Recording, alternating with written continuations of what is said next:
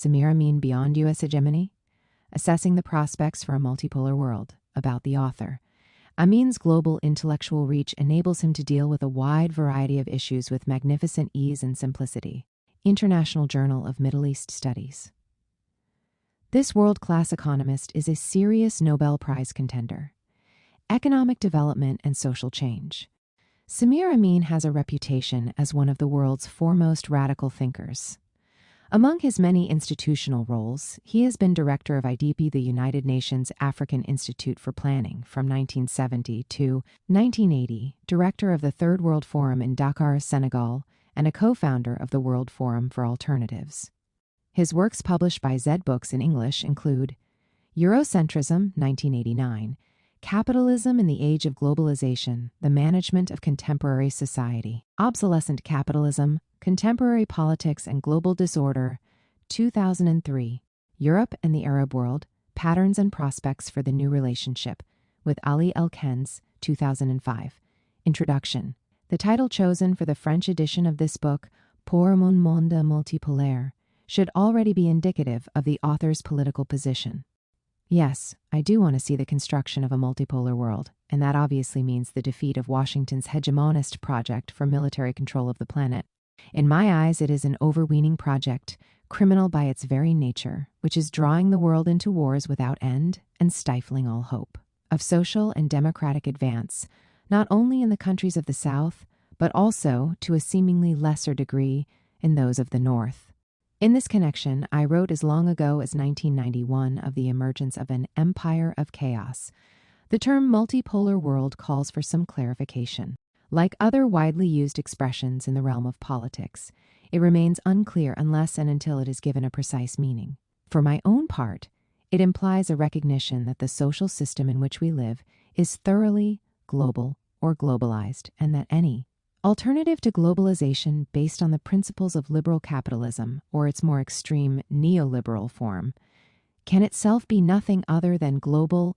In other words, I am a champion of what has been called alter-globalization, not an advocate of anti-globalization in the sense of opposition to any form of globalization. That seems to me not only unrealistic, but undesirable. Disagreements therefore center on what is meant by multipolarity. Some think of it as a means of restoring balance in the Atlantic Alliance, or of ensuring that the other two partners in the triad, the European Union or its major powers, and Japan, have a position equal to that of the United States in the running of world affairs. Others go further and argue that there is a need for large countries such as China, Russia, India, and Brazil, perhaps even some more or less emerging countries in the South, to have a place in the concert of the major powers. So far as I am concerned, this is a quite inadequate conception of multipolarity. It does not hold out a satisfactory answer to the real challenges facing the peoples of the world, nor the prospect of social progress that can alone provide a reliable and robust basis for democratization. In other words, my idea of the multipolarity that is necessary today entails a radical revision of North-South relations in all their dimensions. This revision must create a framework that makes it possible to reduce the power of forces within the system, the capitalist system, to call it by its name, that operate in such a way as to exacerbate the polarization of wealth and power.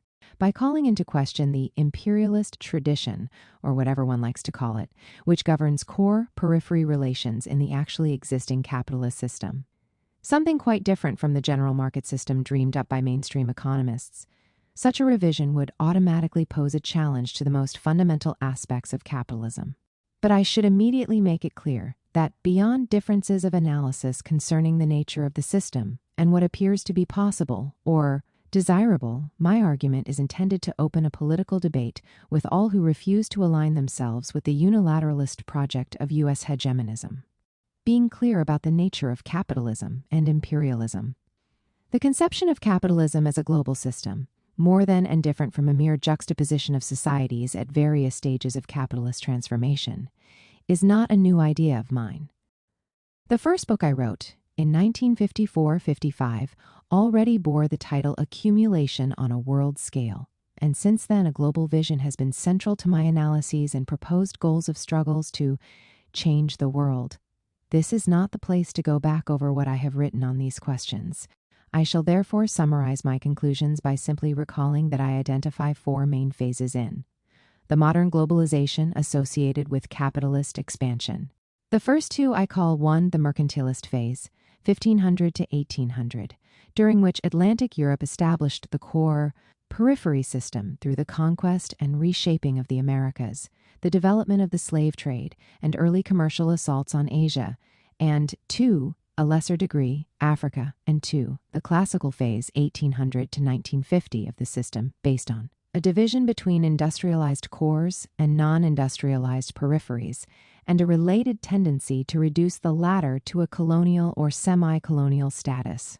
In three, the post-war phase, 1950 to 1980, the victory of national liberation movements or socialist revolutions, which I interpret as radical forms of national liberation, enabled the peripheries to impose a revision of the old asymmetrical terms of the global system and to enter the industrial age. This period of negotiated globalization was exceptional, and it is interesting to note that the world then experienced growth that was the strongest known in history, as well as the least uneven in terms of the distribution of what was produced. In today's new phase 4, a global system is being constructed in which the cores, the triad, benefit from 5 monopolies, more about these later, that give them control over reproduction of the system. The modern global system of actually existing capitalism has always been polarizing by nature, through the very operation of what I call the globalized law of value, as distinct from the law of value tout court. In my analysis, therefore, polarization and imperialism are synonymous. I am not among those who reserve the term imperialist for types of political behavior designed to subjugate one nation to another, behavior that can be found through the successive ages of the human story, associated with various modes of production and social organization. My analytic interest is anyway geared only to the imperialism of modern times, the product of the immanent logic of capitalist expansion. In this sense, imperialism is not a stage of capitalism, but the permanent feature of its global expansion, which since its earliest beginnings has always produced a polarization of wealth and power in favor of the core countries. The monopolies enjoyed by the cores in their asymmetrical relations with the peripheries of the system define each of the successive phases in the history of the globalized imperialist system. From the Industrial Revolution, early 19th century, to the decades following the Second World War, the monopoly in question was an industrial monopoly. Core and periphery were then synonymous with industrialized and non-industrialized countries. We can understand why national liberation movements in the periphery made industrialization their priority, within a wider perspective of catching up. Their success forced imperialism to adapt to this demand. This does not mean that they actually took the road of catching up, nor that we entered a post-imperialist period of history, for the core countries then reorganized around new monopolies, which gave them control over technologies and access to the world's natural resources, over international financial flows, communications, and the production of weapons of mass destruction. These monopolies cannot fail to reproduce and deepen polarization on a world scale. Imperialism, from its 16th century origins to the Second World War, was a plural phenomenon. Permanent, often violent conflict between different imperialisms played an important role in shaping the world. In this respect, the Second World War ended with a major transformation, since a collective imperialism of the triad USA, Europe, Japan, then replaced the multiplicity of imperialisms. I would suggest that the formation of a new collective imperialism originated in the transformation of competitive conditions. Whereas a few decades ago, the large corporations still waged their competitive battles essentially on national markets, the market size, now required for victory in the first round of matches, is approaching 500 to 600 million potential consumers. The battle, therefore, has to be fought out directly on the world market, and those who win there can subsequently assert themselves in their own home patch as well. A deeper globalization thus becomes the primary framework for the activity of large corporations. Or, to put it in another way, the causality has been reversed in the national global couplet, national strength used to control global presence. But today the opposite is the case. Transnational corporations, whatever their country of origin, therefore have common interests in running the world market. These interests overlap with the constant mercantile conflicts that define all the forms of competition peculiar to capitalism. The dominant segments of transnational capital in all the partners of the triad have a real solidarity with one another that is expressed in their rallying to globalized neoliberalism. The United States is seen as the defender, if necessary the military defender, of these common interests. But Washington has no intention of sharing equitably the profits of its leadership. On the contrary, it seeks to reduce its allies within the triad to the status of vassals, and is unwilling to allow them more than minor concessions. Is this clash of interests within dominant capital likely to become so pronounced that it leads to a break in the Atlantic Alliance? The conception of globalization that I defend below is one of real and complete multipolarity, in the sense that it gives a place to all nations on Earth and concerns 100% of humanity. It contrasts with the truncated multipolarity of all those who implicitly, if not always explicitly, think first of the core triad countries, 15% of humanity, and only afterwards grant a few concessions at most to the other 85%. I have always rejected that systematic distortion bound up with the West-centrism of the dominant culture. Is there a desirable form of globalization? Since modern globalization and capitalism are inseparable, the globalization that one regards as desirable, unipolar, hierarchically multipolar, non-hierarchically multipolar, will depend on whether one's preferred model of society is liberal capitalism, a more social form of capitalism, or one or another form of socialism. Any option in favor of normal, essentially liberal capitalism implies an imperialist posture in North-South relations, in accordance with the immanent logic of capital accumulation. At the other end of the spectrum, I would place a radically anti-imperialist approach that recognizes the need to correct the huge North-South inequality in the conditions of production created by 5 centuries of capitalist expansion. Such a correction evidently implies a socialist perspective, one that goes beyond the basic logic of capital accumulation, but it also requires a conception of global socialism, not necessarily shared either by earlier historical socialisms, communist and social democratic, or by all the currents of new social and even socialist thinking. In what follows, an attempt will always be made to draw out the relationship between proposals for an alternative globalization and certain conceptions of society. The analyses in this work are geopolitical, but I should stress that they are in no way inspired by the methods of conventional geopolitics. That discipline, which originated in the nationalist ruling class thought of the imperialist countries, treats nation-states as homogeneous invariables, with interests dictated by their geographical location and economic ambitions usually identified with those of the dominant sections of capital. These are the limitations of otherwise excellent works of mainstream geopolitics, such as Paul Kennedy's The Rise and Fall of the Great Powers. My own approach starts from the observation that all countries, in both core and periphery, are beset with social contradictions, and that visions of the society and its place in the international order are not unified at a supposedly national level. Even when a semblance of consensus appears to align the popular classes with their government, rulers and ruled do not necessarily have the same perception of internal or external challenges and of the responses that need to be made to them. I therefore place the emphasis on the contradictions, since only this will allow us to gauge the likelihood of the various conceivable scenarios and to spell out the difficult but possible options that I would like to see strengthened. My analyses will seek to take into account the viewpoints of what are called the social movements, especially the alter globalization movement, as well as the proposals they explicitly or implicitly put forward. Without simplifying too much, I would say that the hegemonic blocs in the core countries, which are structured around the dominant segments of capital, especially transnational finance, have an economically liberal and imperialist conception of North-South relations. Conflicts between the state powers in the core take place within this narrowly defined framework, for example. Conflicts over whether they should line up with the strategies of U.S. hegemonism or try to limit or even escape their effects. But other hegemonic blocs are possible, particularly in Europe, and we need to examine the conditions under which they might emerge and the range of alternatives they might advance. Such alternative blocs will not necessarily be called upon to make a radical break with the requirements of capitalism, but they may very well force capitalism to adapt to certain demands that do not conform to its peculiar logic.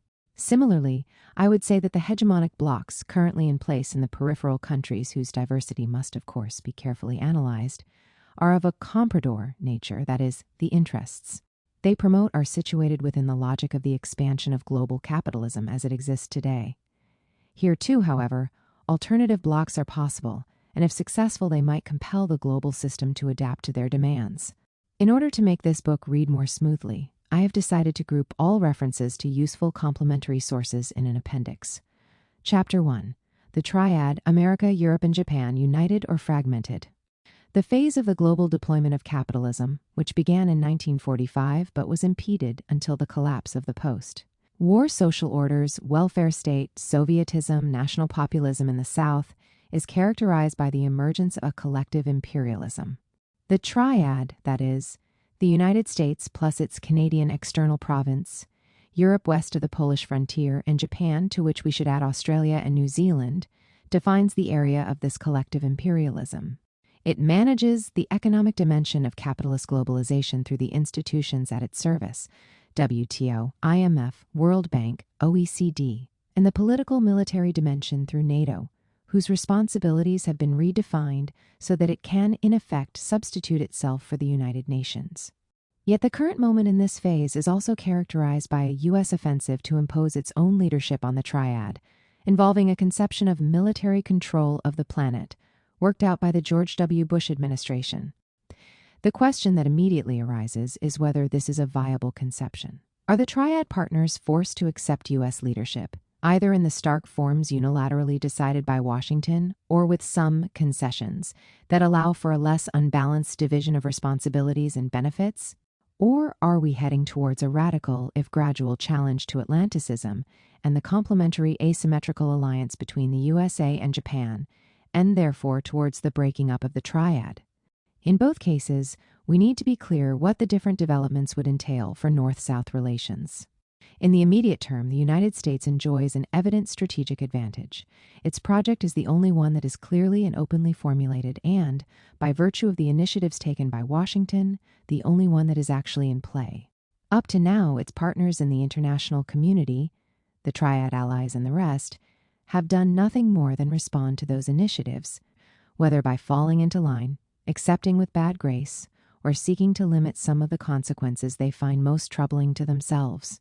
None has a really positive alternative to guide its strategy, and in a thoroughly disorganized manner, each places the immediate emphasis on what it considers to be the defense of its own interests. The question we pose does not admit of a simple answer, for the contemporary world has been undergoing a number of massive changes. Europe, now the largest trading power, has embarked on a common project of political construction that will probably rule out a return to the internecine wars of its past. Japan has become a major economic power, and a large part of Asia is heading along the road of accelerated development. The United States, for its part, has made a sensational comeback, while the disappearance of actually existing socialism has helped to spread the idea that capitalism is the only possible future for all nations. In these conditions, the geometry of possible rapprochement among the different poles of power and wealth has become extremely complex. To see our way more clearly, we may usefully start by analyzing the project of the U.S. ruling class and identifying its strengths and weaknesses. Then we shall consider how Europe, or the different Europes, and Japan are responding to the challenge, and which conditions need to be fulfilled if the various options of the Triad partners are to take effect. This analysis will allow us to clarify the nature of possible conflicts within the Triad and to identify the terrain on which they might occur. It will also enable us to begin discussion on what the various scenarios would entail for North-South relations.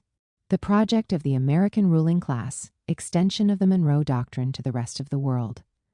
The project that the U.S. ruling class has cherished since 1945 now has 5 objectives. To neutralize and subjugate the other Triad partners, Europe and Japan, and to minimize their capacity to act outside the American fold. 2, to establish military control over NATO and to Latin Americanize the former parts of the Soviet world. 3, to assert undivided control over the Middle East and its oil resources. 4, to break up China to ensure the subordination of the other major states, India, Brazil, and to prevent the constitution of any regional blocs that might renegotiate the terms of globalization. And 5, to marginalize regions in the South that are of no strategic interest. The project, which was devised after Potsdam and grounded on the American nuclear monopoly, has always assigned a key role to its military dimension. In a very short time, the United States put in place a global military strategy, divided the globe into a number of regions, and created several military commands to take responsibility for each. The aim was not only to encircle the USSR and China, but also to make Washington the worldwide master of last resort, in other words, to extend to the whole planet the Monroe Doctrine that had already staked its claim to run the New World in accordance with its own national interests. The main instrument in the current U.S. drive for hegemony is therefore military.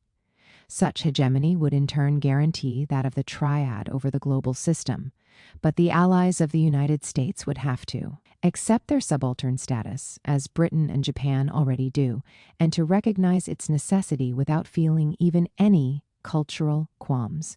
This means, however, that the talk of economic strength with which European politicians regale their local constituencies would lose all purchase on reality. If Europe places itself entirely on the ground of mercantile disputes without advancing any project of its own, it will have been defeated in advance. People in Washington are well aware of that. The project implies that the sovereign national interests of the United States should hold sway over all other principles defining what is regarded as legitimate political behavior. It leads to systematic distrust of all international law. The ruling class of the United States freely proclaims that it will not tolerate the reconstitution of any economic or military power capable of challenging its global domination.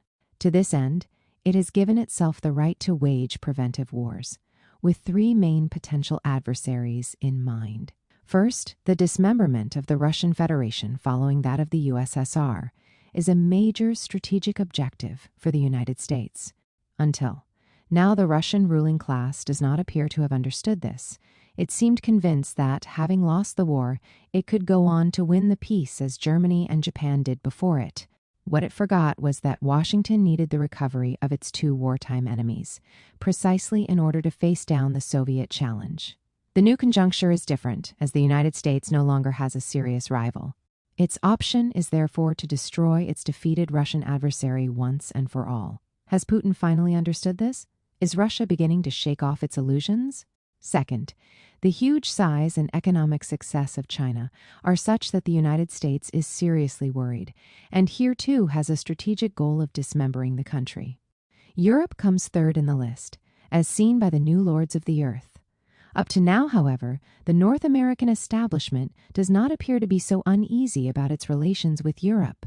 The unconditional Atlanticism of some countries, Britain and the EU's new servile members in the East, the shifting sands of Europeanism itself, the convergent interests of dominant capital within the triad's collective imperialism, all this is tending to roll back the European project, or to maintain it as the European section of the U.S. project.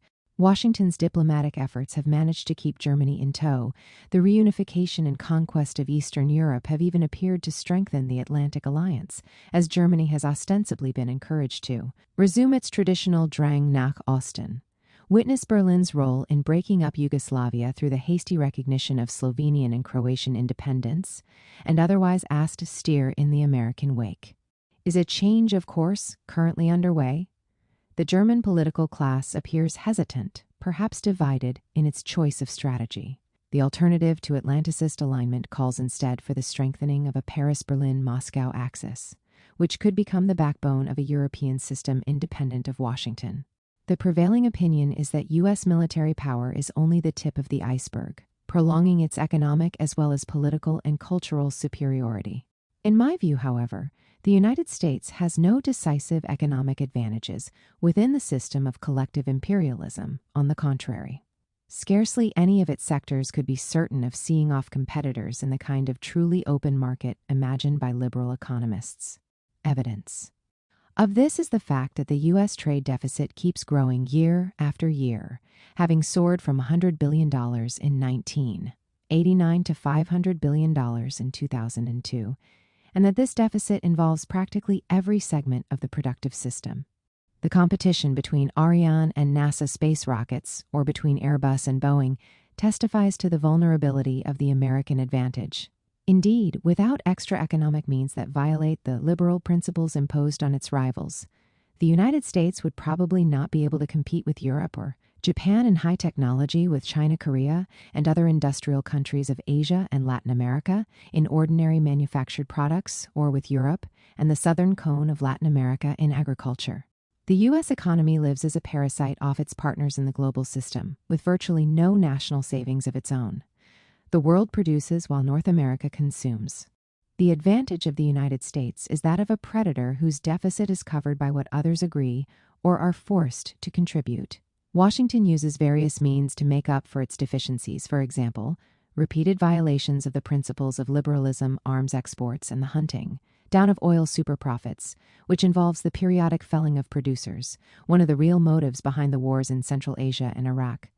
But the fact is that the bulk of the American deficit is covered by capital inputs from Europe and Japan, China, and the South, rich oil-producing countries and comprador classes from all regions, including the poorest in the Third World, to which should be added the debt, service levy that is imposed on nearly every country in the periphery of the global system. The American superpower depends from day to day on the flow of capital that sustains the parasitism of its economy and society. The vulnerability of the United States therefore represents a serious danger for Washington's project. The hegemonist strategy of the United States, which operates within the framework of the new collective imperialism, seeks nothing less than to establish Washington's military control over the entire planet. This is the means to ensure privileged access to all of the world's natural resources, and to compel subaltern allies, Russia, China, and the whole Third World to swallow their status as vassals. Military control of the planet is the means to impose, as a last resort, the draining of tribute through political violence as a substitute for the spontaneous flow of capital that offsets the American deficit, the Achilles heel of U.S. hegemony. The aim of this strategy is neither to ensure open markets for all, which exist only in the propaganda of neoliberal sycophants, nor, of course, to make democracy prevail throughout the world.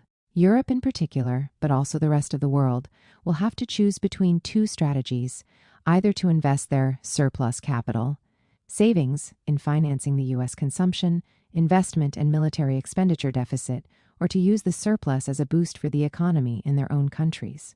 As it is, the transfusion requires Europeans to bow to deflationary policies, a term improperly used in mainstream economics. I would prefer to say stagnationary, the function of which is to release a surplus of exportable savings. It makes a still weak recovery in Europe depend on the artificially sustained recovery of the United States. Conversely, the mobilization of this surplus for local jobs in Europe would provide a simultaneous boost to consumption by reviving the social dimension of economic management devastated by the neoliberal virus and investment, especially in new technology and R&D or even military expenditure, by putting an end to U.S. advantage in this field. This kind of response to the challenge would establish a new equilibrium of social relations in favor of the working classes. Conflicts between countries would thus be combined with social struggles. In other words, the U.S.-Europe opposition is not fundamentally about a clash of interests between the dominant segments of capital in the different partners. The neoliberal option for Europe, reinforced by a supposedly non-political management of its common currency, the euro, is a major handicap for any strategy to lift the continent clear of stagnation. This absurd monetary policy suits Washington down to the ground, since the U.S. currency, the dollar, is managed in a quite different, thoroughly political manner that has nothing to do with neoliberal dogma. Combined with the possibility that Washington will gain exclusive control over the world's oil reserves, it ensures that what I call the oil dollar standard will remain in the end the sole international monetary instrument, relegating the euro to the status of a subaltern regional currency. The political conflict that might oppose Europe, or some major European countries, to the United States, does not stem from fundamental disagreements expressing a clash of interests between dominant capitals. I would locate it rather within the conflict between different national interests and profoundly different political cultures. My answer to whether the triad is united or fragmented may therefore be summarized in a single sentence. The dominant economic tendency operates in favor of triad unity, whereas politics points towards the breakup of triad unity because of the diversity of national interests and political cultures. The shifting sands of the European project. Up to now, All the governments of European countries have rallied to the theses of economic liberalism. This has meant nothing less than the eclipse of the European project, a dilution both economic, the advantages of the EU dissolved into globalization, and political, disappearing political and military autonomy. As things stand today, there is no European project.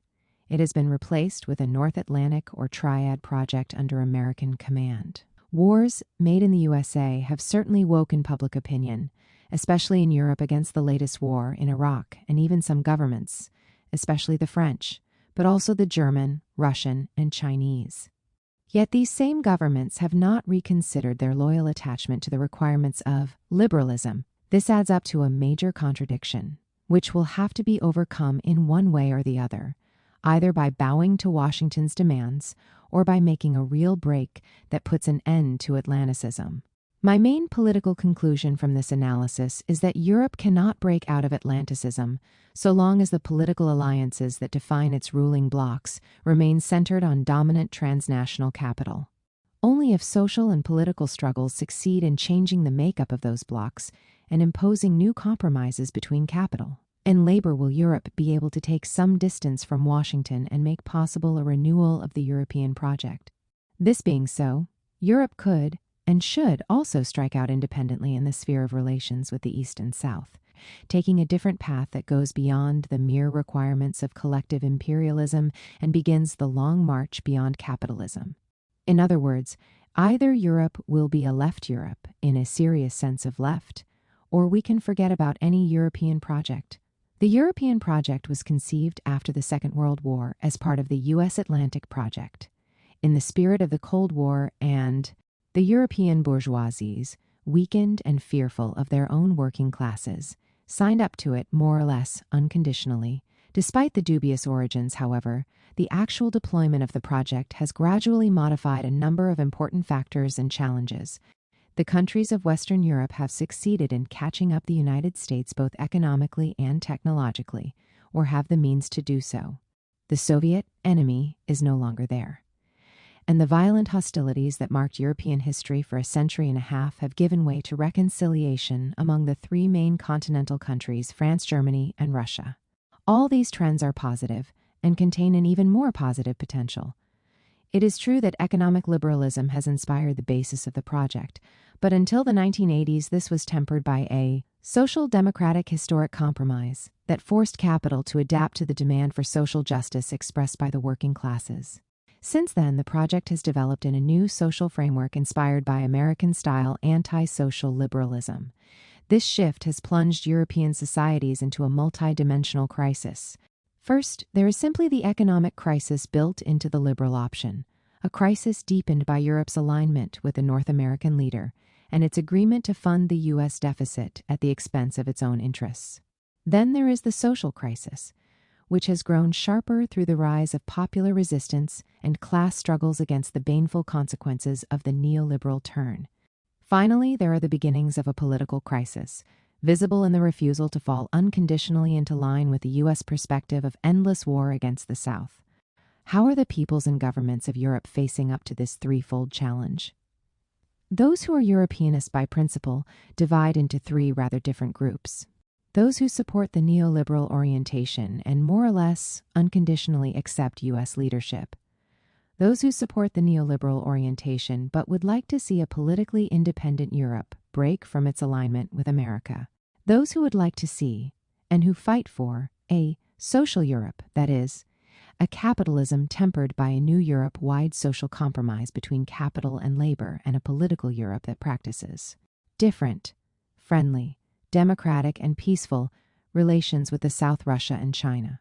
Public opinion throughout Europe has expressed its sympathy for such a position on a number of occasions: at the European Social Forum Florence, 2002, Paris 2003, and London 2004, and in opposition to the war in Iraq. On what forces are these three currents based? What are their respective chances of success? The dominant forces of capital are economically liberal by nature and therefore logically support the first option. Tony Blair represents the most consistent expression of what I have called the collective triad imperialism. Politicians who line up behind the Star-Spangled Banner are prepared, if necessary, to sacrifice the European project, or at least to dispel any illusions in connection with it, by keeping it within its original straitjacket as the European part of the Atlanticist project. For this reason, the second option, the one pursued by the two powerful European governments of France and Germany, is difficult to sustain. Does it express the aims of a capital sufficiently strong to break loose from U.S. tutelage? I have no answer to this question. It may possibly be the case, but intuitively I would say that this is not very likely. And yet those who support this option are allies against the North American adversary, the main enemy of humanity as a whole.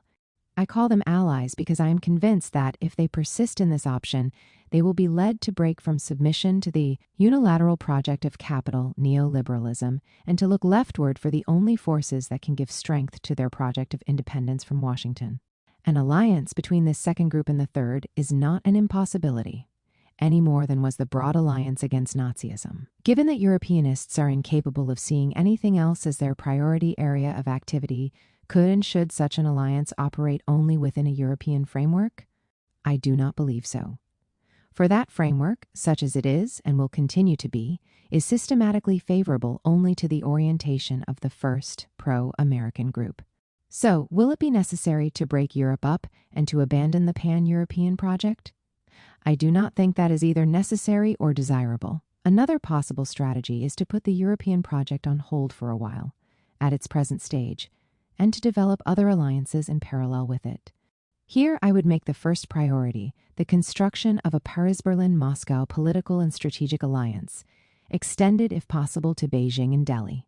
It would be political because its aim would be to revive international pluralism and all the functions of the UN.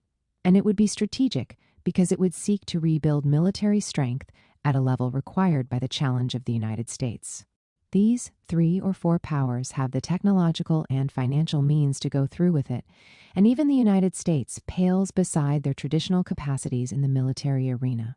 The American challenge and Washington's criminal designs make such a course necessary. Those designs have been stretched to the point of immoderation, but that has to be proved. The creation of a front against hegemonism is the number one priority today, as the creation of an anti-Nazi alliance was the number one priority yesterday. No European project can make any progress unless the strategy of the United States is put to flight. The clash of political cultures. With regard to the differences between Europeans and North Americans, I should point out that since 1990, my analyses of the Empire of Chaos have situated the main conflict between them at the level not of economic interests, but of political cultures. When mention is made of economic interests, it would be useful to draw a clear distinction between the interests of the dominant segments of capital, the large transnational corporations and their financial vanguard rooted in neoliberal globalization, and what is meant by the vague term national economic interests. If there is a collective imperialism, this is because the dominant segments of capital share common interests in running the globalized system. To be sure, each TNC competes with other TNCs, and each state, none more than the United States, actively supports its own TNCs in the competitive struggle. But the conflicts and alliances in question, which often take shape between transnational blocks of interests, involve variable geometries that should not be reduced to a narrowing or widening of the gap between states. In my own conception, the state cannot be equated with an agency waiting at the pleasure of the dominant segments of capital. In some conjunctures, that may be what it is, or almost. At the present time, for example, political imbalances due to the collapse of post-war historic compromises between capital and labor have turned it into such an agency. But this change is not set to last. It is threatened by the emergent political strength of social interests other than those defended by the dominant capital, and by the consequent reassertion of what we may call national interests. These interests are by no means necessarily a coherent set, although mainstream geopolitical theorists often tend toward such a simplistic view. Involved here are the interests of capital in general, since we are speaking of capitalist societies, which express themselves through the strategies and demands of the national productive system as a whole. Defense of these interests mobilizes major sections of the middle classes, and therefore has considerable weight in the electoral scales. But there are also the interests of the popular classes, of the working people, which sometimes express themselves forcefully in opposition to those of capital and its claim to speak on behalf of the nation. For example, when a large or not so large section of workers seeks to promote a socialist alternative, or even when they give up that goal and aim merely to win the share of the cake to which they feel entitled. This latter distinction already allows us to draw a dividing line between the United States and Europe. For whereas the American trade unionism, inspired by Samuel Gompers, does not challenge capitalism even in a long-term perspective, other traditions are the rule in Europe, however much they may also differ from country to country or period to period. This brings us to the question of political cultures. The term political here marks out my own theoretical position. I do not speak of cultures in general, in the manner of the fashionable discourse of difference. What I mean by political culture is a complex outcome of historical social struggles in the country in question, combined with the international conflicts that define the place of the nation in the global order. Within this conceptual framework, I have defined the political culture or cultures of Europe, or of a large part of the continent, as the historical outcome of four elements. 1. The philosophy of the Enlightenment. 2. The bourgeois revolutions that ushered in modernity, especially the most radical of them. The French Revolution, which was at once a bourgeois revolution and a people's revolution. 3. The early rise of the workers' movement in all its reformist and revolutionary tendencies that made its mark on the 19th and 20th centuries. And 4. The impact of the Russian Revolution and the resulting break between communists and social democrats. The complex outcome of this itinerary shaped the left-right divide peculiar to Europe, as it shaped basic concepts of society that combined the conflicting values of liberty and equality and the practices of a secular democracy, where the notion of citizenship occupied a central place. The political culture of the United States was formed in quite a different way. To begin with, of course, there was the foundation of New England by the religious émigrés, which means that analysis of the various dimensions of the Reformation has an importance in America that it does not have in relation to later European history. The Reformation, we may say, was the expression of various reactions by social classes to the challenge of nascent capitalism, and one of those reactions was that of layers who suffered from changes associated with the rise of new social relations. These victims, the poor, generated a religious ideology that rejected the Enlightenment. The American ideology was thus, in its initial nucleus, not a variant of the Enlightenment, but a protest against it.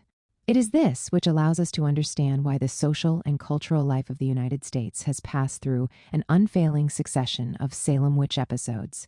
Every 50 years or so, the country experiences a moral crisis of this type and takes refuge in a make-believe defense of good against evil that is absent from the history of Europe. McCarthyism in the 1950s and the neoconservative revolution underway today are two expressions of this ideological persistence. The second element, peculiar to the formation of American political culture, stems from the role of waves of immigration in constituting its working classes, urbanized workers, as well as those who conquered the West. In each successive generation, the crystallization of a European-style labor movement was thereby prevented. What crystallized instead was multiple forms of communitarianism. The other formative elements of American political culture, slavery and its racist legacy, the Indian genocide and the contempt for other peoples that it expressed, are equally specific and have no parallel in Europe. Whether based on slavery or not, Europe's colonies, though often associated with massacres, remained outside its own continent. Finally, the political culture of the United States produced a system of concepts very different from those found in Europe. Its concept of liberty places a distinctive emphasis on free enterprise, while also attaching a comparatively low value to equality. Unlike Europe, which has gone further in this sense, it has never understood the secular principle as anything more than tolerance of religious diversity. This political culture serves wonderfully to ensure the undivided and internalized rule of capital, which in Europe often has to remain constantly on its guard. The U.S. system is well nigh perfect for this purpose. Its presidency and single-party split between Democrats and Republicans succeed in warding off the potential danger contained elsewhere in the practice of electoral democracy. As it took shape, the political culture of capitalism defined a number of rights and developed its own distinctive conception of law and democracy. The contours of this stand out clearly. from an analysis of the mode of thought still prevalent in the United States, where the culture appears in the form least contaminated by the culture of its victims and opponents. Originally, the only recognized rights were those of individuals, even the personality of corporations only came later. And in reality, the individuals in question were white men to the exclusion of women and slaves, among whom we may also include the colonized peoples. The contract between individuals therefore had primacy over the law, so that the legislative role of the state was relegated to the sidelines. The result is that in the United States, a quite ordinary contract may run to 200 pages or more, while in Europe, where the law has primacy, a couple of pages suffice. These basic elements accompany a political culture rooted in a strict division between the realm of economic life, where private property and freedom for property owners hold sway, ignoring social dimensions and devaluing equality, and the realm of political life. The latter thus shrinks to the mere practice of representative democracy, that is, to the formula of party competition plus elections, which rules out any more advanced, by definition, participatory form of democracy. The concept of civil society then crowns it all.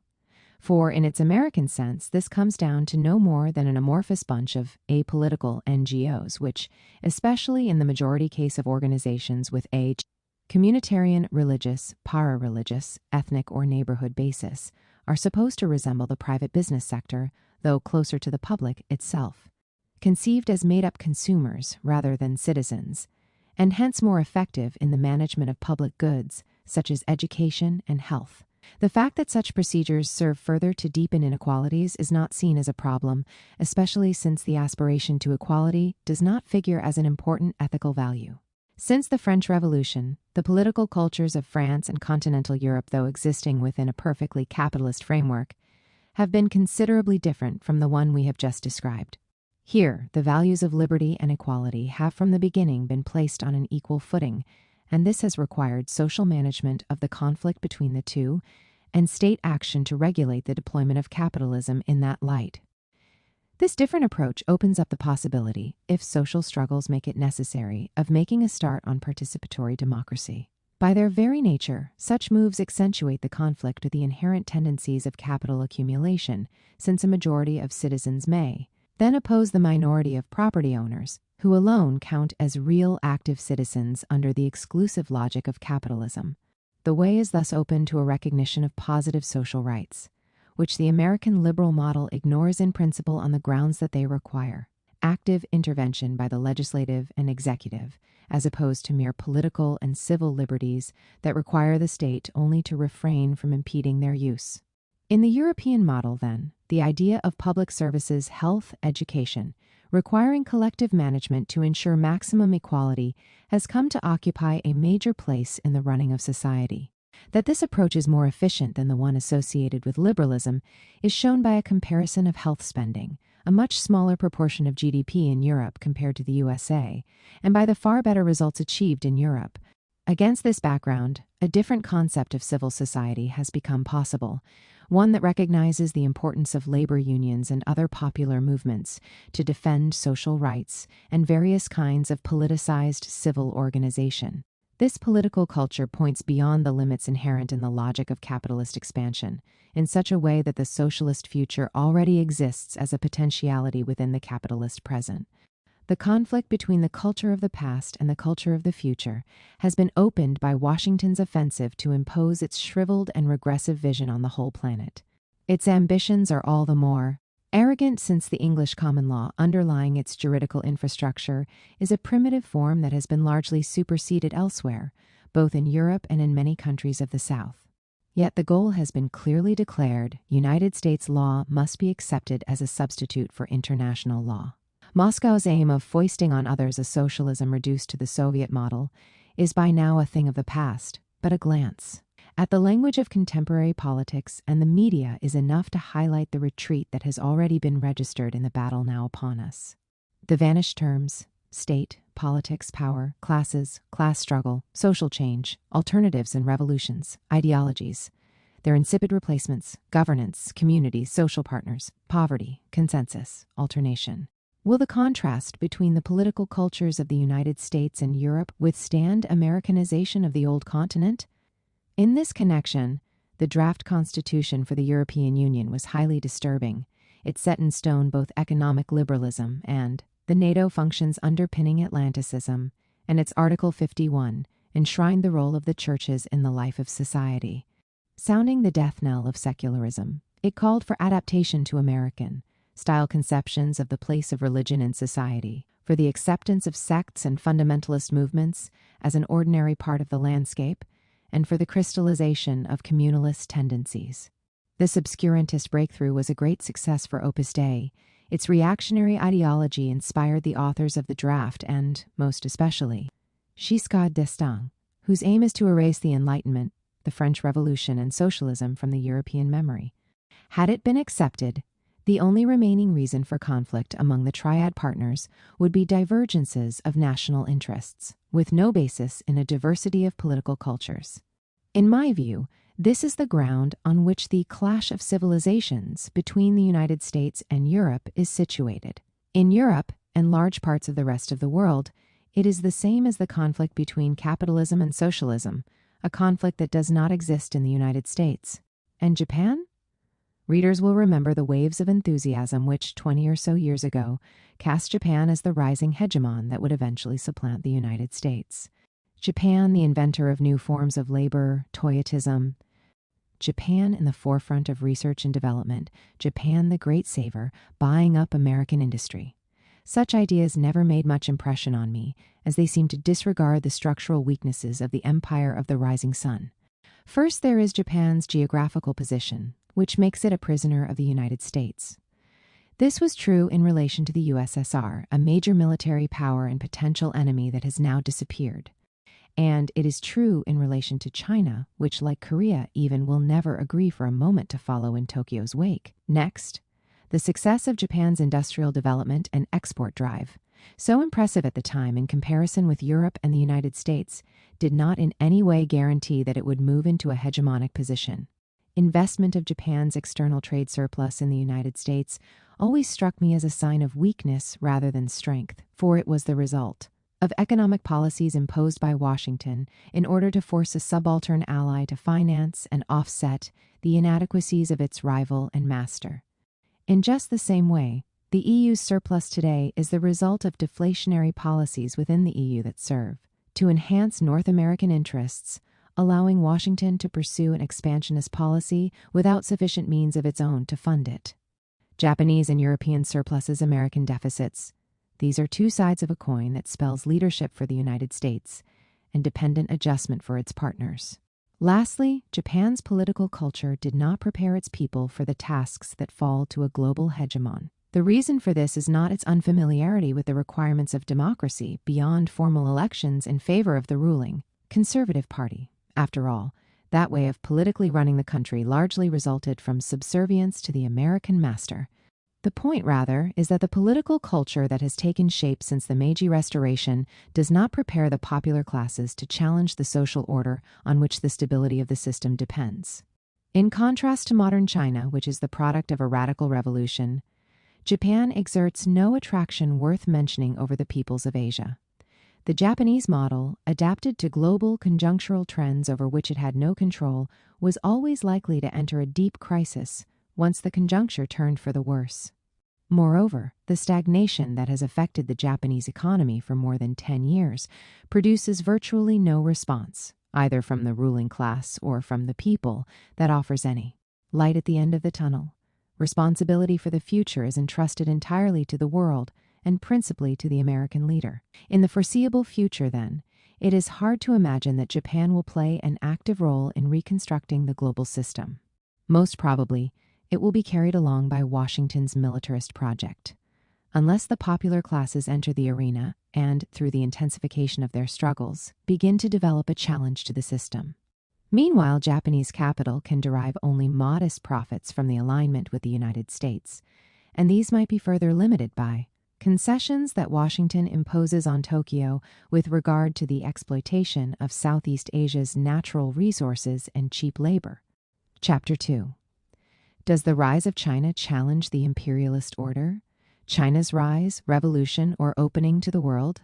The prevailing opinion today is that Asia is overcoming the legacy of underdevelopment due to imperialism and closing the gap within the capitalist system through methods that do not involve a break with that system. Appearances seem to confirm this vision of the future, since over the last quarter of a century, Asia has notched up truly remarkable growth rates at a time when the rest of the world has been sliding deeper into stagnation. A linear projection might therefore suggest that we are heading for a renewal of the globalized capitalist system, which will be more balanced in favor of Asia. A capitalism that thereby loses its imperialist character, at least in relation to East and South Asia, if not the rest of the Third World. We might add for good measure that the region disposes of sizable military capacities, currently undergoing modernization, and that China and India are both nuclear powers. It is supposed to be certain that this is leading to a multipolar world, organized around 4 poles of at least potentially equivalent: military and economic strength, USA, EU, Japan, China, or perhaps as many as 6, including Russia and India. All these poles together, plus the countries and regions directly associated with them, Canada, non-EU Europe, Southeast Asia, Korea, encompass the great majority of peoples on Earth. The argument is, therefore, that such a multipolar system would differ both from the successive deployments of multipolar imperialism up to 1945 and from the subsequent unipolar collective triad imperialism, which encompassed only a minority of the world's peoples. The reasoning behind this vision seems inadequate in a number of ways. First of all, it does not take account of the policies that Washington intends to deploy against the Chinese project, nor does it see that, since Europe is still unable to imagine a break with the Atlanticism that keeps it in America's wake, and since Japan, for similar or special reasons, remains deferential to its protector across the Pacific, the days of collective triad imperialism are still far from numbered. Second, it is deceptive to measure success purely in terms of economic growth rates, especially as it is doubtful whether they can be projected more than a few years into the future. A continuation of Asia's growth will depend on numerous internal and external factors, variously connected with the strategic models of social modernization, pursued by local ruling classes and with the reactions of the outside world, that is, of the imperialist powers making up the triad. If there is to be sustained, long-term growth capable of significantly improving Asian living standards, and therefore of guaranteeing the national solidarity that is such a positive legacy of the revolutions in China and Vietnam, then, the necessary economic options and political instruments will have been developed in accordance with a coherent plan. They will not arise spontaneously within the current models influenced by capitalist neoliberal dogma. We may add that a considerable rise in energy consumption, especially of oil, would also be needed, and one result of this, apart from the impact on the global ecological balance, would be an inevitable sharpening of the conflict with the imperialist triad, which up to now has been the sole beneficiary of the resources of the planet. The prevailing wisdom attributes the success of post-Maoist China entirely to the virtues of the market and the opening to the outside world. Such talk, however, grossly simplifies the reality of Maoist China and sweeps under the carpet the problems posed by the capitalist option. During the 3 decades of Maoism, 1950 to 1980, China already notched up growth rates double those of India or any large region of the Third World. The performance of the last 2 decades of the 20th century appears all the more extraordinary in that light. No major region in the world has ever done better before. It must be stressed, however, that these unparalleled achievements would not have been possible without the economic, political, and social foundations that had been built up in the preceding period, and that the growth acceleration went together with a leap forward in consumption. In other words, whereas the priority in the Maoist period was to build up a solid long-term foundation for the economy, the new economic policy has concentrated on an immediate improvement in consumption made possible by that earlier effort. It is not absurd to argue that the Maoist decades involved a distortion for the sake of building up long-term foundations. But, conversely, the emphasis placed on light industry and services since 1980 cannot last indefinitely, as China is still at a stage that requires expansion of its basic industries. The issue of openness, that is, participation in the international division of labor and all other aspects of economic globalization, recourse to foreign capital, technology imports, membership in the institutions that run The global economy, and even ideological and cultural globalization, cannot be resolved through the kind of extreme polemical opposition between openness and closure to which dogmatic supporters of neoliberalism usually try to reduce the debate. To benefit from openness, one must know how to manage it. To speed up development so that it involves a degree of catching up, it is necessary to borrow the most advanced technologies and, in some cases, even to import whole plant. And these have to be paid for out of exports. What can actually be offered on the world market at this stage of development is obviously goods that enjoy a comparative advantage by virtue of their high labor intensity. But those who opt for such exports have to understand that they are being exploited by the unequal exchange, even if they accept it for the time being because they lack any alternative. The danger appears when the success of this option leads to a reversal of the sequence that logically governs any development strategy worthy of the name, that is, a strategy involving subordination of quantitative foreign trade targets to development goals that underpin social solidarity inside the country, and on that basis, strengthen its capacity to make itself felt outside with the maximum degree of autonomy. Liberal dogma proposes the exact opposite, that is, maximum insertion in the international division of labor, based mainly on expansion of those activities for which the country enjoys the comparative advantage of cheap labor.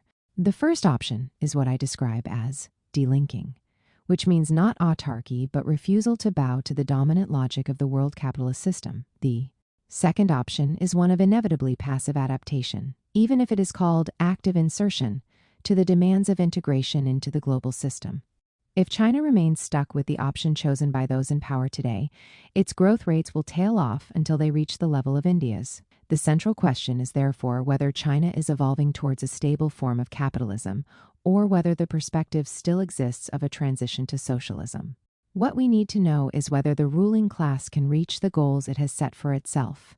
What are likely to be the special, or not so special, characteristics of the Chinese capitalism now under construction, and, in particular, what degree of stability it is likely to achieve. What are the possibilities for the capitalist road in China today?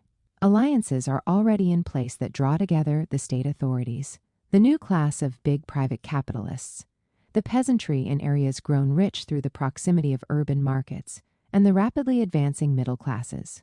But the fact remains that this hegemonic bloc excludes the great majority of workers and peasants. It would therefore be shaky and artificial to draw any analogy with the alliances that certain European bourgeoisies forged with the peasantry against the working class, or with social democracy's later historic compromise between labor and capital. In the context of triad imperialism, forms of the center-core opposition based on the new monopolies are bound to deepen rather than alleviate the polarization on a world scale. This being so, the term emergent economies is the stuff of ideological farce. It is a question of countries which, far from catching up, are engaged in building the peripheral capitalism of tomorrow. China is no exception in this respect. In contrast to this model, which corresponds to a new stage in the deployment of capitalism within a still imperialist framework, the long road towards the socialist alternative will be different from the ones imagined by the Second and Third Internationals. Market socialism might be an initial phase along that road, but it would have to fulfill certain conditions for that to be so. Here, the agrarian question is at the heart of the challenge facing contemporary China. Market socialism, transition, or short-cut to capitalism. 1. The basic question to be asked is the same as in 1980, when China under Deng Xiaoping began its turn to that form of market economy, which has led it to where it is today. 10 years before the disappearance of the USSR, I was already asking this question on the basis of a critique of the Soviet model of so-called actually existing socialism. The question is still open today, and it will certainly remain so for a long time to come. But it has to be, or should be, a central preoccupation for anyone who does not identify capitalism with some human rationality present throughout, or at the end of, history, and who therefore remains eager to think beyond the system, to the exigencies and possibilities involved in the building of a new and superior socialist society. History is often longer than we think, or than we would wish. The first wave of ostensibly socialist experiments, which occupied the major part of the 20th century, gradually exhausted their potential and either collapsed or began to call themselves into question. A second wave will certainly appear, and it may not be a remake of the one that went before, not only because some lessons must be learned from the defeats, but also because, in the meantime, the capitalist world has changed. After all, the first wave of capitalist transformations in the Italian cities of the Renaissance well and truly ended in failure. But the second wave, located in the northwest Atlantic quarter of Europe, resulted in the historical capitalism whose essential forms have remained the same down to the present day. The debate on the future of socialism is therefore still lively and central. Of course, it can and should be taken up from the several different angles that an always complex and diverse social reality itself offers for analysis and transformative action. Here I shall address it only through some reflections on the possible evolution of China. But the same question is posed elsewhere, on the basis of the experiences of Vietnam and Cuba or the ex-Soviet world, or those of social democracy in the developed capitalist countries, or those of radical national populism in the Third World. My central question is the following: is China evolving towards a stable form of capitalism, or is there still a possible perspective of a transition to socialism? I approach the question not in terms of forecasting the most likely eventuality, but in an altogether different way. Which contradictions and struggles have taken center stage in contemporary China? What are the strengths and weaknesses of the largely capitalist road that has been adopted? What are the strong cards in the hand of anti-capitalist, at least potentially socialist, forces? Under what conditions? Can the capitalist road emerge victorious, and what form of more or less stable capitalism might it engender? Under what conditions might the present period turn into a long stage in the still longer transition to socialism? A militant approach, which seeks to place its analytic capacities at the service of transformative action, cannot avoid making predictions, if only because it has to weigh up the consequences of the line that it criticizes or defends. But it cannot remain content to predict the future in the way in which a detached observer thinks he is able to do. The main preoccupation is always to know how the course of history can be affected, and for that it is necessary to go well beyond a mere reading of evolutionary trends. 2. The Chinese ruling class has chosen the capitalist road, if not already with Deng, then at least since his disappearance from the scene. But it does not admit that this is what it has done, because it draws all its legitimacy from a revolution that it cannot repudiate without committing suicide. The Chinese Revolution, like the French Revolution, was the major event, the decisive break in the history of the nation. It is to these revolutions, imperfect and in some respects even disappointing as they were, that the Chinese and French peoples owe their massive and conscious entry into the arena of their own history. They are sacred revolutions, even if, in both cases, a number of reactionary intellectuals apply themselves to denigrating them or to denying their real scope. Yet human beings and the political forces they represent should be judged by what they do, not by what they say. The question that must be asked, then, concerns the future of the actual fundamental option in China. The real project of the Chinese ruling class is capitalist in nature, so that market socialism becomes a shortcut enabling it gradually to establish the fundamental structures and institutions of capitalism by reducing as much as possible the frictions and difficulties of the transition to capitalism. It is at the other end of the spectrum from the method adopted by the Russian ruling class, which agreed to disown the revolution and thereby opened the way for it to become a new bourgeoisie. The Russian method was bound up with the whole logic of shock therapy. It is not clear whether history will allow the Russian ruling class to pull through in this way and to establish a stable form of capitalism that shores up its class power, at least for a time. We shall return to this in the next chapter. The Chinese ruling class has embraced a very different option. In my view, a large part of it does realize, and indeed hope, that the line it is pursuing will lead to capitalism. Although it may be that a minority remains tied to the rhetoric of socialism Chinese style, the ruling class also probably knows that its people is attached to the values of socialism. First and foremost, equality, and the real advances associated with them, primarily equal access to the land for all peasants. It therefore knows that it will have to move towards capitalism with great caution and at a deliberately slow pace. The question is whether it can achieve its ends, what capitalism Chinese style might eventually look like, and how stable it would be likely to be. Simply to say that the Chinese people will never allow it is a far from satisfactory answer. although it is not impossible. Broadly speaking, that the people will block a capitalist resolution if that is what it wants, and if it takes appropriate action. If we are to take the argument further, however, we need a deeper analysis of the contradictions of the capitalist line and its various strengths and weaknesses. What it may be able to offer in terms of growth, development, better social conditions, and higher living standards, and what it is not able to offer. Again, it is not much help simply to condemn the capitalist road because it is based on the exploitation of labor. That is true, but it does not prevent capitalism from existing, or even from appearing legitimate to many of those it exploits. The capitalist road derives its strength as well as much of its legitimacy and stable foundations from its capacity to achieve economic growth whose material benefits are widely, if unevenly, distributed. The structure, nature, and form of capitalist construction, its degree of stability, are the result of the historic compromises, or social alliances that define the particular succession of hegemonic blocks. Each of the historic roads to capitalism, English, French, German, American, has produced in turn the distinctive contemporary forms peculiar to each of the capitalist societies in question. It is because these different courses were successfully steered that capitalism is stable, which does not mean eternal, in the core countries of the world system. What are the possibilities for the capitalist road in China today? We have already referred to alliances among the state authorities, big capitalists, still mostly overseas Chinese, but perhaps eventually including a similar class of mainland Chinese, peasants in areas close to booming urban markets, and the fast-rising middle classes. Indeed, such alliances are already in existence. But the exclusion of the great majority of workers and peasants is a weakness of the pro-capitalist hegemonic bloc in China, and lies at the root of its problems of political management. We can leave it to crude American ideologues to place an equal sign between market and democracy. The reality is that, under certain conditions, capitalism functions in parallel with a given democratic form so long as it can control its uses and prevent the anti-capitalist deviations that democracy inevitably involves.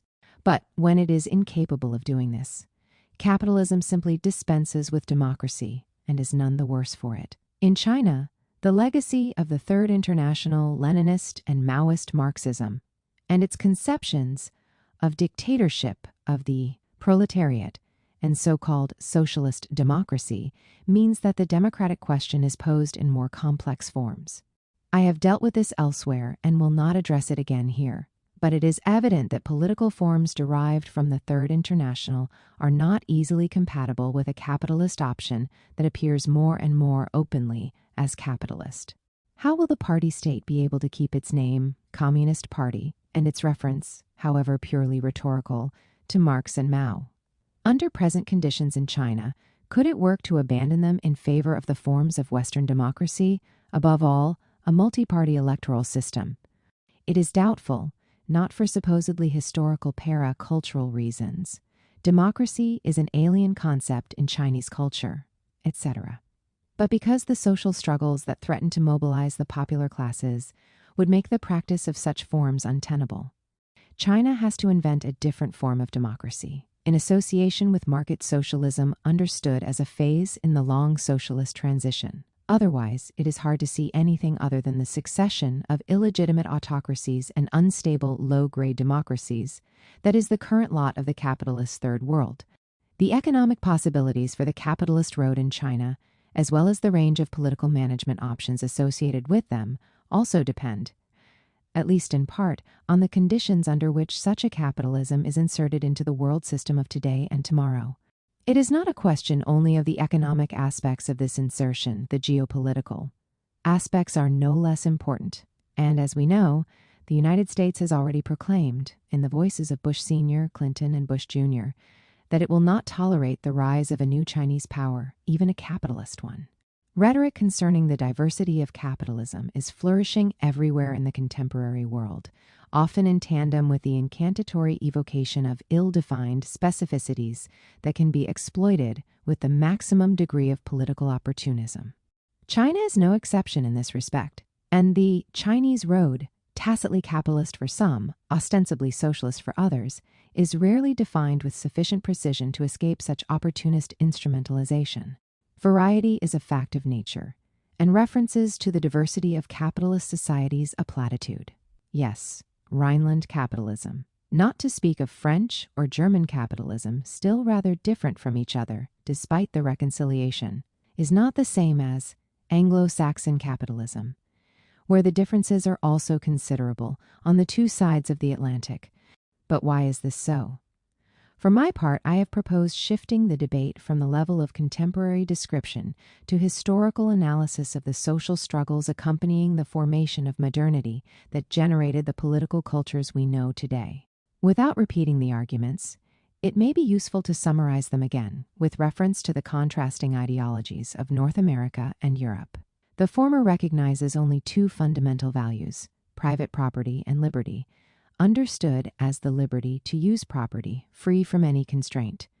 The latter recognizes a value of equality, whose conflict with the value of liberty has to be managed through certain constraints on property, which the French Revolution then replaced with fraternity. And the contrast between these two ideologies is actually at the heart of the contradiction between Europe and the United States, which should not be located at the level of a conflict of interests within dominant capital, since a collective triad imperialism, USA, Europe, Japan, has taken over from the imperialism of earlier history. Equally, if not more important, is the opposition between the peripheral capitalisms as a whole, themselves diverse in space and time, and the capitalisms of the core. The form of this opposition has changed between one stage and another of the expansion of a world capitalism, which, though always imperialist in the sense of polarizing, has continually grown deeper. At this level, the future is no different from the past and the present, as polarization is intrinsic to capitalism. We have already looked at the forms of core-periphery opposition based on a combination of new core monopolies, technology, access to natural resources, communications and information, control of the world finance system, weapons of mass destruction, which have been replacing the ordinary industrial monopoly of earlier times. The capitalism being built in the so-called emergent economies, China among them, does not involve catching up in any of these domains, invocation of a cultural or supposedly cultural dimension, and of the variety that this makes necessary for the roads to capitalism, or socialism, becomes ritualistic in its forms of expression and opportunist in the ends it seeks to justify as soon. As culture is conceived as a trans-historical invariable, every fundamentalism, from George W. Bush to Osama bin Laden, here evades the real issue of the interaction and constant transformation of different cultures by immediately removing it from the field of reflection. No less crude is the supposed opposition between normal capitalism, a Weberian ideal type, and popular capitalism, a much touted type based on widespread ownership of property, where citizens are at once workers, shareholders, and homeowners. Beyond all its variants and varieties, whether in the past or future, core or periphery, capitalism always denotes a society not only an economy, in which economistic, market-centered alienation is the intrinsic condition governing its subordination to the exigencies of accumulation. 3. Socialism is defined first of all as the emancipation of humanity, and hence as the construction of a general mode of social organization freed from alienating submission to the exigencies of capital accumulation. Socialism and democracy are therefore inseparable from each other. I shall not repeat what I have written elsewhere about the systems in the Soviet world and Maoist China, their original projects and evolution or deformation, the role of circumstances and pressure to catch up, or the responsibility of the ideologies of the labor and socialist movement of the Second and Third Internationals. I shall simply recall my earlier warnings against the kind of reductionist confusion that made certain conceptions of central planning themselves an appropriate response in the earliest years synonymous with fully developed socialism. Fully developed socialism, if such a term can be used to describe any social system, would necessarily be more global than capitalism, whose skewed and truncated globalization generates an inherent polarization between core and periphery. In any event, such a socialism cannot be described in advance in terms of precise forms of organization and appropriate institutions. All that can be specified are certain principles to guide the people's creative imagination and the full exercise of powers that come with an ever deeper but never complete democratization, the kind of creative utopia inspired by Marx or the liberation theologians. And we should accept that to be a Marxist means Not stopping but starting with Marx offers much more food for thought than a mediocre so-called realist sociology. The road to such a socialism will be long more protracted than, and different from, those envisaged by the Second and Third Internationals. Market socialism might be a first stage in that direction, but there are three conditions for it to serve that function. The first is that forms of collective ownership must be created, maintained, and strengthened during the process of social advance. These forms can and must be multiple, involving ownership by the state, by regional communities, by workers' collectives, and by citizens. But, for them to operate with all the responsibility required for market exchange, they must be conceived as forms of genuine ownership, not as expressions of weakly defined powers. Incidentally, I do not accept here the fashionable simplification, first cooked up by von Mises and Hayek, which conflates property with private property. A confusion that stems from and situates itself on the same terrain as the confusion between socialism and Soviet-style central planning. For the dominance of collective property does not rule out the granting of some place to private property, not only local small-scale property. Craftspeople, small and medium-sized firms, small businesses and services, but perhaps even large-scale enterprise or arrangements with big transnational capital. But what must always be clearly defined is the framework in which such entities are allowed to operate.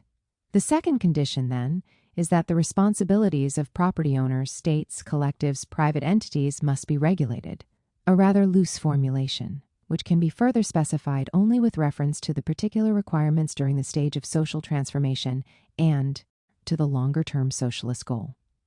In other words, we should understand by regulation a conflictual combination between the exigencies of capitalist-style accumulation, in spite of the collective character of the property, and the progressive deployment of the values of socialism.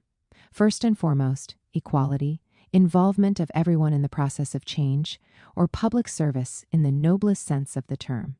The third condition concerns democracy, which is evidently inseparable from the concept of emancipation. Democracy is not a formula given once and for all, which has only to be applied, but an always incomplete process, which makes me think the term democratization would be preferable.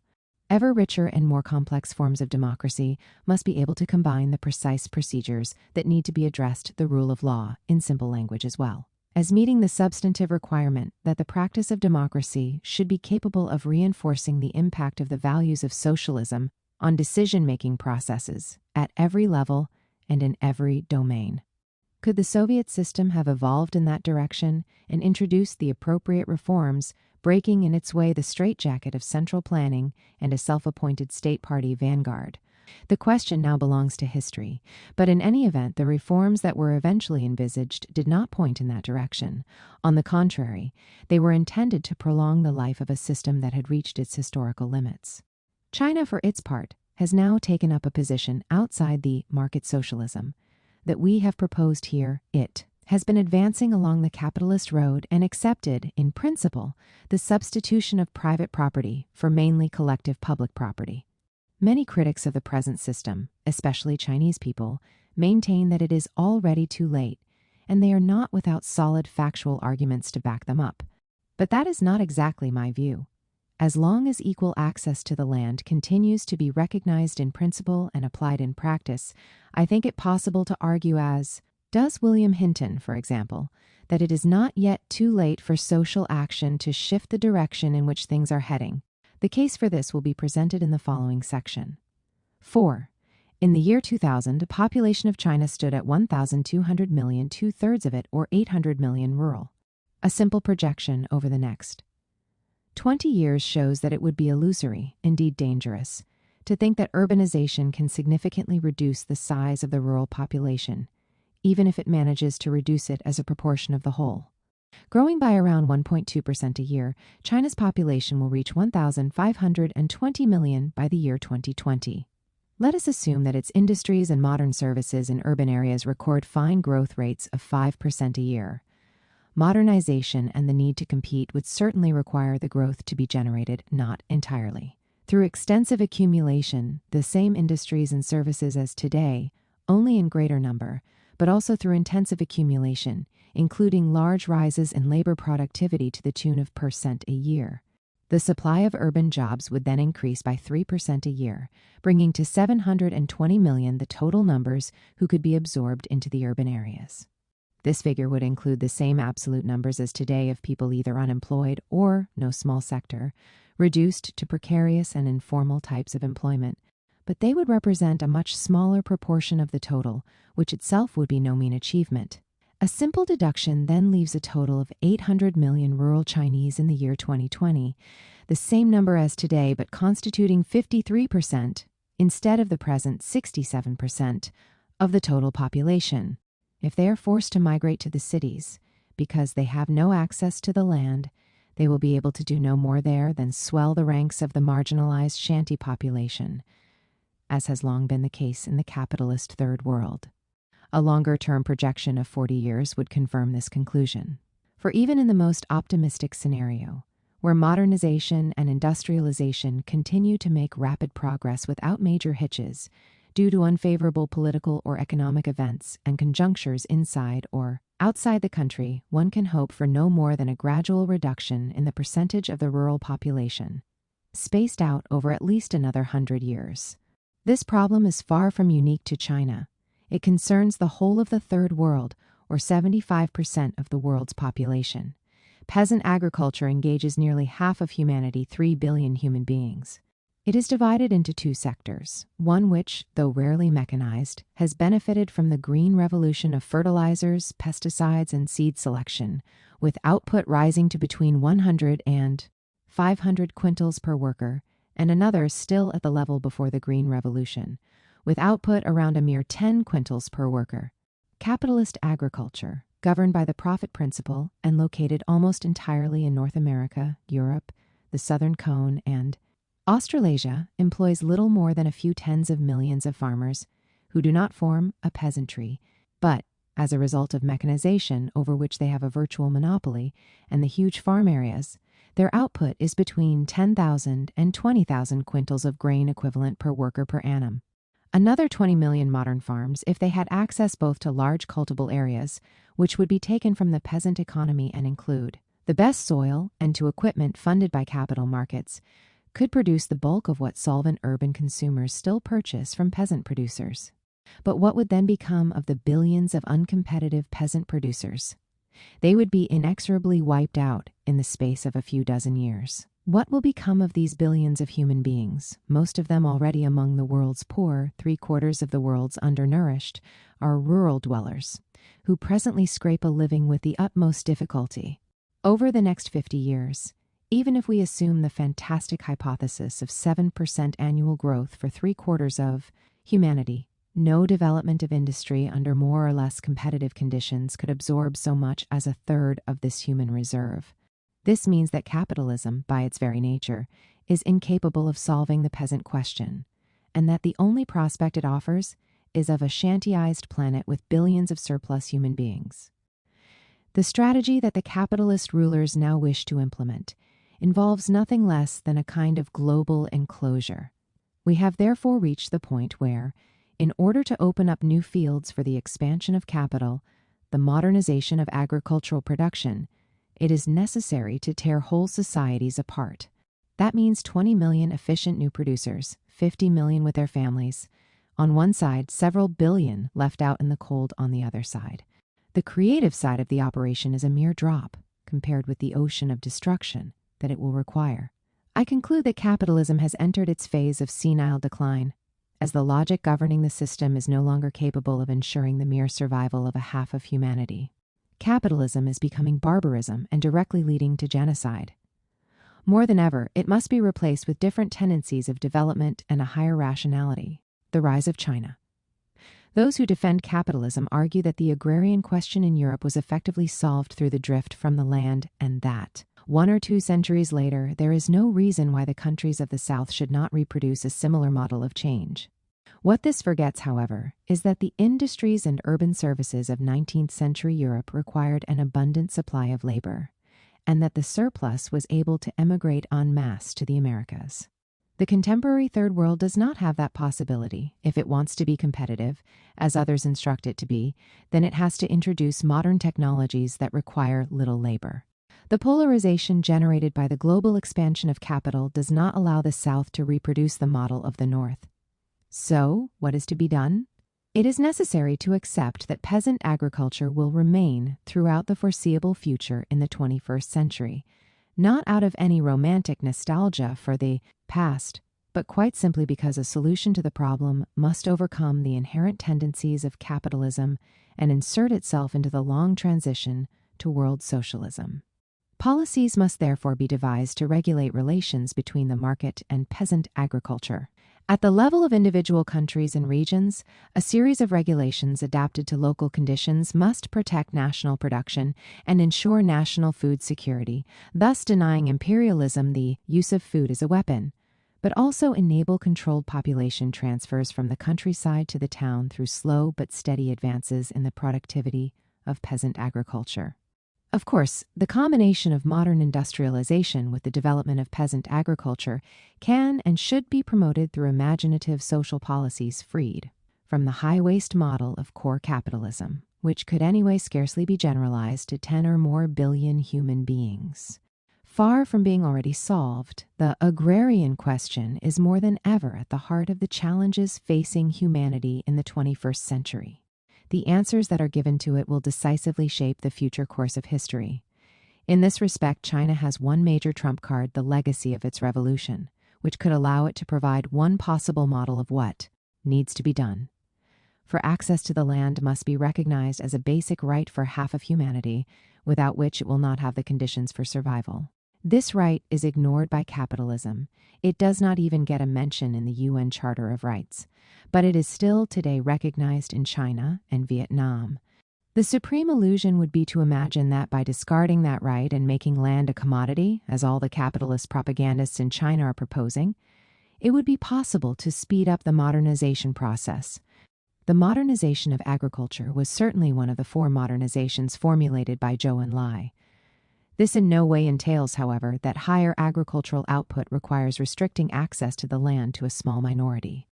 Such a course would doubtless yield sharp rises in output for some, but only at the price of stagnation for the many. Indeed, there is a great risk that, for the average peasant who remains on the land or migrates to the shanty towns, the agricultural growth would ultimately bear very meager results. This is not the kind of hard fact that is of interest to the unconditional supporters of capitalism. Accumulation and enrichment of the few are the only law it knows. The exclusion of unproductive sectors of the population, billions of human beings, is not its problem. The history of China over the last half-century has shown that another road, one that respects the right of all to the land and seeks to involve the whole peasantry in the modernization process, can yield favorable results in comparison with the capitalist road. A contrast with India is highly instructive in the respect. It certainly should not be seen as an easy option, for the strategies, institutions, and forms of intervention that give it the greatest desirable effectiveness are not the same everywhere in all regions of China and at all stages of evolution.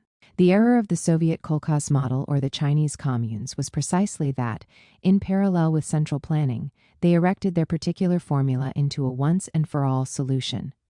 My own position coincides with that of many Chinese peasant organizations and William Hinton, who advocate for the present stage a policy of support for various kinds of voluntary operatives.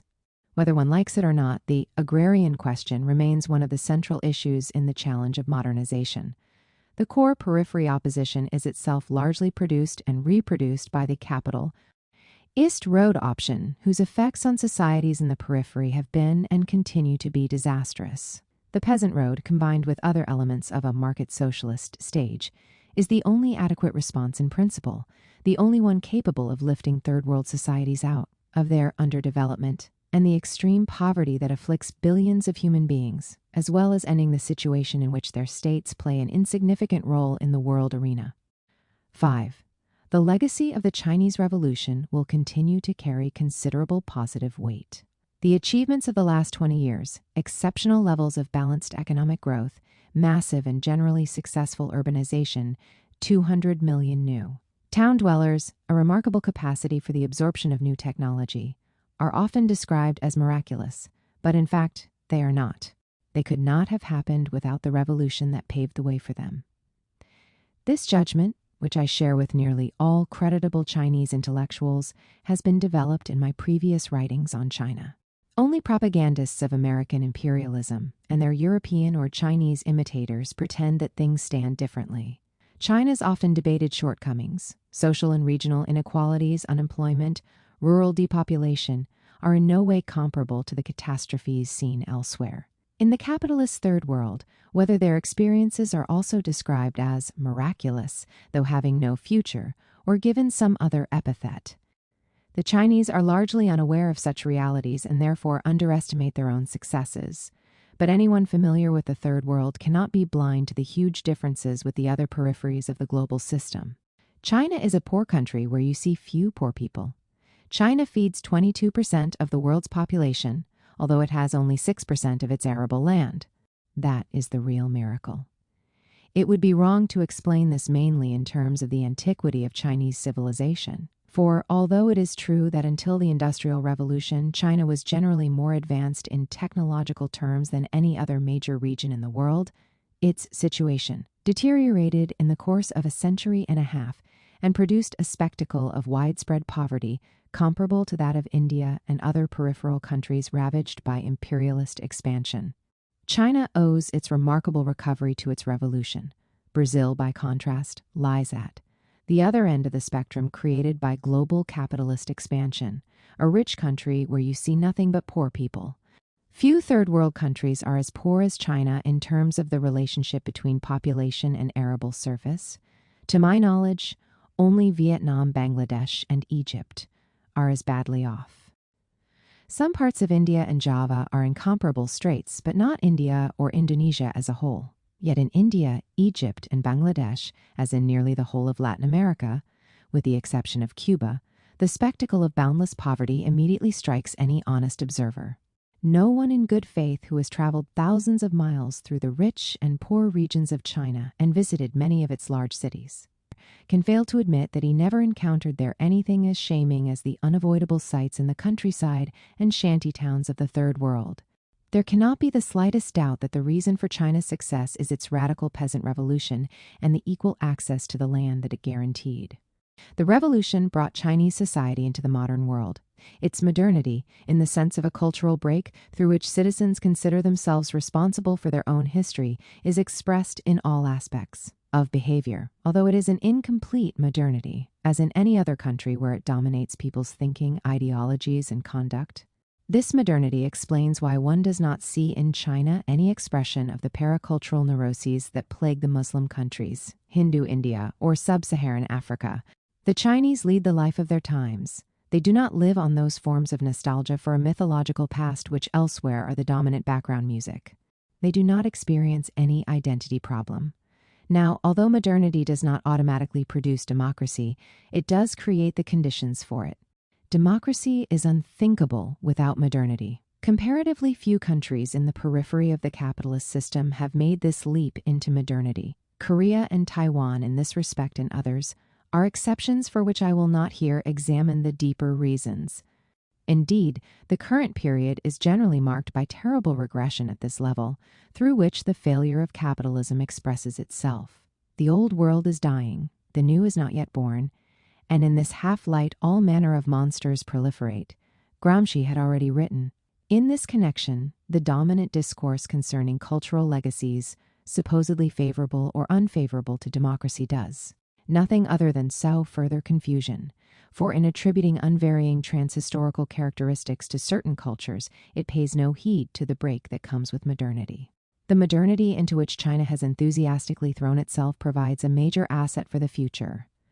I do not know whether it will generate rapidly enough a popular aspiration to democracy and the invention of appropriate forms, but that is not impossible, and the outcome will largely depend on the ways in which democratic and social struggles are linked together. Revolution and the plunge into modernity have transformed the Chinese people more than any other in the contemporary Third World. The popular classes are self-confident, know how to fight and realize that struggle pays.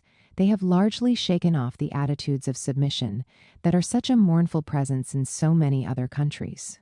Equality has become an essential value in the common ideology, as it is in France, which also had a great revolution, but not in the United States.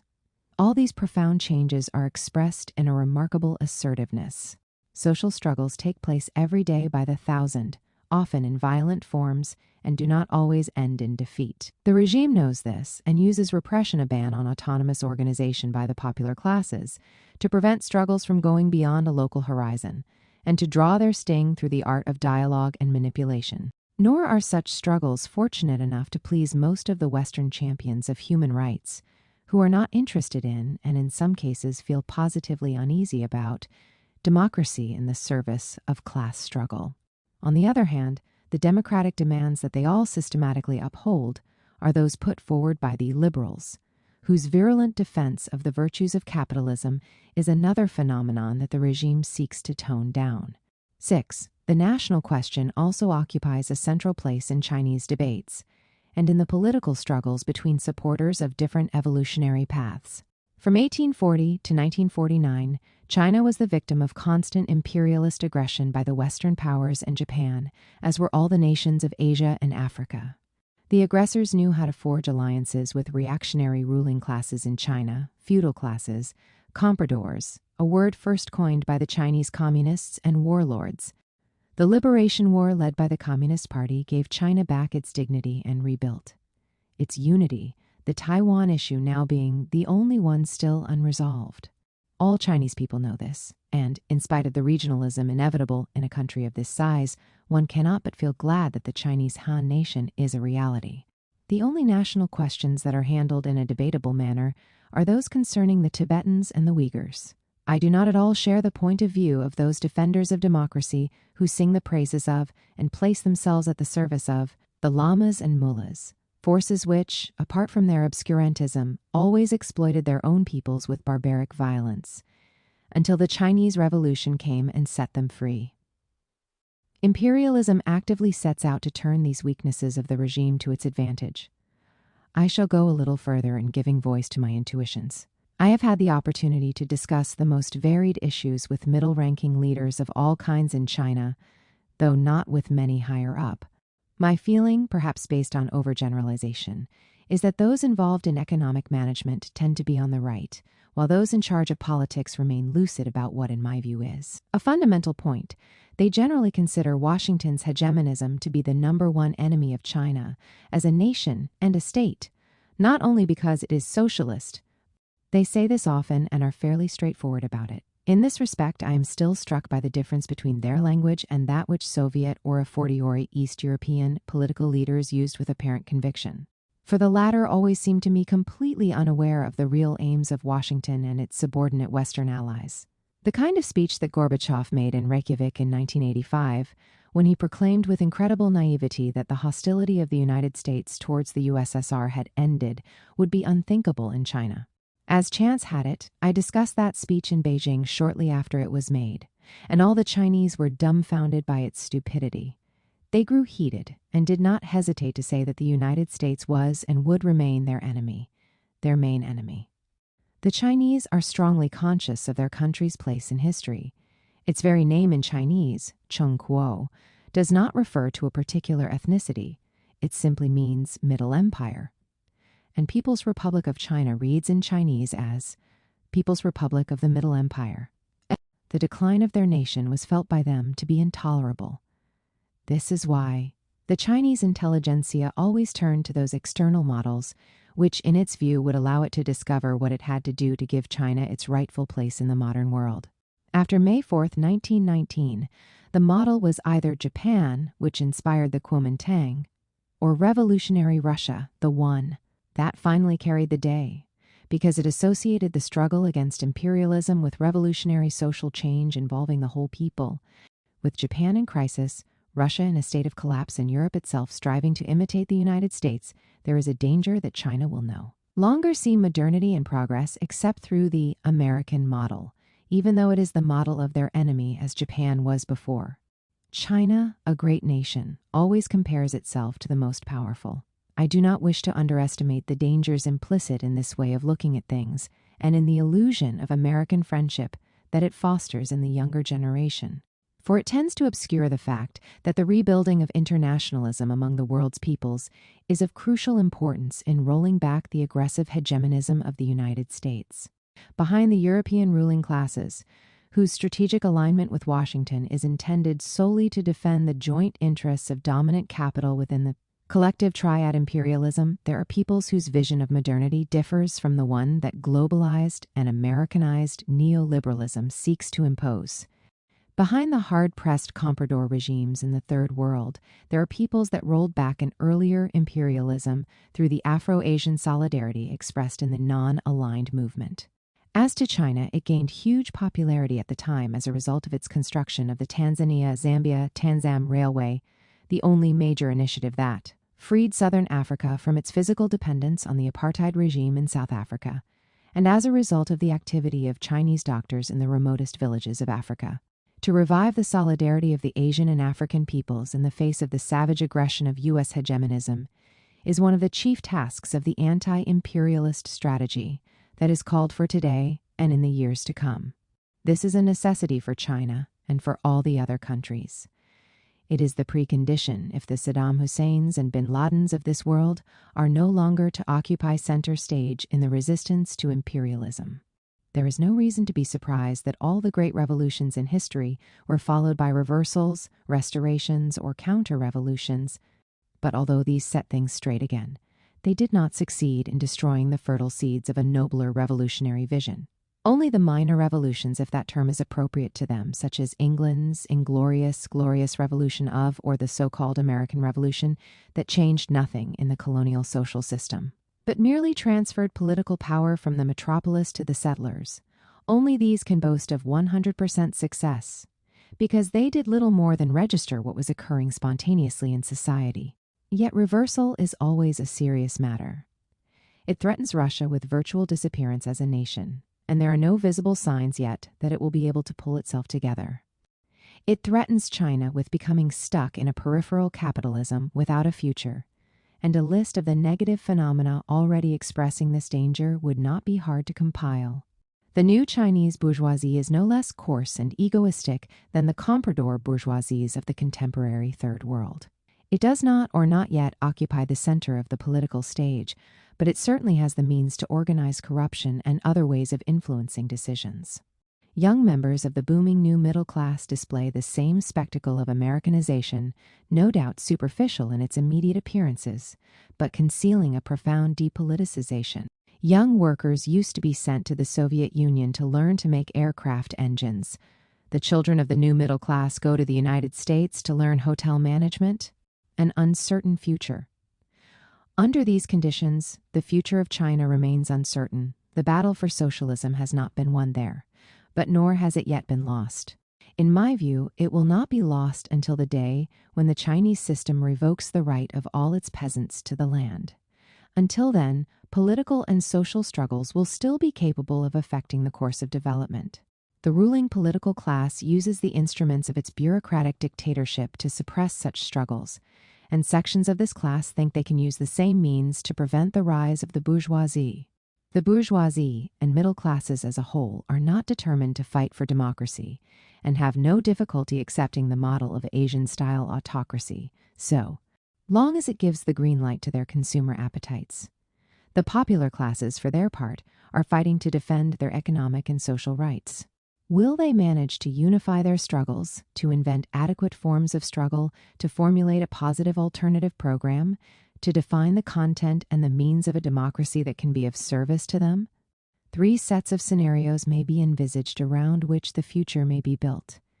These 3 schemas correspond to the imperialist project of dismembering the country and compradorizing its coastal regions. 2, a project of national capitalist development, and 2, a project of national popular development that combines, in a manner both complementary and conflictual, capitalist market tendencies and social tendencies forming part of a long-term socialist perspective, of which the project would be the next phase in the years to come. The option in favor of a deregulated market and maximum openness, the one supported by Chinese and foreign liberals, plays into the hands of imperialist strategy. for it heightens the depoliticization and silent opposition of the popular classes at the same time that it increases the external vulnerability of the Chinese nation and state. Evidently, this option does not bring any promise of democratization, nor would it raise China from its status as a dominated peripheral participant forced to play by the rules of the new triad imperialism. What distinguishes the third model from the second might at first seem hard to pinpoint with any precision, namely, control over external relations, together with modes of redistribution that maintain an acceptable level of social and regional solidarity. But in fact, it is not just a question of how powerful are the instruments of state policy. The difference lies in the very nature of the two models. It is here that the real debate has its ultimate basis. The progressive option can set no other priority than an expansion of the internal market on the basis of social relations regulated in such a way as to reduce social and regional inequalities to the maximum possible degree. Hence, external relations are subordinated to this driving logic. The other, contrasting option takes ever deeper insertion into the world capitalist system. As the main driving force of economic development, it is an option inevitably associated with worsening regional and social inequalities. Expressed in these terms, the alternative leaves but little room for a national capitalism, capable of eventually catching up the developed capitalist world and making China a new great power, or even a superpower that forces the existing powers to abandon their hegemonism. It is unlikely that any political regime could hold its course for long within this narrow room for maneuver, and therefore that a strategy inspired by this perspective could avoid falling either to the right, by eventually submitting to the imperialist project, or to the left, by evolving towards the third model. Russia out of the tunnel? In an article, La Russie dans le système mondial, Géographie ou Histoire, republished in Le Défi de la Mondialisation, 1996, I offered my vision of the place that the Eurasian space, with borders from Poland to China, occupied in successive stages of the formation of the global system, and in this context defined the challenges faced by the Russian Empire and subsequently the USSR. Here, I propose to focus on the challenges which post-Soviet Russia has faced since that time. However great the transformations that have taken place in Russia over the course of the last 15 years may appear, they are not revolutionary or counter-revolutionary. They are the result of the acceleration of underlying trends that were already in existence within the Soviet system in the 1930s and have been gathering force since then. I will not limit myself on this subject to stating that Soviet society at that time was not, or no longer, socialist, as the promoters of the 1917 revolution wanted, but was a specific type of capitalism, which I described as capitalism without capitalists, destined to become normal capitalism, that is, capitalism with capitalists, which is indeed the plan of the new ruling class, which sprang from the preceding class, no less, even though, as we shall see, the reality of the system that it has put in place falls far short of this plan. I will go further by proposing an analysis of the characteristics of the Soviet system as a social system, a power system, and a method of integration into the global system, and their continued existence in deteriorated forms in Russia today. Basic characteristics of the Soviet system. I define the Soviet system through 5 basic characteristics: corporatism, autocratic power, social stabilization, economic delinking from the global capitalist system, and integration into the system as a superpower. The concept of totalitarian regime, popularized by the dominant ideological discourse, is shown here as elsewhere to be flat and hollow, incapable of taking account of Soviet reality, its methods of management, and the contradictions that led to the evolution and transformation underway. For the purposes of the analysis that follows, I have retained those noteworthy characteristics which appear to me to sum up the essential nature of what the Soviet system became in its last, Brezhnevite, phase. The revolution of 1917 was a grand revolutionary transition in human history. It held out a rich and much-needed promise. The object of this chapter is not to rewrite its history in order to abolish its importance, even if it is fashionable these days to do that. Still less to give the impression that these leading characteristics highlighted in this chapter had already been contained in the revolution, or in Leninism, or even Stalinism. My decision in how to characterize it has the sole purpose of clarifying the nature of what followed and the challenges that it now throws up for the survival of the people of the former Soviet Union. A corporatist regime. By corporatist regime, I mean that the working class supposed to become ruling class had lost its unifying political consciousness, both through the action of the policies put in place by those in power and through the objective conditions of the rapid mushrooming of their number during accelerated industrialization.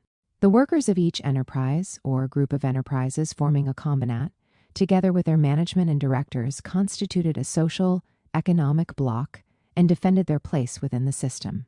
These blocs confronted each other on all levels, in negotiations bargaining between ministries and departments of Gosplan, and in daily dealings with enterprises from combinats other than their own. The unions, reduced to work management, work and employment conditions, and the social benefits of the workers concerned, found their natural place in this corporatist system. The corporatism in question had a crucial role to play in the reproduction and expansion of the system as a whole.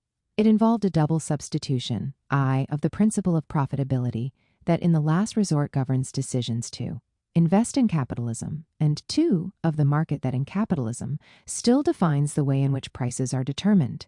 Corporatism constituted the reality that planning hid through its intentions to gain acceptance for a so-called scientific rationale of the macroeconomic management of the production system.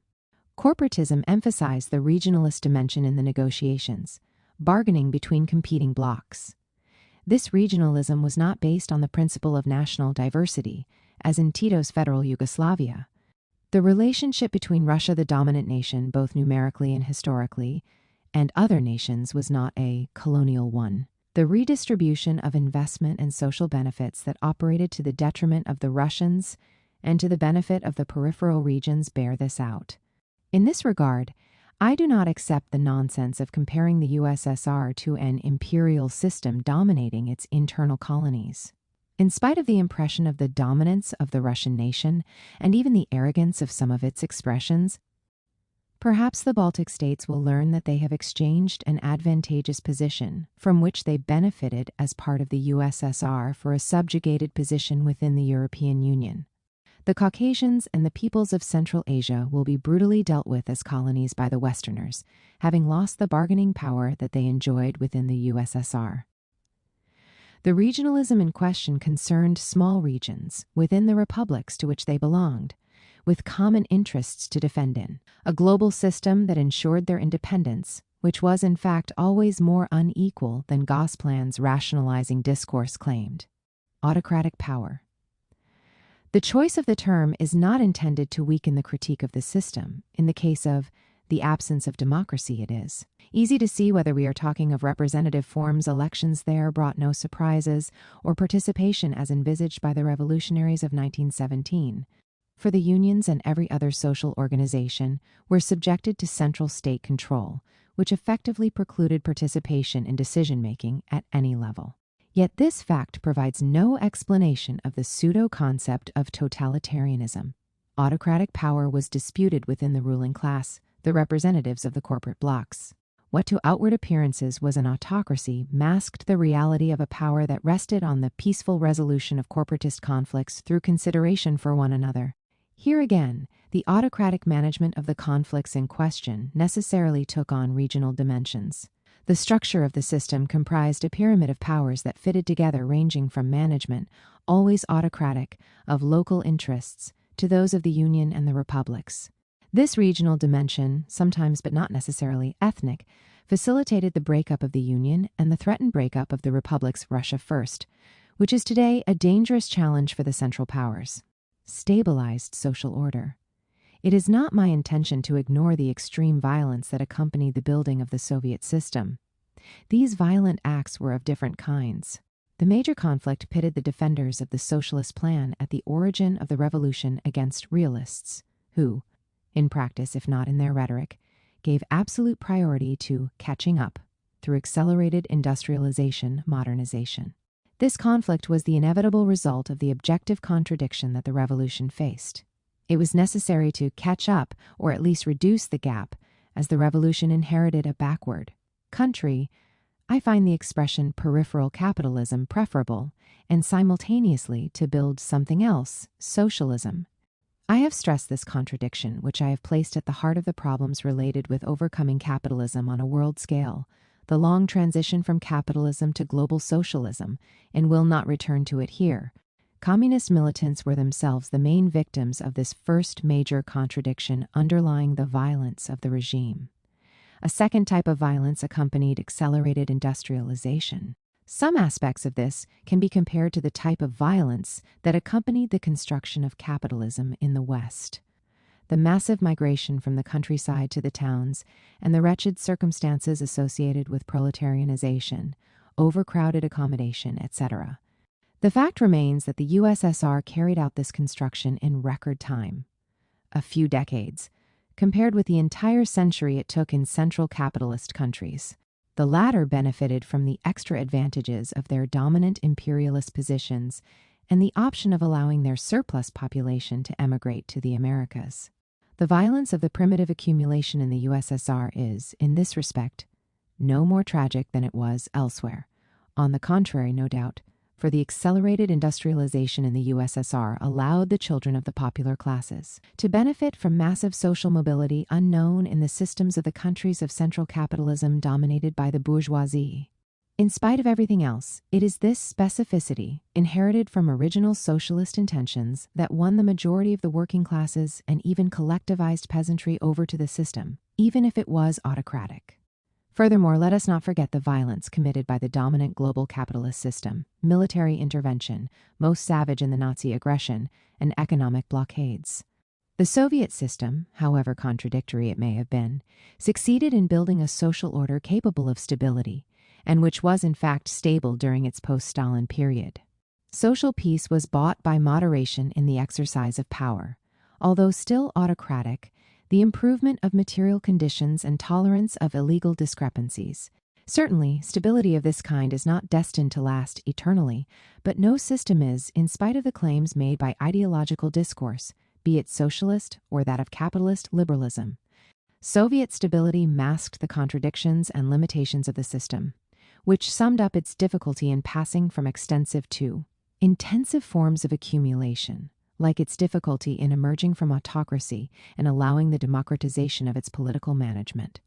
Yet this contradiction might have found a solution in an evolution towards what I have described as the center-left, the opening up of market spaces without challenging the dominant forms of collective property and democratization. Perhaps this was the intention of Gorbachev, whose failed attempt, naive in many ways, brought down the regime on the right from 1990 onwards. Economic delinking of the Soviet system. For the most part, the Soviet production system was effectively delinked from the dominant global capitalist system. I mean by this that the rationale that governed the economic decisions of those in power, investments, and pricing did not derive from demands for open integration into globalization. It is thanks to this disconnection that the system succeeded in progressing as swiftly as it did. This system was not, however, wholly independent of the rest of the capitalist world. No system can be, and delinking, in my definition of the concept, is not a synonym of autarky. Through its integration into the global system, the USSR occupied a peripheral position, mainly as an exporter of raw materials, a military and political superpower. Through the success rather than the failure of its construction, the USSR succeeded in working its way up to the rank of military superpower. It was the Soviet army that defeated the Nazis, and then, after the war, succeeded in record time in ending the United States' nuclear and conventional weapons monopoly. These successes are at the origin of its political presence on the post-war world scene.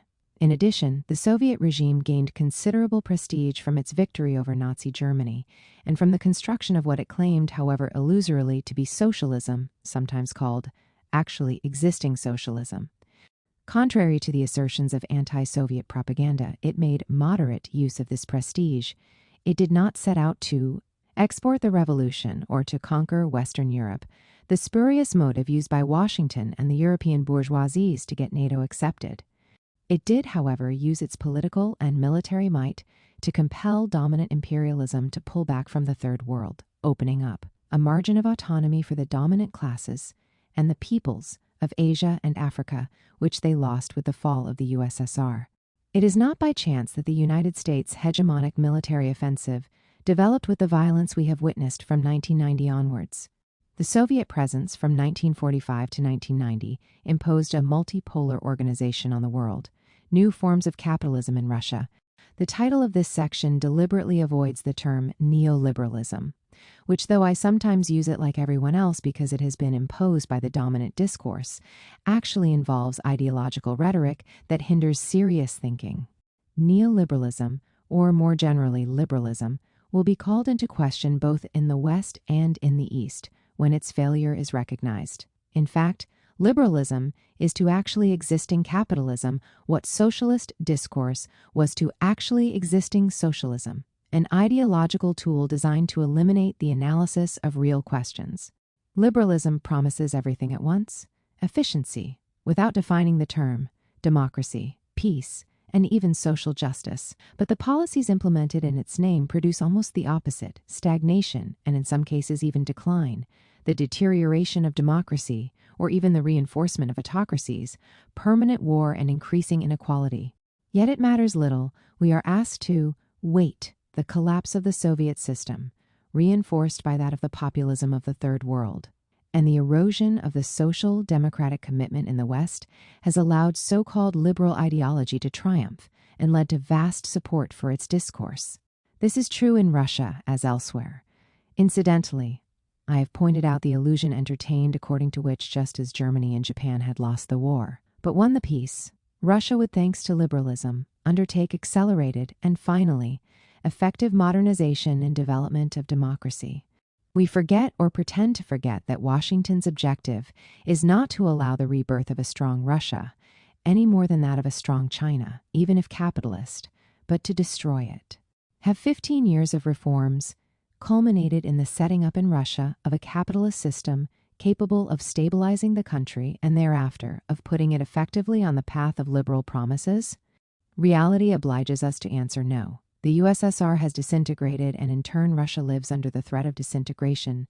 None of the institutions in place, its private enterprises or its state, is equipped to carry out the necessary investments to improve the efficiency of the production system. On the contrary, disinvestment is massive, and the systematic destruction of the Soviet system's positive achievements, education in particular, does not point to a brighter future.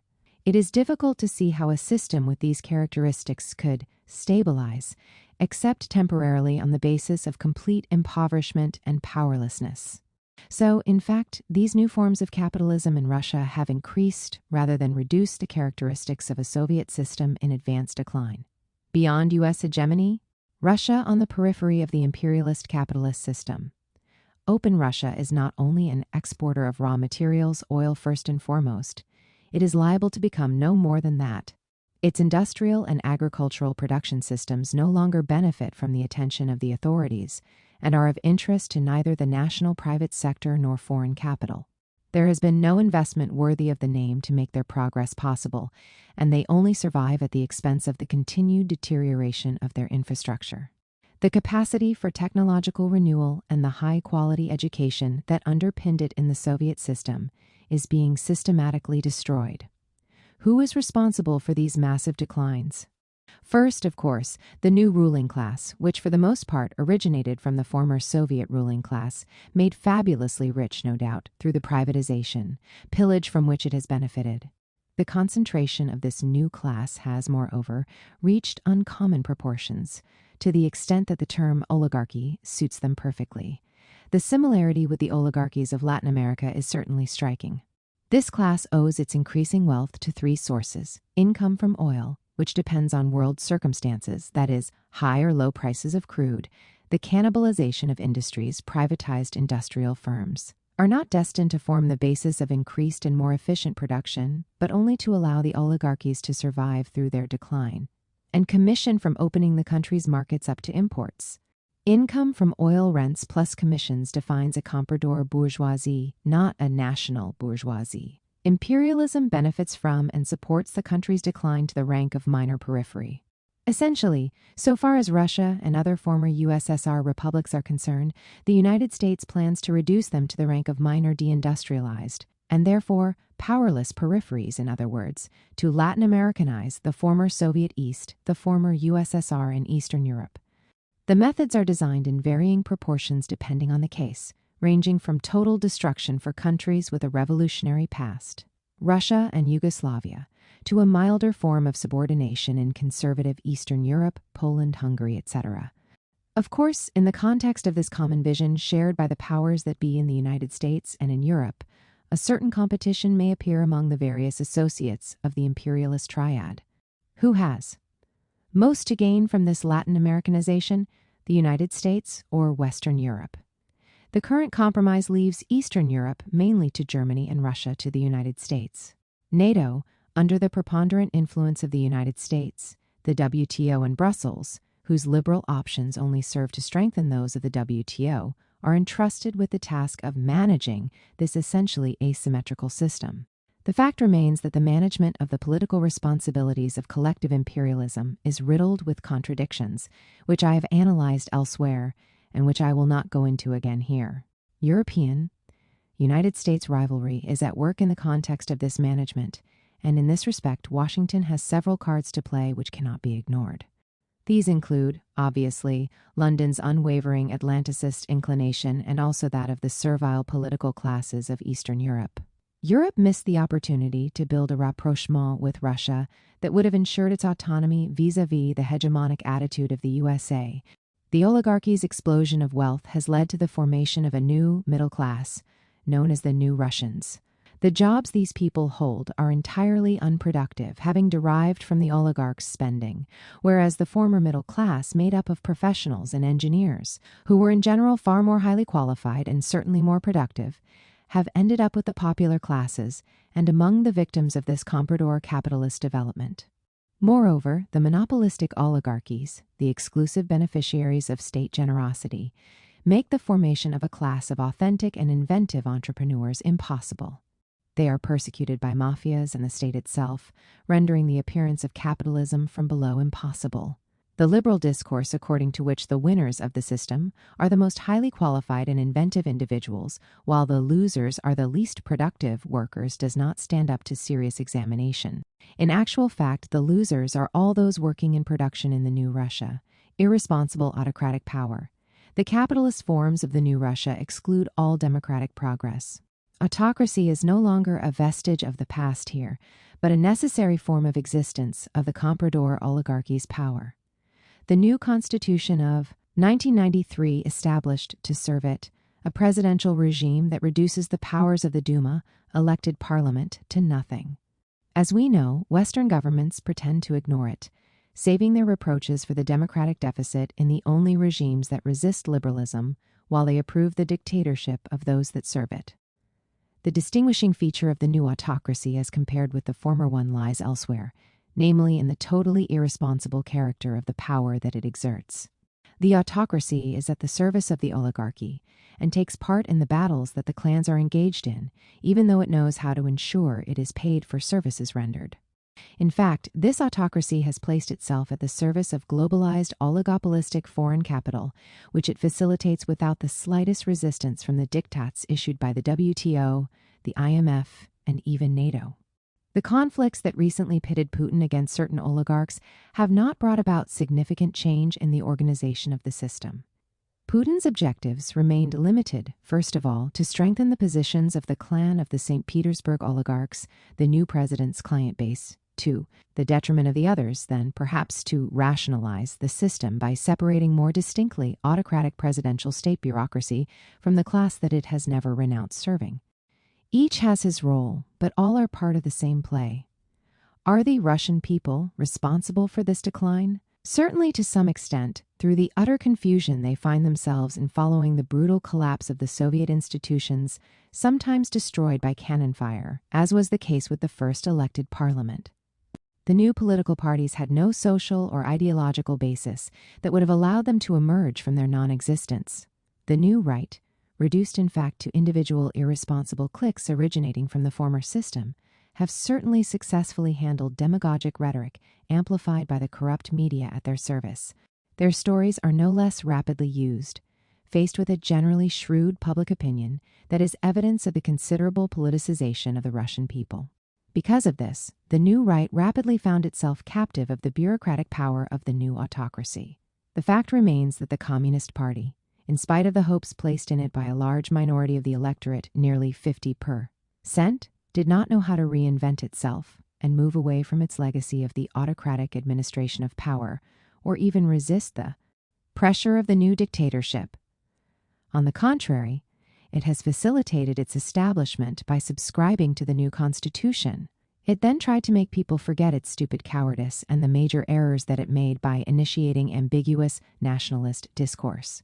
Yet the embryonic political parties of the alternative left have not proved their capacity to undermine the plans of the new oligarchy and are rapidly withdrawing into intellectual cliques isolated from the popular classes. Degenerated and weakened corporatism. Faced with the obtuse and declining Communist Party, the trade unions could have provided an effective pole of resistance, as they have retained the respect and support of their members, who number in the millions for at least 12 years. The major error made by trade union leaders was to think that the former corporatism that enveloped them could guarantee their survival. It is true that the objective situation facilitated this error of judgment and perspective. In the great majority of cases, directors and people in managerial positions in the enterprises excluded from the new system of oligarchic powers remained on the side of their workers in the daily fight for the survival of production. For their part, some social democratic ideologists cherish the illusion that the establishment of the tripartite arrangement that they recommended, employer, union, state, allowed a kind of positive historical compromise.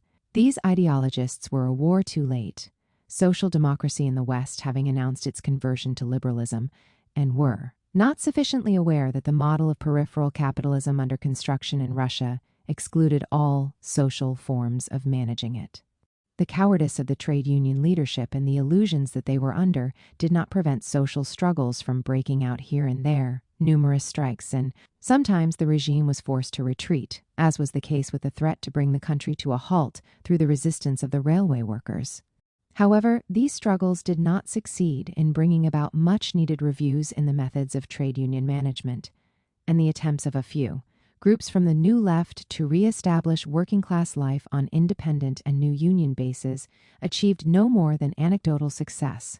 This combination of unfavorable factors sowed the seeds of the decline of the trade union movement discernible over recent years. The collapse of the social services that the trades unions managed under the Soviet system has, for its part, contributed to this disaffection. Uncontrolled regionalism. The strong regionalism of aging Sovietism has entered a phase of destructive decline. Regionalism was formerly controlled, not necessarily by state violence, but rather by the need for the Soviet autocracy to accept the necessary compromises. The clans of the new irresponsible autocracy think, on the contrary, that it is useful to exploit regionalism to serve their short-term objectives. In some cases, this adverse trend has gone very far, as is borne out by the Chechen situation. That there were serious questions waiting to be answered in certain regions, especially in the non-Russian areas of the Russian Federation, cannot be ignored. No one can doubt that external forces try to exploit these difficulties, including, of course, the United States and its Islamic allies in the case of Chechnya. However, Moscow is responsible for the deterioration of the situation. A large majority of the Chechen people rejected the appeals by Islamists for secession. Those in power in Russia refused the support of this majority and deliberately opted to play the military intervention card with scant regard for the consequences of this decision. Clearly, this was the product of expedient calculations on the part of the clans of the oligarchy, interested, for example, in the route of the oil line from the Caspian.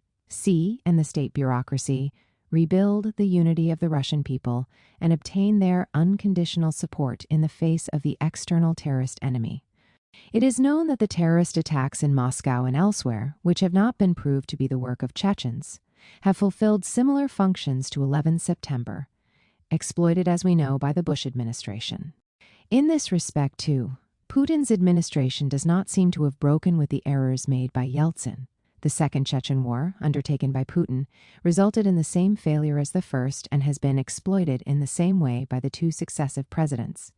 Putin can be credited with a reform of the territorial organization of the powers designed to put an end to regionalist flair to UPS. The fact remains that this reform is still governed by the principle of autocracy, doubling the elected governors by a kind of appointed prefects, and refuses to rely on the populations concerned, which would risk strengthening their capacity for resistance to the pressure exerted by the oligarchs.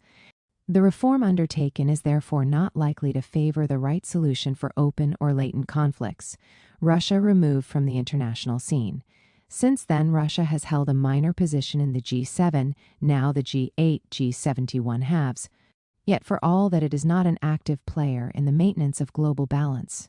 To all appearances, it preserves considerable military power, second in the world in terms of its nuclear equipment and conventional missiles, although the deterioration of its military organization gives reason to fear that it may be incapable of using this arsenal effectively, were it necessary, which is to say, in the event of U.S. aggression. It goes without saying that this effacement poses a problem for the future of the global system. Which camp will Russia eventually settle in? In the event that political differences between certain European countries, France and Germany on the one hand, and the United States on the other, succeed in shattering the Atlanticism that is still in command of the collective imperialism of the Triad, or if the conflict with certain southern countries, China or even India, Iran or North Korea, were to grow? Certainly in the short term, the question does not arise. Europe remains Atlanticist in spite of the gnashing of teeth by a certain few.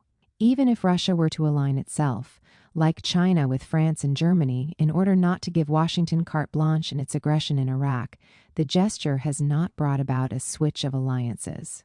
Moscow is still hitched up to the American cart in spite of some moderate defiance. Washington made no mistake in that respect, reserving its violent condemnation for the French alone.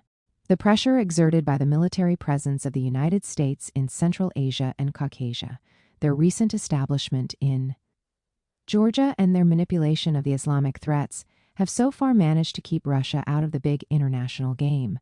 Russia could derail the U.S. plan, aimed at reducing its economy to the status of a minor subordinated periphery. It could do so by playing an active role in the revival of a southern front, in the first place by drawing closer to China.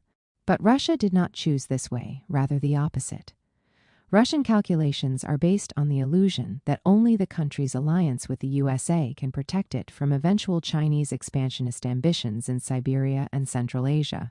By doing so, Russia strengthens the chances of the U.S. strategy aimed at isolating its major potential competitor, China. I do not believe that Russia will be rewarded for this service, which, on the contrary, will accelerate its decline. Yet the fact remains that all these balances or imbalances which benefit the United States remain fragile, and the certain failure of its intervention in Iraq will sooner or later end up calling them into question. Will Russian diplomacy find its place in this redistribution of the cards? I will return to this question, which constitutes one of the major dimensions of the construction of an alternative to liberal American globalization: ideological decline. Soviet ideology continued to feed on supposedly socialist rhetoric. Even severely depleted, Soviet power knew that its legitimacy lay in the revolution of 1917. Although this was irritating and even worthy of derision, the distance that separated this rhetoric from Soviet reality was no greater than that which separated liberal discourse from actually existing capitalism.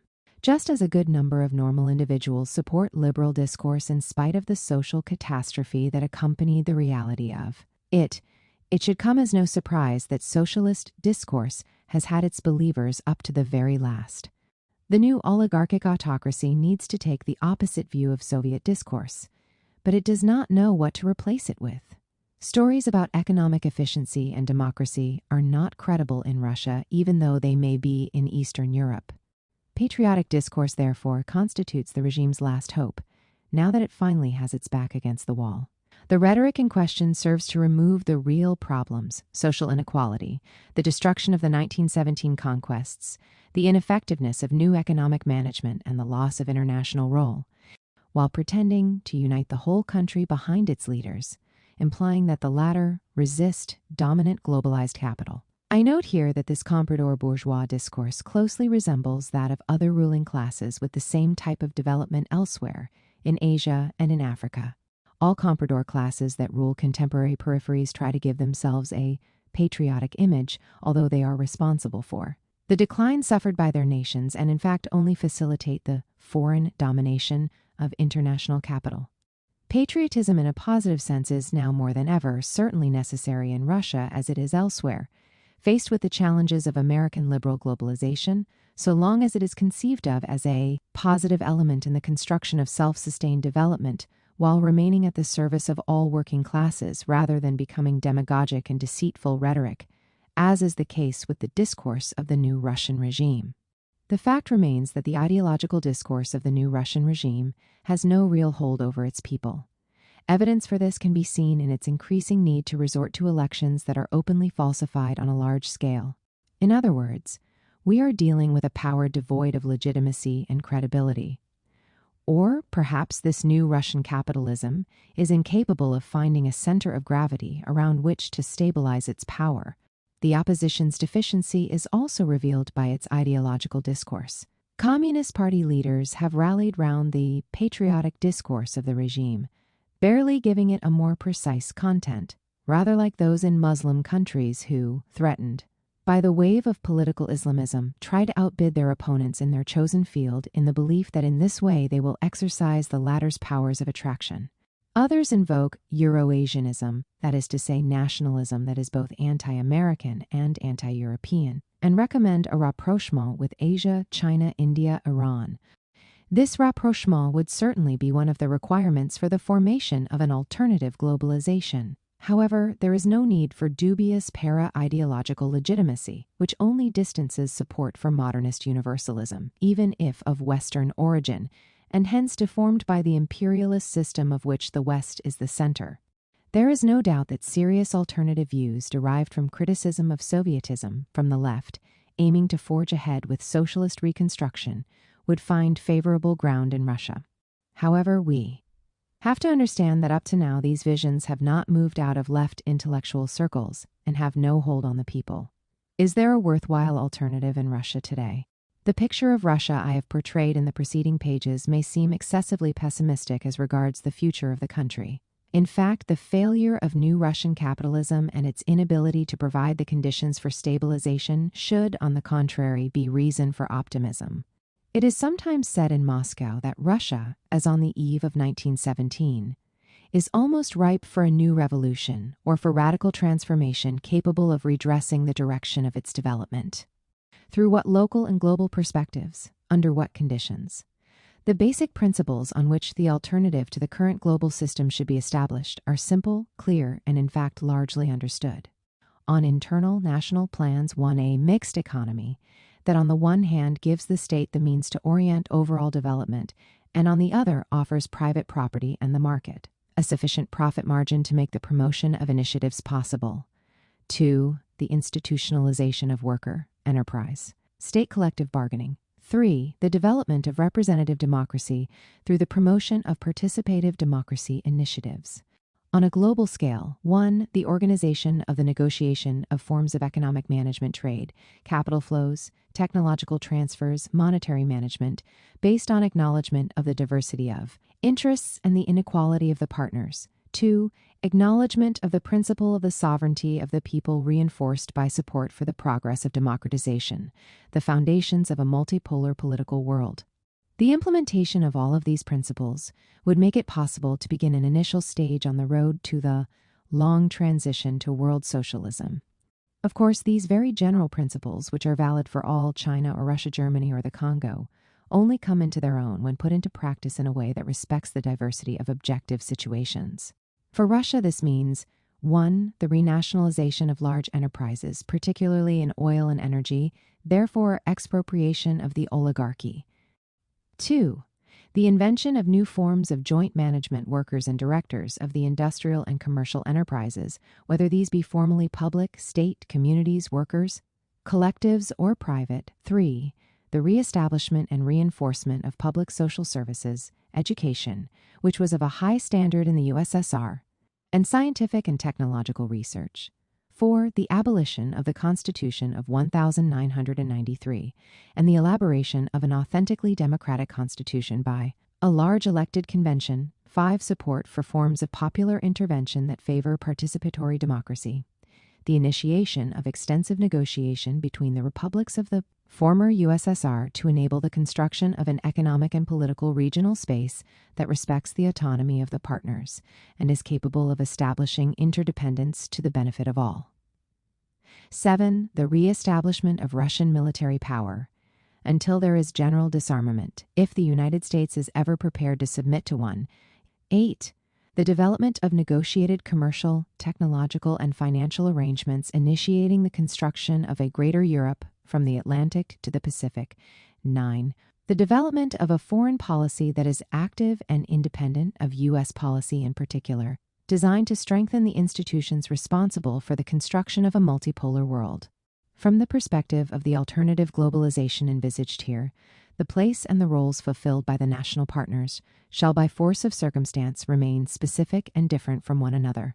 Russia will occupy the place of both major producer, exporter of raw materials, oil and mineral products, and renewed industrial power, without being necessarily subject to the hazards that the search for competitiveness on a so-called open world market implies. China's place, by comparison, is that of a new industrial power whose production would be governed principally by the enlargement of its internal market and only incidentally by its exports, the opposite of the principle that the WTO is determined to impose. This option would mean in China, as elsewhere in Asia and Africa, appropriate solutions to the agrarian problem based on acknowledgement of the right of access to land for all peasants. I refer here to what I have written elsewhere on the subject. Certainly, Russia also still has an agrarian problem, as does Eastern Europe, that cannot be resolved by the development of capitalism as it was in the developed centers of the global system. But the questions are posed here in rather different concrete terms from those that characterize the countries of the Third World, Asia, Africa, and Latin America, and require appropriate solutions. The government of Yevgeny Primakov had well and truly begun a recovery program along the same lines as those described here with, it seems, plenty of determination, but also considerable prudence in the initial measures taken, which is easy to understand. As Gorbachev might have wished to do but did not know how, Primakov envisaged the construction of a center-left economic and political system. First, Primakov was the victim of the inability of the Communist Party, still powerful at the time, to understand and support the initiative. He was also the victim of international hostility, mainly from the United States, but unfortunately, also from Europe, which did not abandon its intention to Latin Americanize the former USSR and also Eastern Europe through the process of its integration into the European Union. The result of this failure facilitated the initial success of the U.S. offensive in the Middle East, Central Asia, and on a world scale, and reinforced the submission of Putin's regime to its immediate requirements. This fact has led Russia and the whole world to a crossroads. Either American plans will be derailed, and that has become a prerequisite for the construction of an alternative. On all levels, from the national to the global, or they will, for a time, continue to undermine the potential for democratization and social progress in all countries. In this struggle, the responsibility of the people is paramount in Russia as it is elsewhere. An intensification of social struggles and democratic demands, dissipation of illusions, and the beginning of the reconstruction of a new open left, capable of winning over the popular classes, which the Communist Party and the unions try to continue to treat as clientele at the service of their short-term political calculations, are all positive signs of possible recovery in Russia. Europe's responsibility is no less important. Europe must stretch out its hand to Russia. It must relinquish its self-image as a partner of the collective imperialism of the triad that is aligned with the plans of U.S. hegemony. As I said earlier, in order to do that, it will have to find a way out of the quicksand in which it has become mired. Putin has perhaps now understood that the aim of the United States, and of Europe aligned with it, has been to destroy Russia and not to assist it in the process of renewal. But the system on which he has built his power does not allow him to stand up to the onslaught of the imperialist triad. To do that, he would have to give up his support for the oligarchy which is exploiting the Russian people. The course of events in Georgia and Ukraine is an illustration of the drama. As a result of the support that the Russian authorities gave to the local satraps, whom they regarded as their friends, Moscow transformed these men's opponents into heroes, when in reality they were nothing more than vulgar agents of foreign forces. For 30 years, the United States and Europe have profited from the suspicion with which the Soviet-inspired regimes in Europe have regarded democracy. This is how Lech Walesa, Washington's and the Vatican's friend, succeeded in passing himself off as the leader of a movement for Polish working-class renewal, which is how Solidarity presented itself, when his real purpose was to destroy its capacity to resist capitalism's assault. When Walesa came into office, he did not donate the factories to the workers. He sold them gratis to Western capital. In this way, the legitimate democratic aspirations of the peoples of Eastern Europe were manipulated and derailed, just as easily as the leftist majorities in the rest of Europe were turned into accomplices of the prevailing imperialist project. The geometry of possible alliances between the United States, Europe, and Russia will weigh heavily on the determination of future globalization. Two configurations are possible here, the first governed by a privileged Euro-Russian partnership, the second by the consolidation of a Russian-American alliance, based on Russia's choice to become a major exporter of oil to the United States. The common fight against terrorism, since September 11, 2001, has apparently consolidated this alliance. It is clear that we are dealing with a completely asymmetrical partnership, which is nothing other than the implementation of Washington's plan to destroy Russia.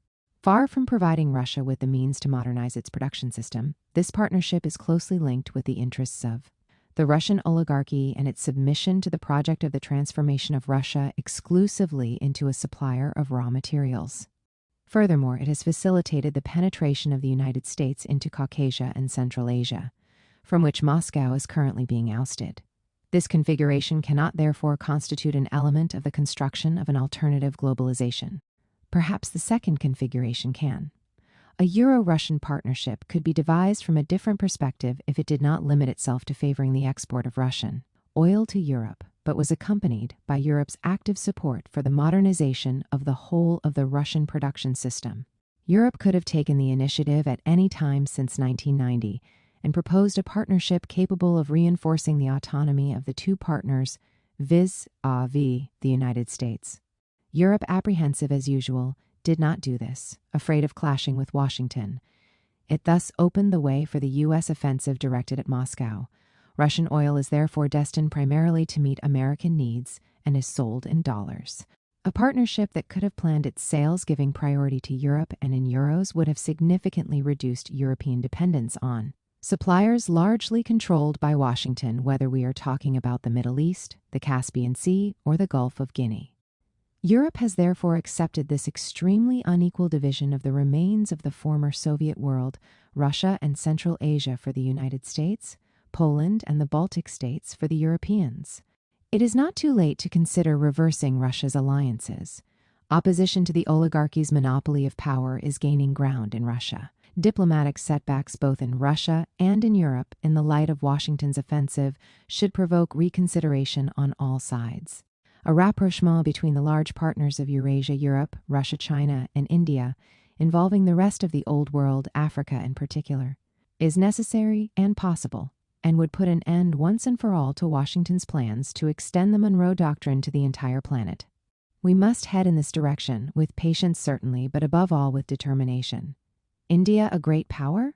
On the way to exceeding even China with a population of over 1 billion people and an economic growth rate that is above the world average, India is readily identified as one of the growing powers of the 21st century. The purpose of this chapter is to express my doubts regarding this prognosis, as the conditions necessary for India to succeed in becoming a great modern power seem to me to be far from present. My doubts derive from the crucial importance of the fact that independent India has not tackled the major challenge it faces of radically transforming structures inherited from its colonial capitalist past. Indubitably, the ruling class of independent India decided to graft a national bourgeois plan onto this legacy, which for the most part has been preserved. By examining the successes, limitations, and even the failures of this project, I shall pose the question which dominant modernized. Liberalist discourse has evaded from the outset whether the bourgeoisie of this country is condemned to subscribe to the comprodorization inherent in the status of the peripheral capitalist structures of the country, and if, consequently, its accession to the status of great modern power, is impossible without undergoing real social revolution, which does not seem to be the order of the day in the foreseeable future. The colonial inheritance.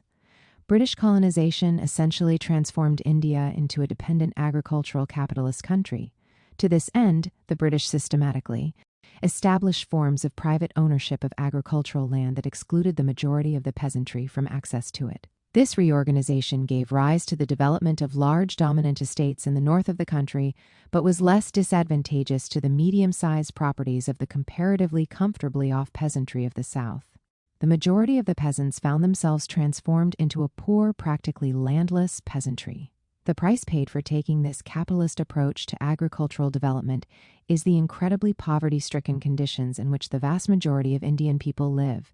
The widely accepted way of organizing land management is not through private ownership, as modern minds deformed by Eurocentrism automatically believe, but ownership emanating from a political community. In pre-colonial India, it was the village communities that handled access to land, on the basis of highly inegalitarian principles related to the hierarchical caste system. These, in turn, were subject to a superior political community, the state, which levied taxes on the communities under its authority. The British promoted those responsible for this political management, with varying degrees of authority, to the rank of private owners. They thus imposed the particular model of Western capitalism, which has become universal, as other Europeans did elsewhere, in America and in the colonies of Asia and Africa. Today, World Bank officials do not have the intellectual means to comprehend that what they recommend as the sole universal approach, private ownership of the land, is merely an exceptional approach whose success in one small part of the world hides the fact that, in general, in other words, for the rest of the world, it is a blind alley. At the outset, Indian communists recommended that this legacy be challenged and subscribed to the most radical form of their program of agrarian reform. Land for those who till it, that is to say, for practically all peasants. The bourgeois in Congress never carried it through, and independent India reduced its promises to the peasantry to a semblance of agrarian reform with no real impact. The fact remains that when the local communist powers went as far as the Indian constitution allowed, as in Western Bengal and Kerala, the positive results recorded in social and economic terms were significant, and popular support for the promoters of the reforms was reinforced. However, although the fundamental question of the ownership of agricultural land had formerly been one of the major areas of debate within communism and elsewhere among progressive forces, including the democratic bourgeois and populists, the penetration of liberal ideology after the Second World War, even before its apparently total triumph at the end of the century, succeeded in imposing the mistaken idea that the private ownership of land was essential, that there was no alternative to the Western approach, disappearance of the peasantry absorbed by urban capitalist development, and that the demand for agrarian reform was therefore outdated. The World Bank put the Green Revolution and supposed forms of market-supported agrarian reforms in its place. Their implementation always had disastrous results, reinforcing social inequality and increasing the submission of agricultural producers to dominant capital, which was in fact the real, though unacknowledged, objective of these policies. India is a fine example of this. We also know that the market-supported agrarian reforms implemented by the World Bank from Brazil to South Africa became farcical. Unfortunately, the revolutionary left today is largely contaminated by the nonsense propagated by liberal ideology. As for the traditionalists, who aim to reestablish the original, authentic social order, they are careful not to challenge this legacy of colonization that benefits the privileged minorities. Hindus here, like the defenders of political Islam elsewhere, Pakistan in particular, submissively subscribe to the expansion of dependent peripheral capitalism. In India, the hindrance to progress constituted by this colonial inheritance is aggravated by the persistence of the caste system. People of the lowest caste, today known as Dalits, and the tribal populations given the same status account for a quarter of the population of India, around 250 million people. Devoid of all rights, access to land in particular, they are a mass of quasi-slaves and are the collective property of the others. Their low status, which is something akin to that of the helots of Sparta, allows the others to draw on this mass of available workers for any task and period of time that suits them in return for a mere pittance. The persistence of this situation reinforces the reactionary ideas and behavior of the others, and benefits the exercise of power by and to the benefit of the privileged minority. It plays a part in attenuating and even neutralizing any protest by the exploited majority who are stuck between the minority exploiters and the oppressed status of the Dalit community. Of course, British colonization was careful not to challenge the organization in question, hiding behind the hypocritical pretense of respecting tradition, which the British did not do when it did not suit them, for example, when privatizing the ownership of land. Colonial power simultaneously manipulated the situation to its own benefit by allowing some Dalit access through education to collaborative positions. It could be said that governments in independent India have continued this tradition, which was only seriously questioned during the short time the left alliance led by VP Singh, supported by the communists, was in power. The Hindu right has, of course, nothing to say on the subject. And the United States today, through the intermediary of NGOs defending human rights, tries to manipulate the Dalit community's protests in the same way, and to contain them in inoffensive spaces for the management of capitalism as a whole. Fortunately, this situation may be in the process of being overcome by the radicalization of the struggle in the form of uprisings, led by Naxalite Maoist peasants in particular.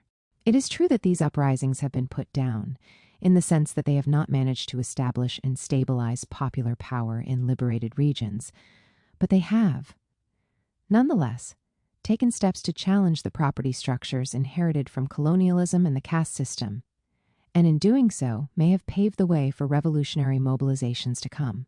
The arrival of the Dalit on the political scene, a major social event in the last 2 decades, is, without doubt, in part the product of Naxalism, success and limitations of the populist national project. The Congress governments of independent India implemented a national plan typical of its time, influenced by the victories of the national liberation movements of Asia and Africa after the Second World War. The parties, political forces that were mobilized during the struggle for independence, modernization, and development, henceforth in power, enjoyed undeniable legitimacy, but the plans they put into effect were undermined by the ambiguities that characterized the liberation movements themselves. These plans were anti-imperialist inasmuch as they fully understood that modernization and development required national liberation first of all, but they stopped there, believing they could impose the necessary adjustments on the globally dominant system world capitalism, allowing the nations of Asia and Africa to establish themselves as equal partners, and by this means progressively overcome the handicaps of their backwardness. In spite of their successes, never negligible, they did not achieve this, and rapidly encountered the limitations of their strategic ideas. The debates of the time, in India as elsewhere in Asia and Africa, specifically concerned these strategic ideas. Was it a necessary stage described in the Marxist jargon of the time as a revolutionary democratic bourgeois phase, which was preparing for its own move to the left by shifting to the construction of socialism? Beyond its established national dimension, the plan of those in power included social constituents of greater or lesser significance, which the broad alliance of the people against imperialism probably imposed even on those in the dominant classes who could see no further than the benefits of capitalism. Across the various situations, one common denominator connected all the legitimate powers that originated from national liberation, namely, their populist character, that is, on the one hand, their will to ensure the benefits of development were shared by the whole or the majority of society, and on the other, their desire to control the process by depriving the dominated classes of the opportunity to organize themselves freely beyond their control. The communists have often expressed a clear awareness of this contradiction and the limitations that it imposed on the system's achievements, but, for various reasons that I will not enter into here as I have done so elsewhere, like others under the influence of the Soviets, and attitudes recommended by them, argued in terms of the non-capitalist approach, the majority of communists in Asia and in Africa ended up becoming, to a greater or lesser extent, critical forces of support for the populist national plans in question. The split that pitted Maoism against the Soviets sometimes curbed the extent of this support in Asia in particular. On the whole, in this respect, the Indian communists, both the Communist Party Marxist-Leninist and the Communist Party Marxist, kept their distance from Congress's populist national plan, the exception being the Communist Party of India, CPI, which for this reason is today marginalized. The Indian communists, therefore, held a strong position within their society that cannot be compared, for example, with that of the Arab communists, whose parties almost unconditionally rallied to Nasserist, Ba'athist, and Boumediene style populism.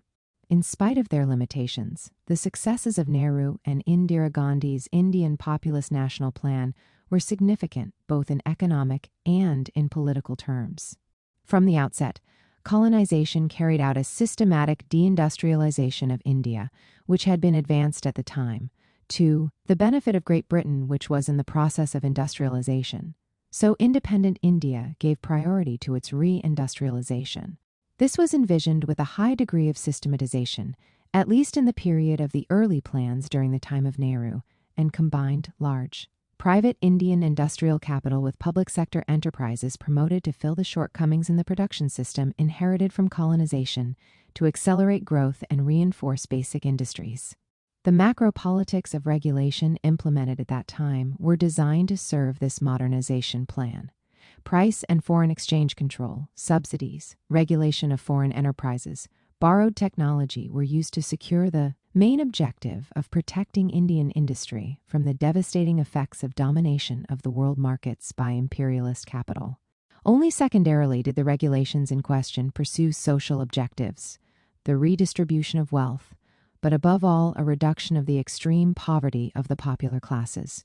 This accelerated industrial modernization plan, accompanied by a plan to develop agricultural production, food crops in particular, based on what has been called the Green Revolution, which replaced the abandoned agrarian reform, the Red Revolution, was destined principally to make the country self-sufficient in terms of food, in order to allow it to channel all its export revenue exclusively to covering the imports needed by its industry.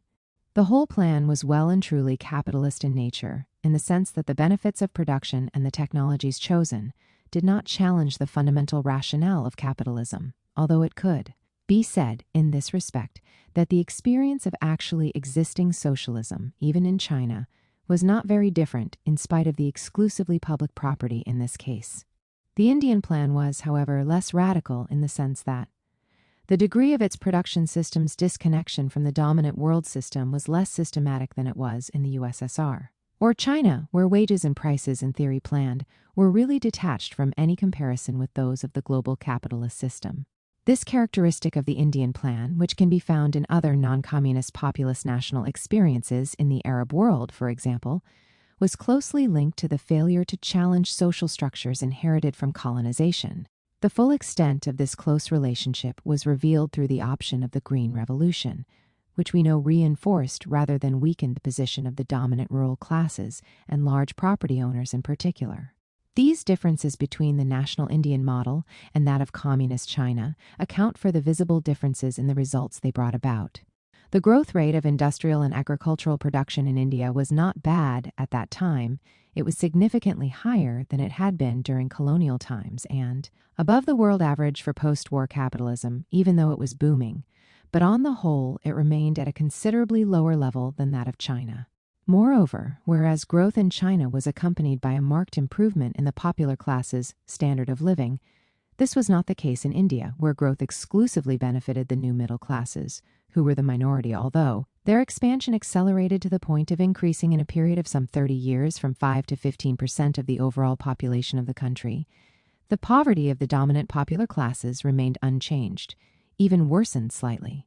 Liberal discourse does not take these basic realities into account, which is why I do not subscribe to the optimistic conclusions drawn by many futurologists, according to which India is in the process of pursuing accelerated growth which will raise it to the status of a great modern power, following China's example.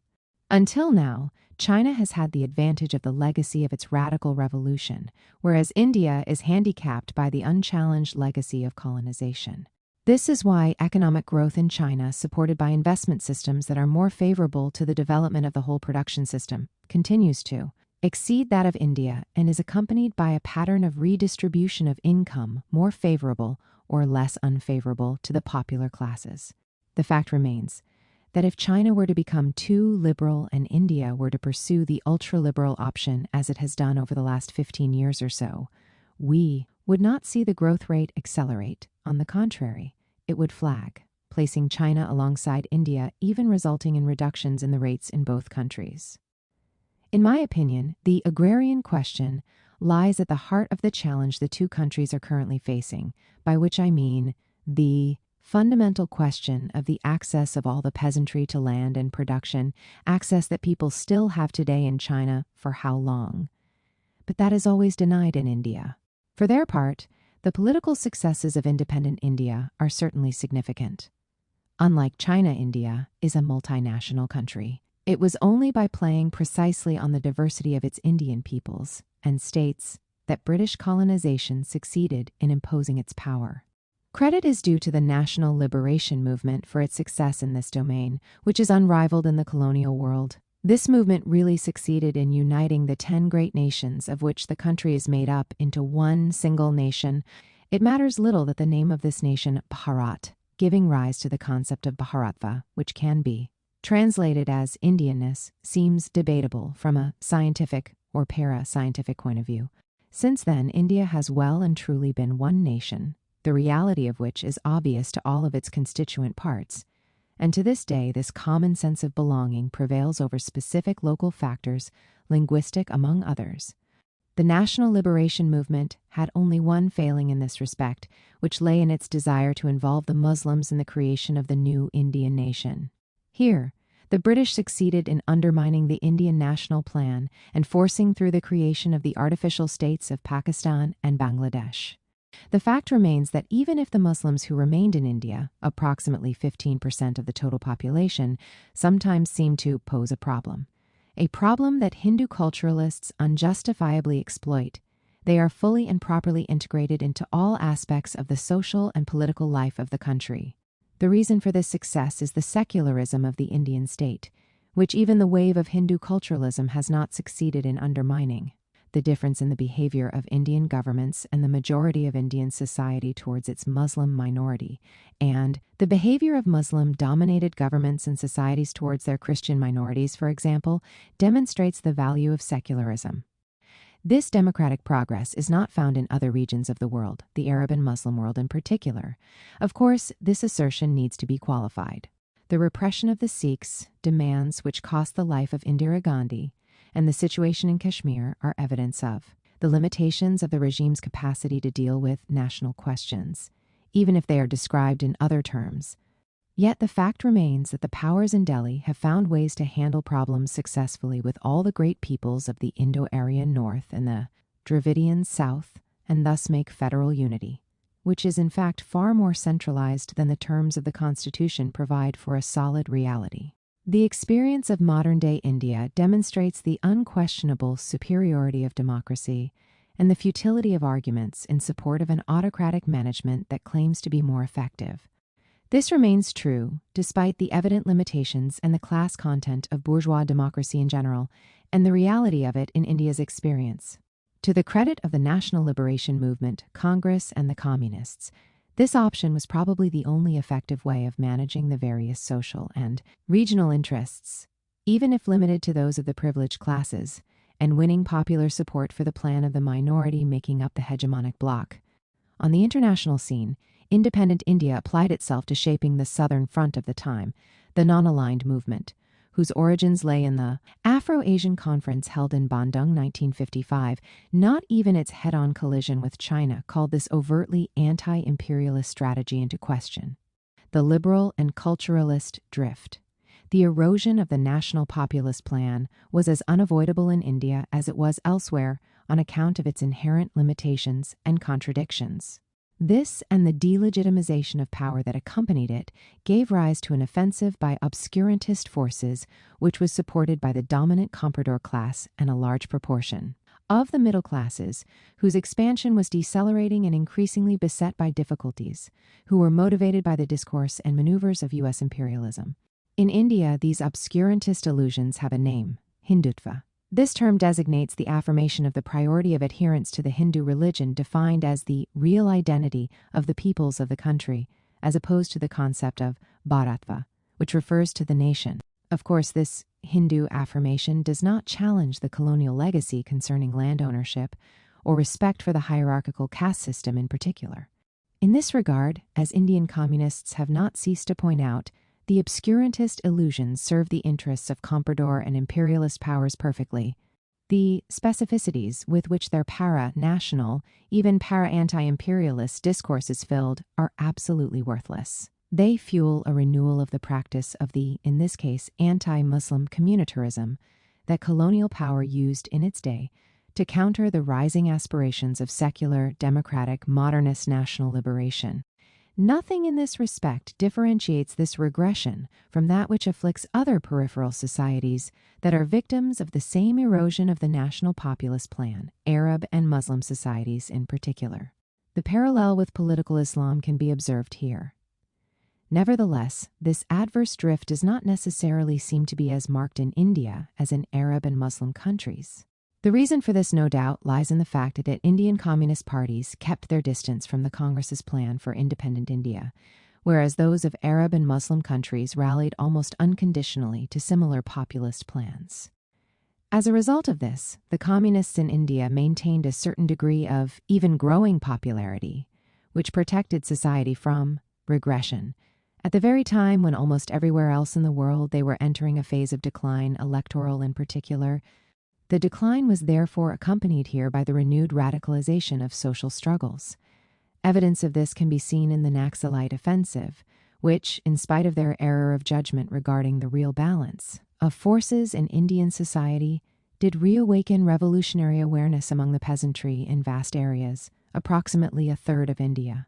Further evidence can be seen in the brutal entry of the Dalit into political and social struggle, no doubt a result of the radicalization of the peasantry, and in the confirmed attachment of all of the middle classes to democracy, even to secularism.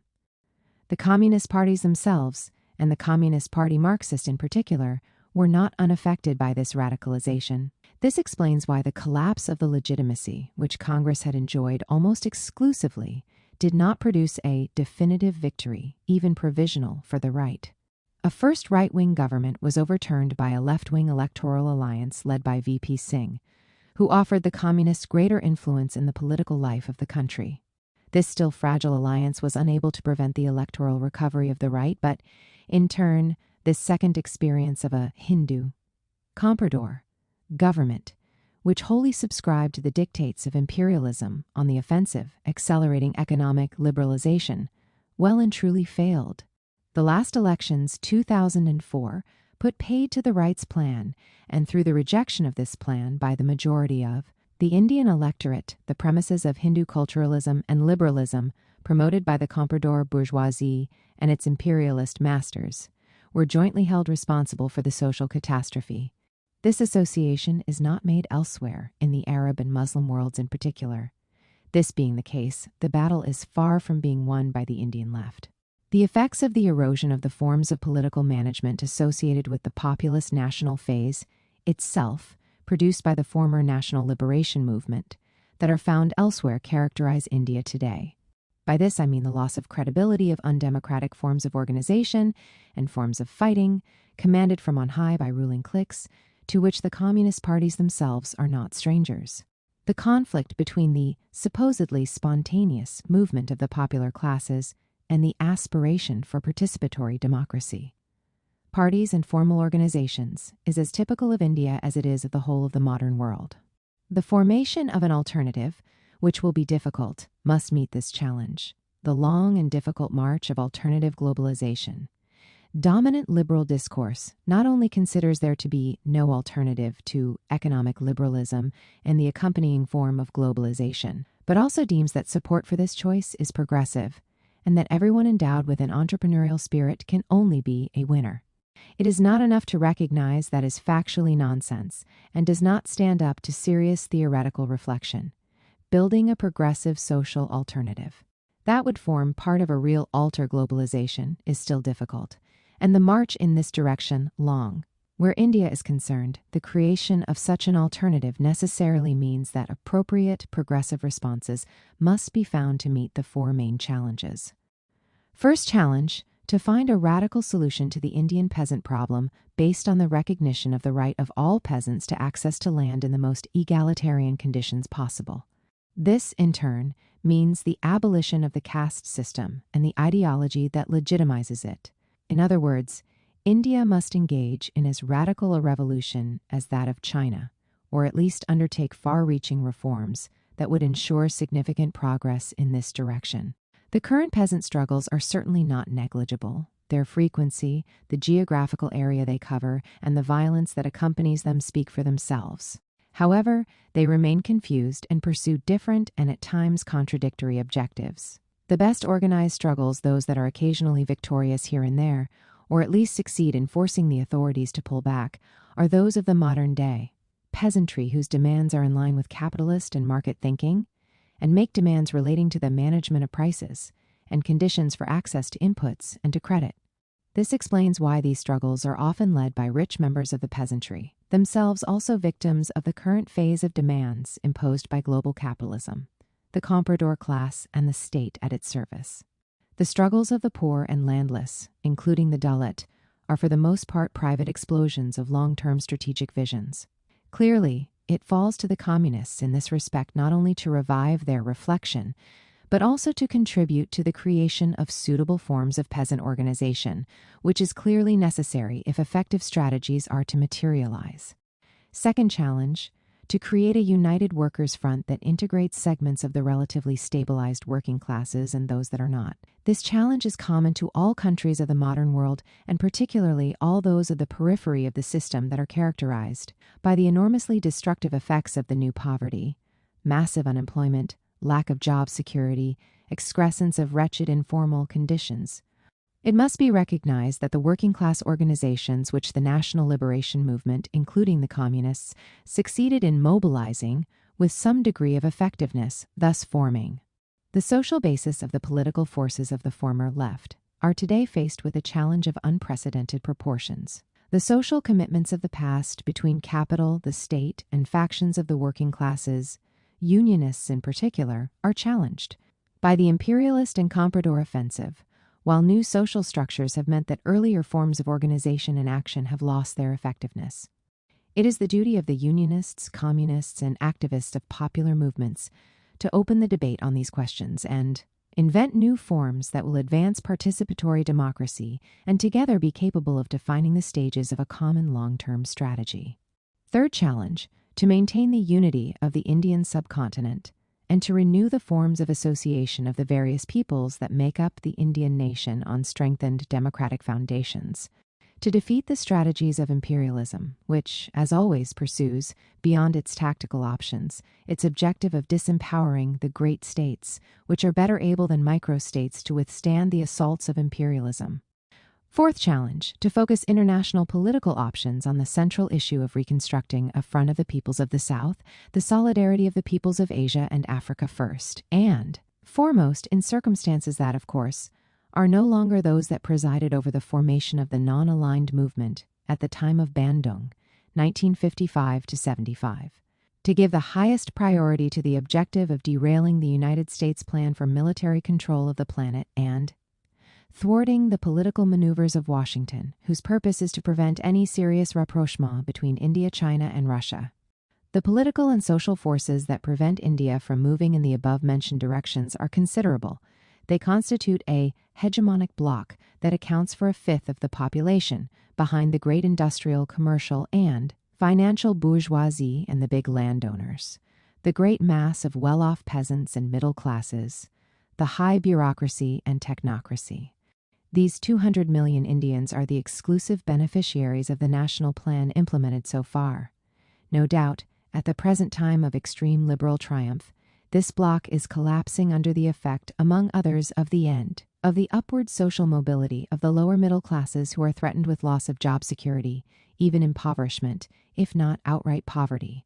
This situation provides the left with the opportunity to develop tactics, if it can, to weaken the coherence of these reactionary forces in general, and in particular their comprador approach, which is the driving force of globalized imperialist domination. However, it also offers opportunities to the Hindu right if the left fails. It is often said in India that this nation of 200 million people, which alone constitutes a large market comparable to that of several large European countries, was the country's future, whereas the majority, who number some 800 million poverty-stricken Indians, are nothing but a ball and chain shackled to it. Besides being abhorrent, should the poor be exterminated. This reactionary opinion is utterly stupid. The minority is only privileged because it exploits the country's resources and workers, who are the majority.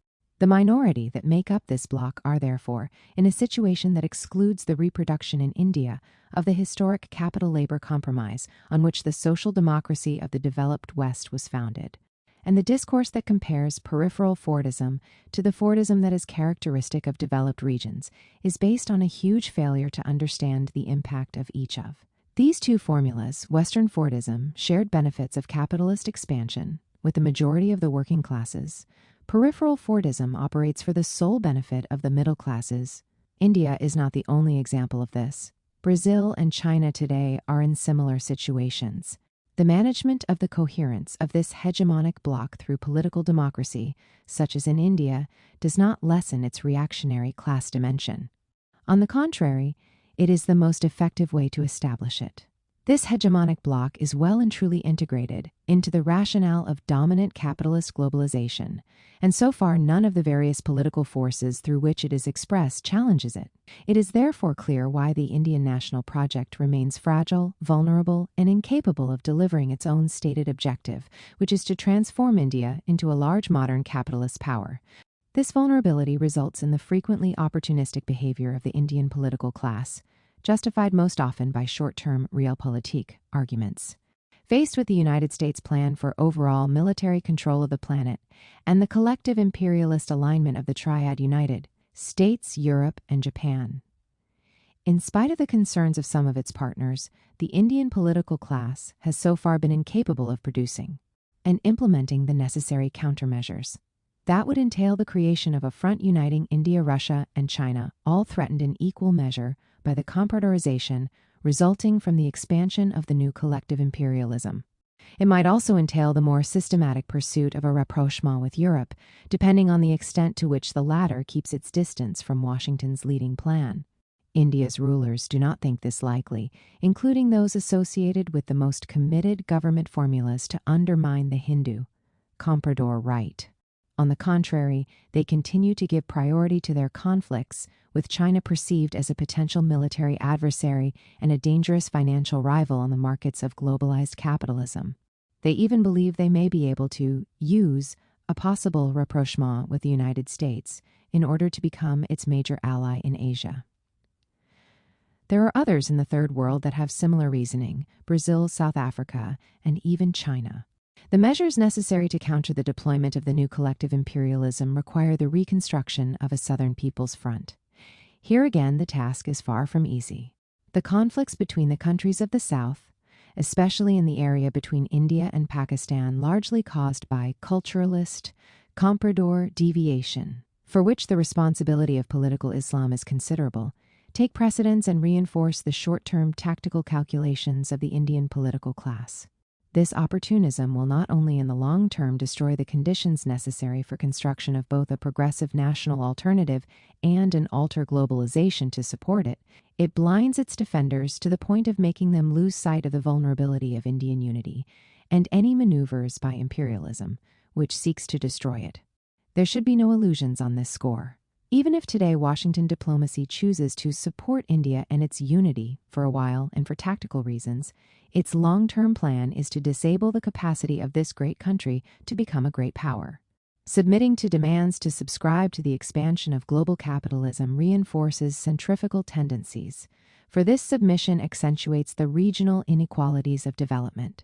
Do we not already hear the privileged classes of Bangalore, who have benefited from the expansion of new technologies, say that an independent Karnataka would profit more from current globalization than the Indian state of Karnataka? Chapter 5. Can solidarity be rebuilt among the countries of the South? The United Nations named the 1960s and 1970s development decades. That is indeed what they were, if we judge them not only in terms of economic growth rates, nearly everywhere incomparably higher than in the colonial era, or in most cases, than in the new age of liberal globalization that would follow, but also by the social upheavals and gigantic policies that gave the three continents a shape quite unlike that of former times. The 1960s and 1970s were also marked by strong solidarity among the states of Asia and post-colonial Africa. This showed itself not only in their economic demands, which forced the international institutions, including the World Bank and the IMF, to sit up and take notice, but also in their political support for the struggles of colonial peoples, their refusal to join military alliances that complemented NATO, and so on. In a sense, then, we may describe it as a period of multipolarity, however uneven. The countries of the South counted in the international order. The globalization of the time was at least partly negotiated.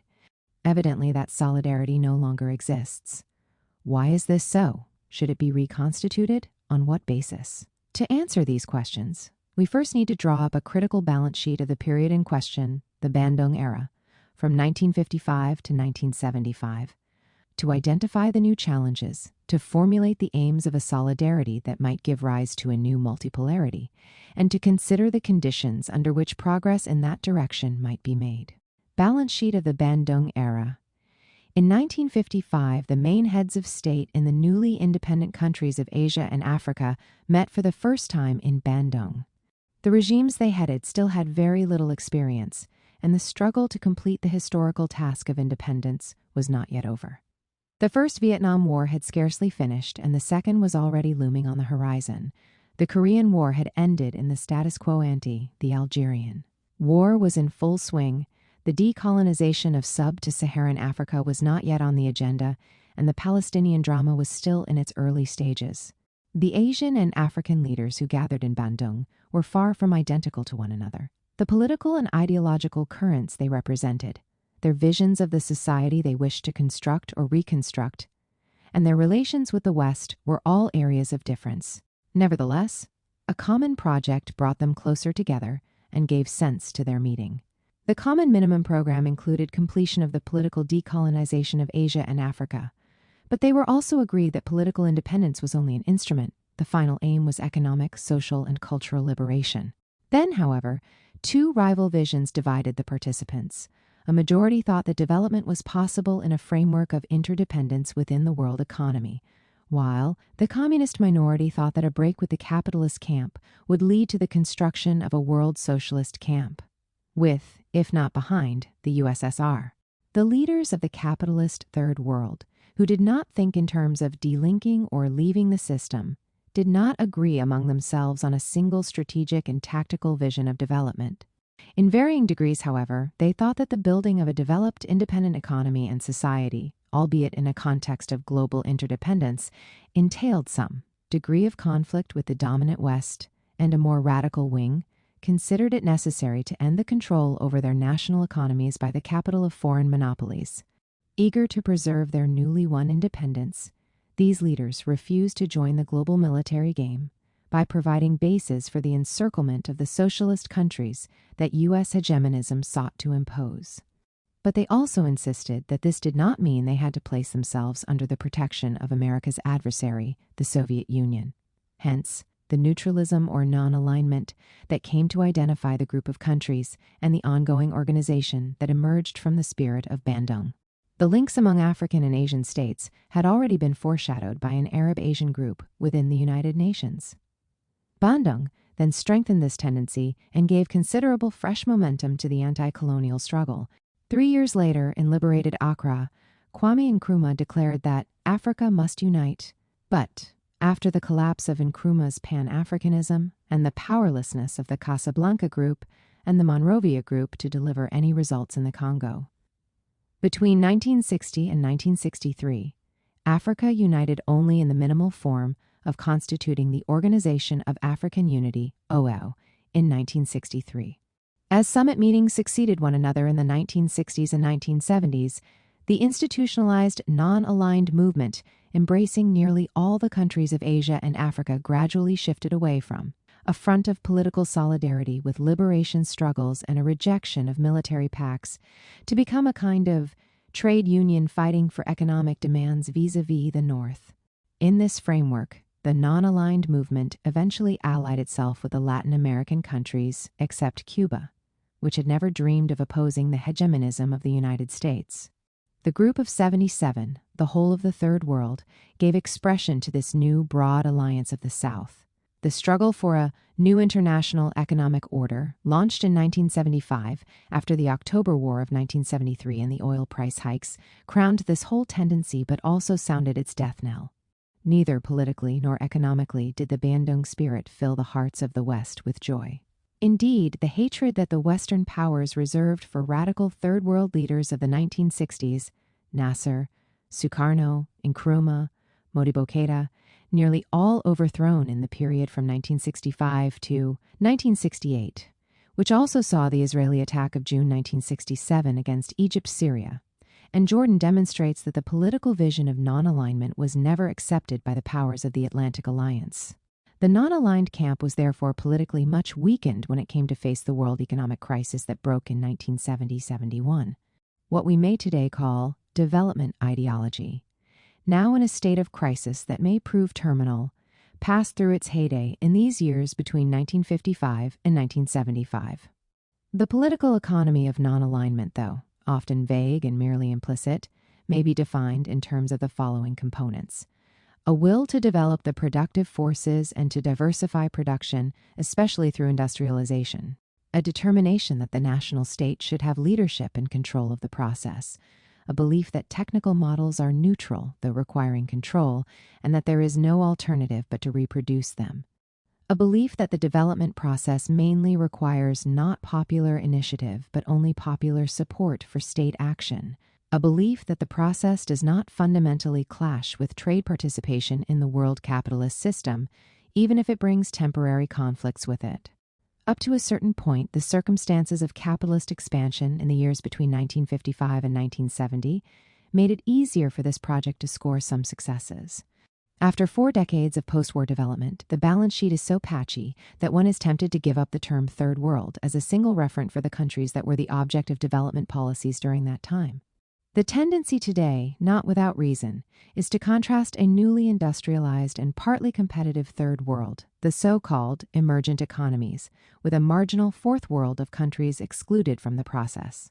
Despite differences in the accompanying ideological discourse, the aim of development policies in Asia, Africa, and Latin America was essentially the same: to speed up the modernization and enrichment of the national society by means of its industrialization. This common denominator will be easy to grasp if we recall that in 1945, virtually all the countries of Asia except Japan, Africa, including South Africa, and with a few minor qualifications, Latin America still lacked any industry worthy of the name apart from a few mining installations here and there. Their population was largely rural, and they were either placed under colonial rule Africa, India, Southeast Asia, or governed by archaic regimes such as the latifundista oligarchies of Latin America, or the monarchical protectorates of the Islamic East in China. Over and above their great diversity, therefore, all the national liberation movements set themselves the goals of political independence, state modernization, and economic industrialization. It would be wrong to say that they did not all try to attain these goals, once they were in a position to do so. To be sure, there were almost as many variants as there were countries, and so it is analytically legitimate to classify them into a number of models. But then one risks becoming the victim of the selection criteria, not necessarily of one's ideological preferences, but at least of one's own idea, or the idea that people had at the time, of the experiments in question and the external or internal possibilities and constraints under which they operated. On the other hand, in emphasizing the common denominator that united them, I am suggesting that we take a certain distance from the classificatory schemas and interpret history from the vantage point of today. In other words, that we reread the history in the light of what it actually led to. To industrialize meant first of all to build an internal market and to protect it from the otherwise fatal ravages of competition. The formulas varied according to circumstances: size of the internal market, availability of resources, or even according to the theoretical, ideological emphasis on one of two priorities: either the rapid development of light industry, to produce consumption goods here and now, or an initial boosting of heavy industry to produce the conditions for a more rapid production of consumption goods later on. a rationalization of the traditional Soviet positions. But the final goal, in either case, was the same. The technology necessary for industrialization had to be imported, but this did not mean it was not necessary to accept that foreign capital should own the industrial plant. It all depended on the bargaining power of the country in question. Similarly, the capital to fund industrial development could be either borrowed or attracted to invest in the country. Or, once again, the precise formula, foreign private ownership, public funding through a combination of national savings and external aid in the form of gifts or loans, could be adjusted to an estimate of the likely costs and benefits. The import needs inherent in plans to speed up growth through industrialization could, in the early stages, be covered only through the familiar traditional exports, whether agricultural products or minerals. That was certainly a possibility.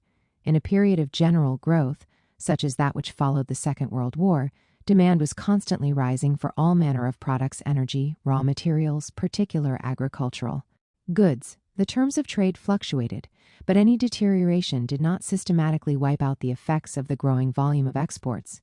Modernization, though geared to industrialization, was not reducible to it.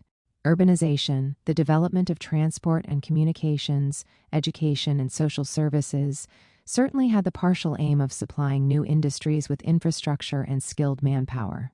But we can tell from the almost intrinsically transethnic nationalist discourse of the time that they also served as ends in themselves, as part of the construction of a modern state and the general modernization of behavior. Of course, unlike today, the talk then was not constantly of an opposition between state intervention and private interests, the one supposedly running counter to, and the other favoring spontaneous market tendencies. In fact, the common wisdom among governments at the time saw state intervention as a key element in the construction of the market and modernization. The radical left, socialist, leaning in its reading of ideology, certainly associated the spread of statism with the gradual elimination of private property. But the nationalist right, which did not share that objective, was no less statist and interventionist. It rightly believed that the construction of private interests demanded vigorous intervention by the state. In those days, the nonsense that is now the stuff of ruling discourses would have failed to elicit any response. There is now a strong temptation to read this as a phase in the expansion of world capitalism, a phase which, with varying degrees of success, accomplished certain functions of national primitive accumulation and thereby paved the way for the present opening to the world market and global competition. I shall not give in to the temptation, however. The dominant forces in world capitalism did not spontaneously create the model or models of development. They had development imposed on them. It was the product of the Third World national liberation movement of the time. My own reading of the history would therefore emphasize the contradiction between the spontaneous, immediate tendencies of the capitalist system, always guided by short-term financial calculation, and the longer-term visions that drive rising political forces in conflict with those immediate tendencies. To be sure, it is not always a deep-seated conflict. Capitalism can adjust to it, not being the underlying cause of its motion. In this framework, the conflict between the dominant forces of world capitalism and the driving forces of the Bandung developmentalist project was more or less radical according to whether statism was meant to supplant capitalism or to sustain it.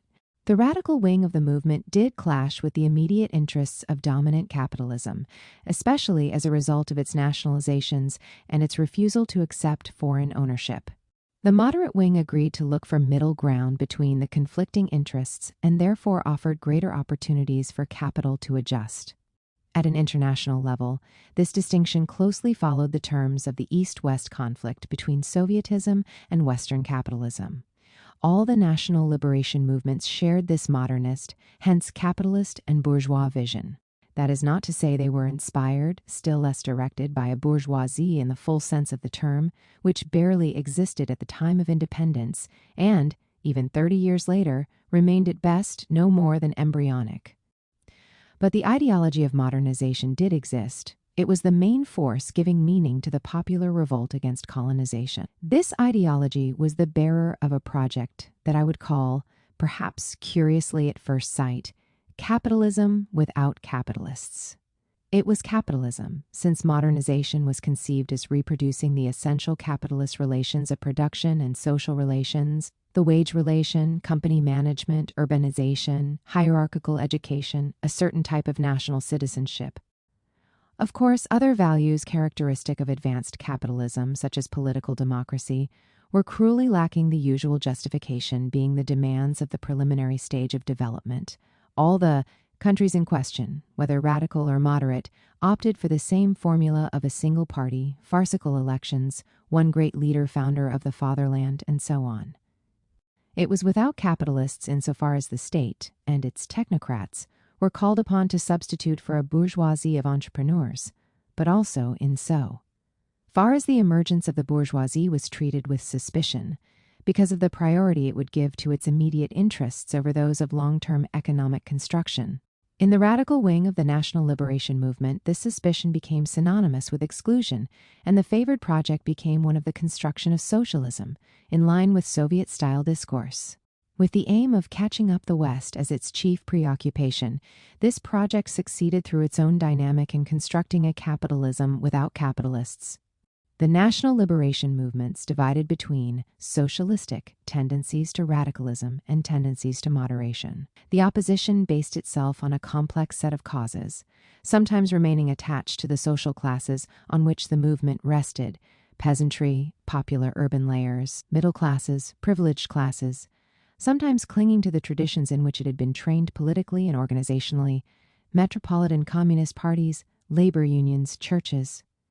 If we use the criterion of the national liberation movement itself, that is, national construction, the results are generally questionable. For whereas the development of capitalism in earlier times had bolstered national integration, the globalization operating in the peripheries of the system tended to tear societies apart. The ideology of the national movements made no allowance for this contradiction, remaining trapped in the bourgeois concept of closing the historical gap through participation in the international division of labor, not through its negation, delinking. No doubt the particular features of the pre-colonial, pre-capitalist society made this disintegration effect more or less dramatic. In Africa, where artificial colonial divisions did not respect the previous history of its peoples, the disintegration bound up with its conversion into a periphery of capitalism made it possible for ethnicism to survive, in spite of the efforts of the new national ruling classes to overcome its manifestations.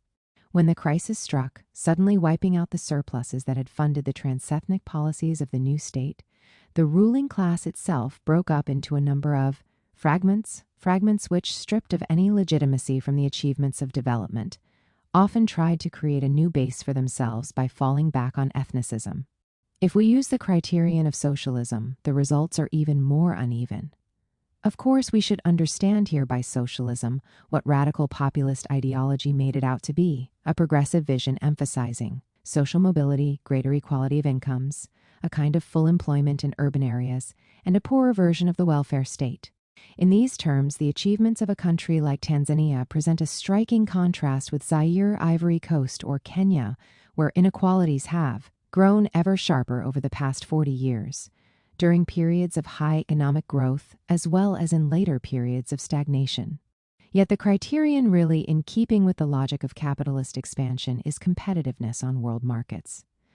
From this point of view, the results are uneven in the extreme: the group of the main Asian and Latin American countries which have become competitive industrial exporters sharply contrast with the whole group of African countries which remain confined to the export of primary products.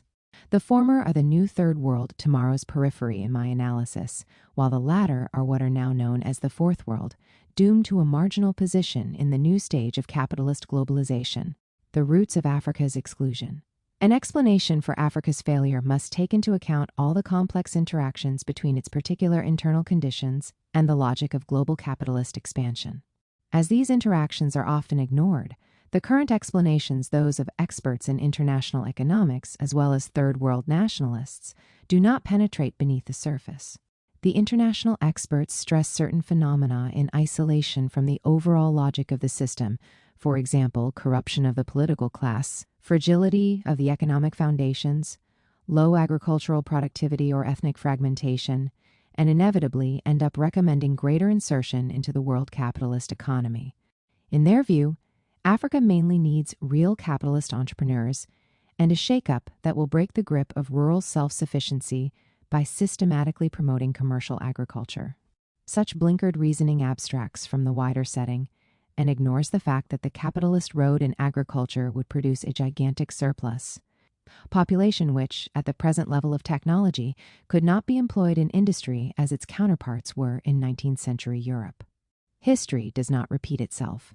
Third world nationalists emphasize other, no less real phenomena, such as the declining prices of raw materials on which the funding of takeoff depends. They also rightly point to the numerous political and sometimes military interventions by Western powers hostile to the forces of progressive social change and supportive of reactionary archaic forces. Their arguments do not, however, structurally engage with the logic of internal conflict, and so they end up counterposing a nation stripped of contradictions to the outside world. The above analysis of Africa's failure keeps in mind the responsibilities of colonization and the project of ruling classes linked to neo-colonialism, just as it builds in aspects of the global geostrategy of imperialism.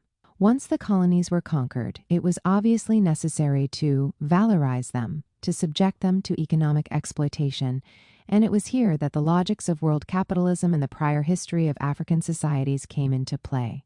We can see the basis for the three models of colonization: incorporation of small farmers into the world, trade in tropical products, together with their subjection to controlled monopoly, markets that made it possible to keep the payment for agricultural labor to a minimum at the price of land wastage and other deformations. 2. The mining-based reservation economy of southern Africa, which drew on cheap forced labor from reservations, inadequate to sustain traditional rural self-subsistence, and 2. The pillage economy, through which concessionary companies raked off a share of the crop, without paying anything in return, where local social conditions did not permit trading and the level of mineral wealth did not justify organizing reservations to supply large quantities of cheap labor.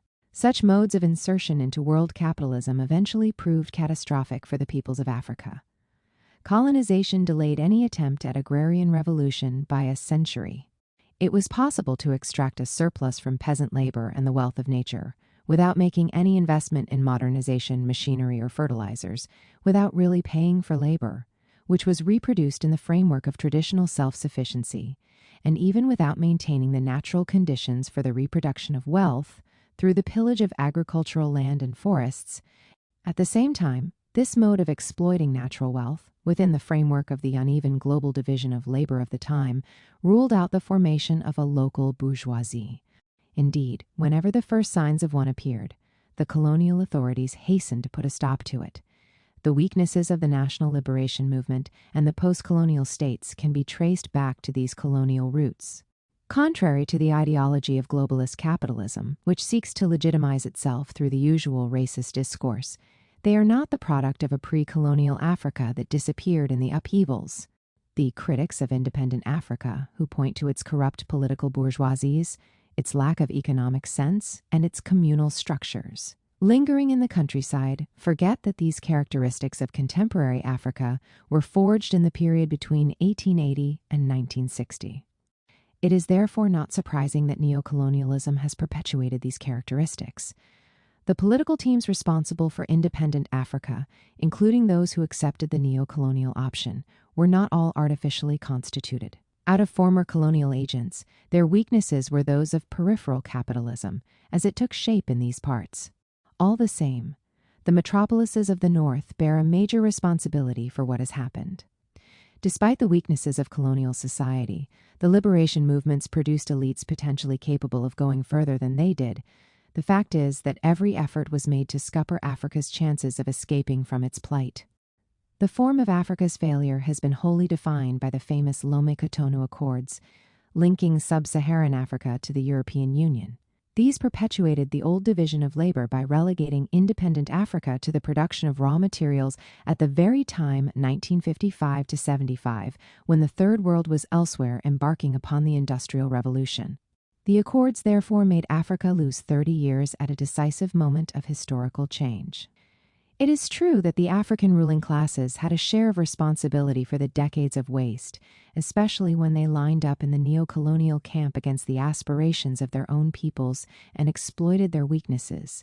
So, the complicity of African ruling classes with the global strategies of imperialism was the ultimate cause of failure. We find again here, in this complicity, all the concerns underlying the geostrategic and other dimensions of imperialist strategy in the post-war period, 1945 to 90, when the USSR was seeking to ally itself with African liberation movements, especially the more radical ones in Angola, Mozambique, Zimbabwe, and South Africa, and when the Western powers responded by supporting, almost unconditionally, the most corrupt regimes imaginable. At the point we have reached today, Africa no longer counts in the calculations of the Western powers except as a source of oil and minerals, hence Washington. A's drive to control the oil regions in the Gulf of Guinea, from Senegal to Angola, which are closer and less vulnerable than those of the Middle East. Of course, the strategy to achieve this end exploits and manipulates, with shameless cynicism, the ethnicist and other tragic delusions of peoples with their backs to the wall. It is now programmed in advance that the exclusion of Africa in the sense of Africa's peoples will make it possible for the continent to be included in the global system of natural resources. South Africa, the weak link in the system. Africa south of the Sahara has a single modern industrialized country, the Republic of South Africa. The victory of its black population, which put an end to apartheid, was accordingly hailed as the beginning of a possible rebirth for the whole continent. How do things really stand in this respect? South Africa is not easy to place in any of the usual categories. It is a kind of microcosm of the world. Capitalist system, which brings together in a single territory a number of features peculiar to each constituent category of that system. It has a white population which, in its lifestyle and standard of living, belongs to the first world, while the urban areas reserved for blacks and coloreds belong to the modern industrial third world, and the Bantustans, now ex-Bantustans, containing the tribal peasantry, do not differ from peasant communities in Africa's fourth world. Originally, the Dutch settlers wanted to create a colony of their own and considered the Africans to be unwanted intruders. But then British imperialism, which had an interest in the country's mineral wealth, understood that a black workforce would be the least costly solution. And it came about that the British, not the Boers, invented apartheid at the end of the 19th century. To be more precise, they created a number of overpopulated native reservations within the Union, and two others as the protectorates of Basutoland and Swaziland, which lacked the capacity to support their population in the absence of any investment to step up food production. The deliberate result was that workers living in these reservations were forced to supply the manpower needed for the mines. In the aftermath of the Second World War, the Boers took charge of running this system, gave it a name, apartheid, and systematized the racist practices codified in the law. Over the next half-century, the ruling class pursued its project of climbing higher in the world system by means of state-protected and state-supported industrialization. Apartheid suited this project down to the ground. For a cheap workforce did not necessarily create a problem of output markets. It was possible to generate demand by distributing high incomes to an unproductive or less productive minority, and by boosting exports to cover the imports required for an efficient industry. The liberal rhetoric, which claimed that apartheid conflicted with capitalism, failed to address the real question. The success or failure of capitalist industrialization can be measured by its competitiveness on the world market. From this point of view, the countries of the periphery fall into one of three categories. A first group comprises industrial countries that have managed to become competitive, or at least could become competitive through relatively minor adjustments, the countries of Asia, communist or capitalist, and some of the major Latin American countries, especially Brazil. A second group, including South Africa, Egypt, and Algeria, consists of industrial countries that have not become competitive, and that, in order to achieve this, would have radically to restructure their productive system and income distribution. A third group still remains at a pre-industrial stage, where economic growth, if any, is based on exports of primary products, agricultural goods, oil, and minerals. Only the countries of the first group form the core of the modern periphery. South Africa presents the curious picture of a country on whose territory features typical of each of these categories coexist with one another. Its industry is not competitive, and so its non-mineral industrial exports find their way abroad with difficulty, and only in the direction of captive markets. From the point of view of the global system, South Africa is little more than an exporter of primary products. The page of apartheid has turned, But this victory is only a first step on the long road that the country must travel to erase the ignoble legacy of its historical formation. The failure of apartheid to build a competitive industry should be explained in terms of the effective workplace and township struggles of the Black working class, as well as the political capability of its mass organizations, ANC, Communist Party, COSATU trade unions. This failure was compounded by the mindless waste associated with the apartheid system, especially the gross overpayment of unproductive whites. The compromise that brought apartheid to an end allowed for only limited forms of democratization. The Black majority did not inherit a prosperous country, whose structures required no more than minor reforms, and in the event the Black working class was asked to speed up the march to competitiveness. In other words, it was supposed to accomplish for the sake of capital what capitalism had been unable to achieve with the active support of the West. The idea was that the necessary zeal could be purchased through concessions to industrial workers alone, while next to nothing would be done to improve the lot of the destitute peasantry in the ex-Bantustans, and the economic privileges of the parasitic minority would be preserved. The post-apartheid compromise also ruled out an agrarian reform, so that no landowner could be forced to surrender or even to sell his land at a price less than he asked for it. The African majority put on a brave face and swallowed this restriction. In the belief that land reform was no longer one of the demands on the progressive agenda, it seemed a better idea to speed up modernization of the inherited agricultural system, particularly by opening it up to agribusiness and competitiveness, rather than try to recreate a pre-modern peasantry. This reasoning would have made sense only if industrial expansion and urbanization were capable of giving work to everyone. But that is not the case. The modernization of industry, itself subject to the demands of competitiveness, leads in the end to massive redundancies. The reservations have become dumping areas for the system's new poor, and it is impossible to start up there any agricultural activity worthy of the name. An agrarian reform has therefore become more necessary than ever. The Communist Party has started to change its line on the question and to mobilize the landless, whose clamorous demands echoing recent events in Zimbabwe are a crushing rebuke to ANC leaders who claim that there is no demand for land reform, but the basic law still allows restitution only to people who can prove before a court that their land was stolen from them or their ancestors. This Anglo-Saxon notion, stemming from so-called egalitarian justice a la Rawls, fails to appreciate that social justice has to be established here and now for the benefit of victims of the system, regardless of any inherited rights of real or mythical ancestors. The alternative entails a genuine democracy capable of sustaining profound social transformations. This is a huge agenda for the next 30 to 50 years, which will require serious effort to develop backward rural areas, together with a long-term perspective of internal redistribution of the population. Land reform and the promotion of Black family farms will be necessary in areas occupied by white farmers. The much-trumpeted success of white agriculture in South Africa has been based on exploitation of an underpaid workforce and wastage of natural resources, the land. At the same time, there will be a need to redistribute incomes in favor of wage earners in the Black majority and to improve their living conditions, especially in the fields of health and education. This will require cuts in the cost of maintaining large numbers of unproductive individuals in the white minority. For these objectives to be attained, it will be essential to restructure the modern industrial sector, which is out of the question if the main priority is to become a competitive exporter in the shortest possible time. Whether one likes it or not, the political economy of genuine democratization entails a process of what I call delinking. South Africa today is not heading towards this kind of alternative reconstruction. Everything is being done to maintain the legacy, reinforcing the mold, as Heinmeret put it. Popular struggles, which are therefore bound to intensify, mean that the country will remain a weak link, as Langazita has written, in the new system of capitalist globalization. Can the slide of the Arab world be reversed?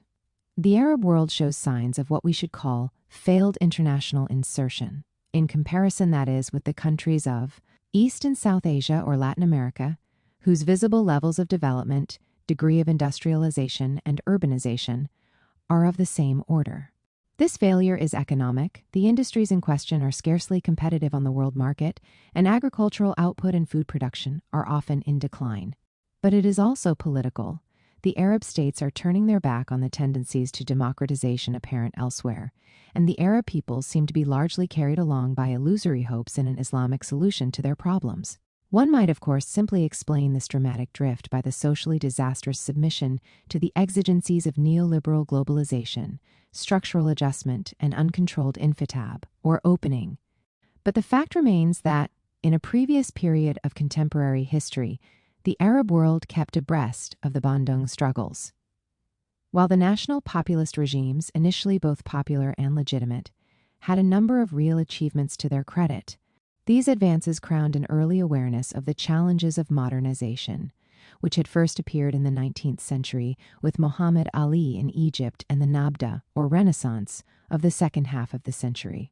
The sudden end to this evolution, indeed its reversal in favor of obscurantist yearnings, presents a real problem for analysis. A correct answer cannot be given without a deeper critical reading of the formation of the Arab world and its dominant religion, Islam. The challenge currently posed by the geopolitics of imperialism cannot be successfully taken up unless the Arab peoples are able to develop and impose the kind of multidimensional transformations within their own society that they are certainly not addressing today. The present drift of the Arab world has its roots in the failure of the 19th century Nabda and the limits of the national populist phase. In keeping with this analysis, I have already elsewhere made a critique of political Islam and its claim to meet the challenge, and tried to show that it has been taking the peoples in question into a dead end. This political Islam is not a religious movement, and so attempts to analyze it in the context of theological debates fall wide of the mark. It is a political movement that mobilizes and manipulates religious feelings in the struggle for power. Political Islam presents itself as radically anti-Western, as well as anti-European or even anti-Christian, but never as anti-capitalist. For a further discussion of these complex matters, I can do no more here than refer the reader to texts which, even if I tried briefly to summarize them, would take us a long way from the main theme of this work. To repeat, the conclusion to be drawn from the evolution of the Arab countries over the last 20 to 5 years is that they have failed actively to insert themselves into the world capitalist system. Moves in this direction were made in the previous period of nationalist resurgence, through incipient industrialization and state modernization based on sweeping social changes, land reform, educational, progress, etc., that both reduced income inequality and enlarged the middle layers of society, thereby achieving greater social cohesion and wider acceptance of the modernization project. Active state intervention, with nationalizations as its most advanced expression, served key functions in this project of catching up within, a framework of negotiated interdependence. We may even say that it was the sine qua non for implementation of that project.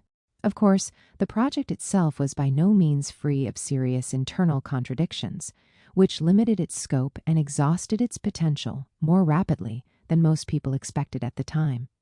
Indeed, the historical limits of the whole project were expressed in the populist methods of running the political system in depoliticization of the popular classes and denial of their right to organization and independent initiative, in the closure of debate on ideological and cultural issues, especially the relationship between state and religion, that had shaped divisions both within the right, feudal versus liberal, and between the right and the Marxist or nationalist, left in the decades since the Nabda. In short, the historical limits were expressed in the lack of democratization of society and politics.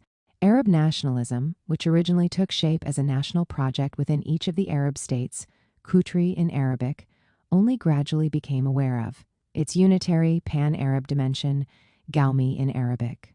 Although it is true that in the Fertile Crescent this had more ancient roots. But the unitary perspective, which would obviously have solved many problems and put new life into the pursuit of development, never managed to become dominant, even in the Maghreb, or the Fertile Crescent, because it continued to be based on the undemocratic principle of unity through conquest starting from a base province under a single charismatic figure. This conception of conquest liberation derived its legitimacy and its claim to be effective from the postulate of a pre-existing Arab nation, which merely awaited a liberator to assert its existence. It should be added that this national bourgeois Arab project was also systematically combated by the dominant external forces, the imperialist powers. The alliance that the Arab national movement made with the Soviet Union was not at all the reason for this hostility, but a response to it. For the Western powers feared above all that a modernized unitary Arab state on the southern flank of Europe, rich in oil resources, would establish itself as a force to be reckoned with in the world system. This is why Israel was mobilized as a military instrument of permanent aggression, playing a major role in the overthrow of Arab nationalist regimes. It is geostrategic considerations which explain the hostility of the Western powers to the bourgeoisies of the Arab world. The importance of the region had to do with its oil wealth and its position on the southern flank of the Soviet Union. Thus, Western strategies also had a share of responsibility for the Arab failure. By contrast, geostrategic considerations compelled the Western imperialists to support, or to tolerate, the initiatives of the bourgeoisies of East Asia, which at least partly accounts for the region's successes in the period of post-war capitalist expansion. We should remember that shortly after Bandung, the United States mobilized its loyal allies in the region, Saudi Arabia and Pakistan, and began the process of setting up the Islamic Conference with the aim of dividing the peoples of Asia and Africa on a religious basis, as the non-aligned movement of the time perfectly understood. The conference would come to be the harbor from which the political Islamic movement was launched. Be this as it may, the page of populist nationalism has turned. Liberal discourse claims that new policies of economic openness have put an end to the bad old ways, making it possible for real, healthy development to take off. The reality is the exact opposite. Such policies have broken the momentum of development, fragmented the Arab world, and sharpened the rivalries within it, eventually plunging the region into a social disaster and wiping out its potential for rebirth. Recompratorization of the Arab countries, which is the real aim of triad strategy, involves different economic, political, and strategic dimensions. It is intended to break up the Arab region into 3 subregions, each subject to a distinctive comprador logic. The Gulf oil region, separated from the rest of the Arab world and placed under U.S. military tutelage, has lost all margin for autonomous political or financial action. The countries of the Maghreb have been left to the hazards of an eventual negotiation of their relations with Europe, so that one can speak there only of extremely vague projects for the future. The Arab Mashreq, for its part, is the object of an ongoing U.S.-Israeli Middle East project to create a totally integrated economy with 3 partners. Israel, the occupied territories, plan to be a kind of non-sovereign Bantustan, and Jordan, to which Lebanon, Syria, and Egypt can be added later on. The idea, then, is to create an area for Israeli economic expansion, protecting Israeli exports from the competition of countries much more competitive on world markets. The Madrid and Oslo Accords on the future of the occupied territories and Arab-Israeli peace are interpreted unilaterally in a way that contradicts UN resolutions concerning a Palestinian state and the right of return of refugees, even though the principles behind those resolutions were reaffirmed in the accords themselves. The aim of the policies in operation is to consolidate the Bantustan status that the Israeli military authorities have systematically fostered in the occupied territories by destroying productive activity there through the denial of access to water. For agriculture, the requisitioning of land, the demolition of villages, the imposition of additional taxes on economic activity, the physical destruction of transport infrastructure and social services, and so on. By these means, the occupation authorities have compelled the active Arab population to turn itself en masse into migrant day laborers, thereby providing the Israeli economy with a cheap supply of labor. Politically, the U.S.-Israeli project does not envisage a sovereign Palestinian state that is master of its customs, taxation, and monetary policy. Nor does it recognize the right of return for Palestinian refugees that has been reaffirmed in United Nations resolutions. Whatever else one might say of it, this remains a fragile project, if only because the struggle of the Palestinian people will continue as long as its legitimate rights are not recognized. The project further marginalizes Egypt within the region and the Arab world, and there is nothing to say that the Egyptian regime will accept this indefinitely. The American project for the Arab world also leaves unanswered such important questions as the future of Iraq or the place and role of Turkey and Iran in the region. Nor does it concern itself with the Arab Fourth World, Mauritania, Sudan, Somalia, and Yemen, which for the time being is totally marginalized. The various projects put forward in the name of economic liberalism never set the goal of halting the slide of the Arab world any more than short-term crisis management policies have sought to do elsewhere. The point was not to establish a new world order safe from crisis. Moreover, the prosperity of the years of oil plenty, 1973 to 84, was based on the illusion of consumption. The opportunity was not taken to strengthen the productive base. It is true that the illusion served the crucial political function of giving the invitab a semblance of legitimacy and winning broad public support. But, as one would have expected, this all proved to be short-lived. The United States went back on the offensive, reduced the Gulf states to the status of military protectorates, held hostage the fortunes they had placed on the finance markets, and imposed a devastating blockade on Libya. The economic regression resulting from these crisis management policies made the whole Arab world a candidate for fourth worldization, that is, marginalization within the world system, alongside sub-Saharan African and a number of Asian countries, Afghanistan, Pakistan, and Bangladesh. Latin America and the Caribbean in a tricontinental perspective. All the countries of modern, post-Columbian America share a number of characteristics inherited from the years of their formation. Shaped by mercantilist Atlantic Europe as a periphery of capitalism, then settled by waves of immigrants in the 19th and 20th centuries, Latin America is certainly a different continent from Asia and Africa. With the end of mercantilism, the fate of the independent Americas was bound to diverge. The United States, a new capitalist imperialist center, announced in the Monroe Doctrine 1823 that it intended to keep the rest of the continent as a periphery for its own benefit.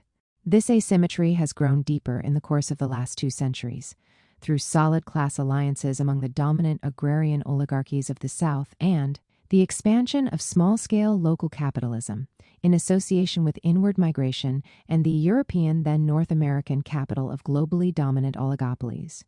The resulting social structures are marked both by huge inequalities, the most violent ever known, and by forms of colonial subjugation of the natives, Mexican and Andean Indians, and descendants of black slaves. The peoples of the continent have certainly never accepted the wretched lot that the dominant local classes reserved for them, and their struggles and revolts fill the history of the past 2 centuries. Fractions of the educated and enlightened classes have rejected Washington's yoke, and when they have forged links of solidarity with their peoples, this has yielded powerful episodes of anti-imperialist struggle, with the potential to develop in an anti-capitalist direction. The revolutions in Mexico, 1910-20, and Cuba, together with social democratic experiments as in Allende's Chile, are the best illustrations of this history. After the Second World War, Latin America invented a desarrollista, or development model, that was in every respect analogous to that of the non-aligned countries in Asia and Africa. Very early on, the so-called dependency school on the left subjected this model to trenchant theoretical criticism, which also lent legitimacy to the armed struggles of the Guevarist period. We now have from Marta Harnecker a magnificent analysis of the history of the last 50 years. The peoples and vanguards of Latin America eventually drew closer to the Asia and Africa of Bandung. But whereas there, the anti-imperialist project of liberation and development was shared by both governments, following the victory of liberation, movements and peoples, the governments of Latin America held firm as opponents of the movement and loyal subordinate allies of Washington. Cuba was the exception, the only state that joined the camp of the non-aligned. The Tricontinental, established in Havana soon after the victory of the revolution, was a front of the peoples, represented by their revolutionary organizations rather than their governments. By the end of the 1970s, the desarrollista model was exhausted, and so too, for the same reasons, was the Bandung model of national populism. But since in Latin America, the final stages of that model had been largely associated with violent military dictatorships, supported and legitimized by the imperialist powers, its demise brought on the fall of the dictatorships in question. Hence the ambiguity of the legacy, democracy associated with the triumph of neoliberal globalization. As we know, the social catastrophes to which this led served to devalue, in the eyes of the popular classes, the option of restricted multi-party democracy and electoralism. Yet the peoples of Latin America began to raise significantly their awareness of the true challenges facing them. Evidence of this are the Neo-Zapatista movement in Mexico, the electoral victory of the Workers' Party and Lula in Brazil, the rise of Chavez in Venezuela, the evolution of Kirchner's Argentina, and events in Bolivia and Ecuador. Nor is it an accident that moves were made to draw closer to Asia and Africa, perhaps under the initial impetus of the group of, led by Brazil, South Africa, China, and India within the WTO. The challenge facing the peoples of Latin America remains huge. It is multidimensional, political and social, internal and external. Taking it up requires simultaneous advances in three interlinked directions: the extension of democracy to the realms of economic and social management, guarantees of social progress for the dominated classes and a reduction in inequalities, and a strengthening of national independence in the face of Washington's drive for mastery. Until now, modern Latin America has never devised and implemented strategies to permit this threefold concomitant advance. In the 1940s and 1950s, populist experiments, beginning with Perón but emulated in Brazil and elsewhere, did achieve a number of social advances, most marked in Argentina, weaker in other countries, but these were always implemented from the top down without democracy. There were times when a will to independence, to control over foreign capital, asserted itself, and military regimes were sometimes, by no means always, at the head of this. There were also a number of democratic advances, though at the price of social stagnation or even a worsening of social conditions, and always with a weakening assertion of national autonomy. In Brazil, F.H. Cardoso symbolized this option better than anyone else. Will Lula's Brazil and Chavez's Venezuela, pulling others in their wake, be capable of facing up to the challenge and making perhaps initially modest advances in the above three directions? In Latin America, as elsewhere, the internal and external dimensions of the challenge are inseparably bound up with each other. There will be no genuine multipolarity unless the relevant partners embark upon social changes, and such changes will in turn require that society frees itself from the grip of neoliberalism. The East as a New South? In previous chapters, I have dealt with only one former Eastern Bloc country that went over to out-and-out capitalism, Russia. And in the first chapter on the Triad, I put forward an argument about the real Europe, whose frontiers stopped in Eastern Germany, as opposed to the new members and candidate members of the European Union. My choice was deliberate, for the de facto course of the West European powers is bound to lead to a kind of Latin Americanization elsewhere in the continent, that is, with the EU as it exists today, the relationship between the economies of developed capitalist Europe and those of Eastern and Southeastern Europe will, on every point, be analogous to the relationship between the United States and Latin America, an asymmetrical relationship involving subordination of the weak. In one sense, the European Union functions in the same way that the planned expansion of NAFTA, North American Free Trade Agreement, is meant to achieve for the whole continent from Alaska to Tierra del Fuego. In terms of content, of course, independently of the institutional forms peculiar to the two regions in question, perhaps even of their different intentions, which may thus be no more than illusions. For the opening of the market in Eastern Europe will produce nothing other than a serious deterioration of its social situation. It is evidently important to discuss both the possible public reactions in Eastern Europe to this new challenge and the changes that would be desirable in the European project to address it correctly. A new basis for solidarity among the peoples of the South. A new comprador structure is now in the offing for all the peripheries of the world system. But this recompradorization is operating on terrains that the uneven results of the Bandung project have made different from one another. Structural adjustment, as it is conceived in the framework of neoliberal globalization, is simply unilateral adjustment of the peripheries to the exigencies of global expansion for the benefit of core capital. What we need, however, are mutual adjustments among the great, unevenly developed regions of the world, adjustments based on collective negotiation that makes global interdependence fit the requirements of national and regional strategies, while taking into account the inequalities inherited from polarization. Adjustment processes that comply with the dominant logic of the system create the political conditions to perpetuate inherited inequalities. In the richest countries of the Third World, they strengthen the positions of a comprador bourgeoisie that actually benefits from its insertion into globalized capitalism. While in the Fourth World, where such strengthening is scarcely an issue, they still create conditions that work against the crystallization of adequate popular responses. These negative tendencies then fuel explosions that fit almost naturally into the fragmentation of the country as it splits into ethnic or pseudo-ethnic regions produced by loss of state legitimacy and the shattering of the hitherto dominant social bloc. Africa already provides some examples of this kind of tragedy, but the more intense marginalization to which it leads is a tragedy only for the peoples concerned. It does not threaten the world order. There is an alternative, however, even if it remains difficult to assemble the conditions for it to succeed. First of all, at the base of society, it would be necessary to create a national, popular, democratic front worthy of the name. But that would in turn require genuinely multipolar tendencies to begin to emerge at the level of the world system, so as to reduce the constraints which, in the present state of the world, weigh with all their force against the crystallization of a democratic popular alternative.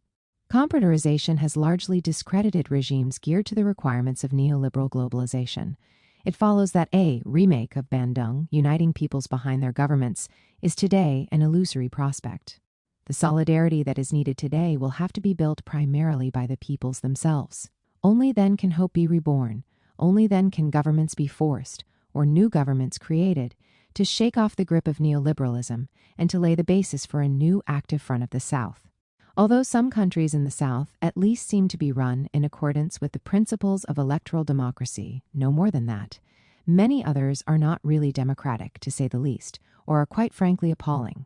Authoritarian structures here favor comprador fractions, whose interests are bound up with the expansion of global imperialist capitalism. The alternative, the construction of a front among the peoples of the South, will therefore have to involve democratization.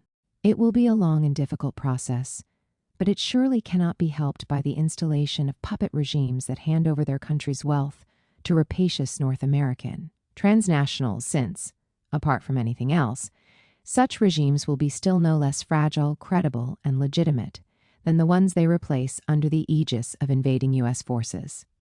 Besides, for all its hypocritical talk, Washington's objective is not to promote democracy in the world. The key foundations for a broad alliance of solidarity among the peoples and states of the South, on the basis of certain positions taken by countries in the South, as well as certain ideas that are gaining ground there, we can now glimpse the broad outlines of a new front of the South. The positions in question concern both the field of politics and the economic management of globalization. At the political level, condemnation of the new U.S. policy principle of preventive war, and demands for the removal of all foreign military bases in Asia, Africa, and Latin America. The regions chosen by Washington for its first assaults are the Arab Middle East, Iraq and Palestine, the latter via unconditional support for Israel, the Balkans, Yugoslavia, with a new U.S. presence in Hungary, Romania, and Bulgaria, Central Asia and the Caucasus, Afghanistan, and parts of the former USSR. The achievement of U.S. aims here requires the establishment of puppet regimes through U.S. military action. From Beijing to Delhi and Moscow, it is becoming ever clearer that wars made in the USA are a threat directed more against China, Russia, and India than against their immediate victims, such as Iraq. A return to the Bandung position of no military bases in Asia or Africa is now on the agenda, even if, under present circumstances, the non-aligned countries have agreed to remain silent over the American protectorates in the Gulf. In this respect, the non-aligned countries have taken positions close to the ones defended by France and Germany at the UN Security Council, thereby helping to underline the diplomatic and moral isolation of the aggressor. The question of the foreign bases and the military threat they pose does not concern Asia and Africa alone. The Brazilian Amazon is also the object of covetous gazes, which is why the permanent U.S. military presence in Colombia is certainly a source of concern in Brasilia.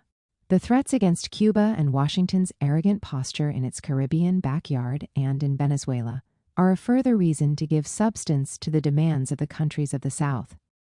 With regard to economic management of the world system, the interests of all the countries in the South are convergent, and we can again see the broad outlines of an alternative that they might collectively champion. 1.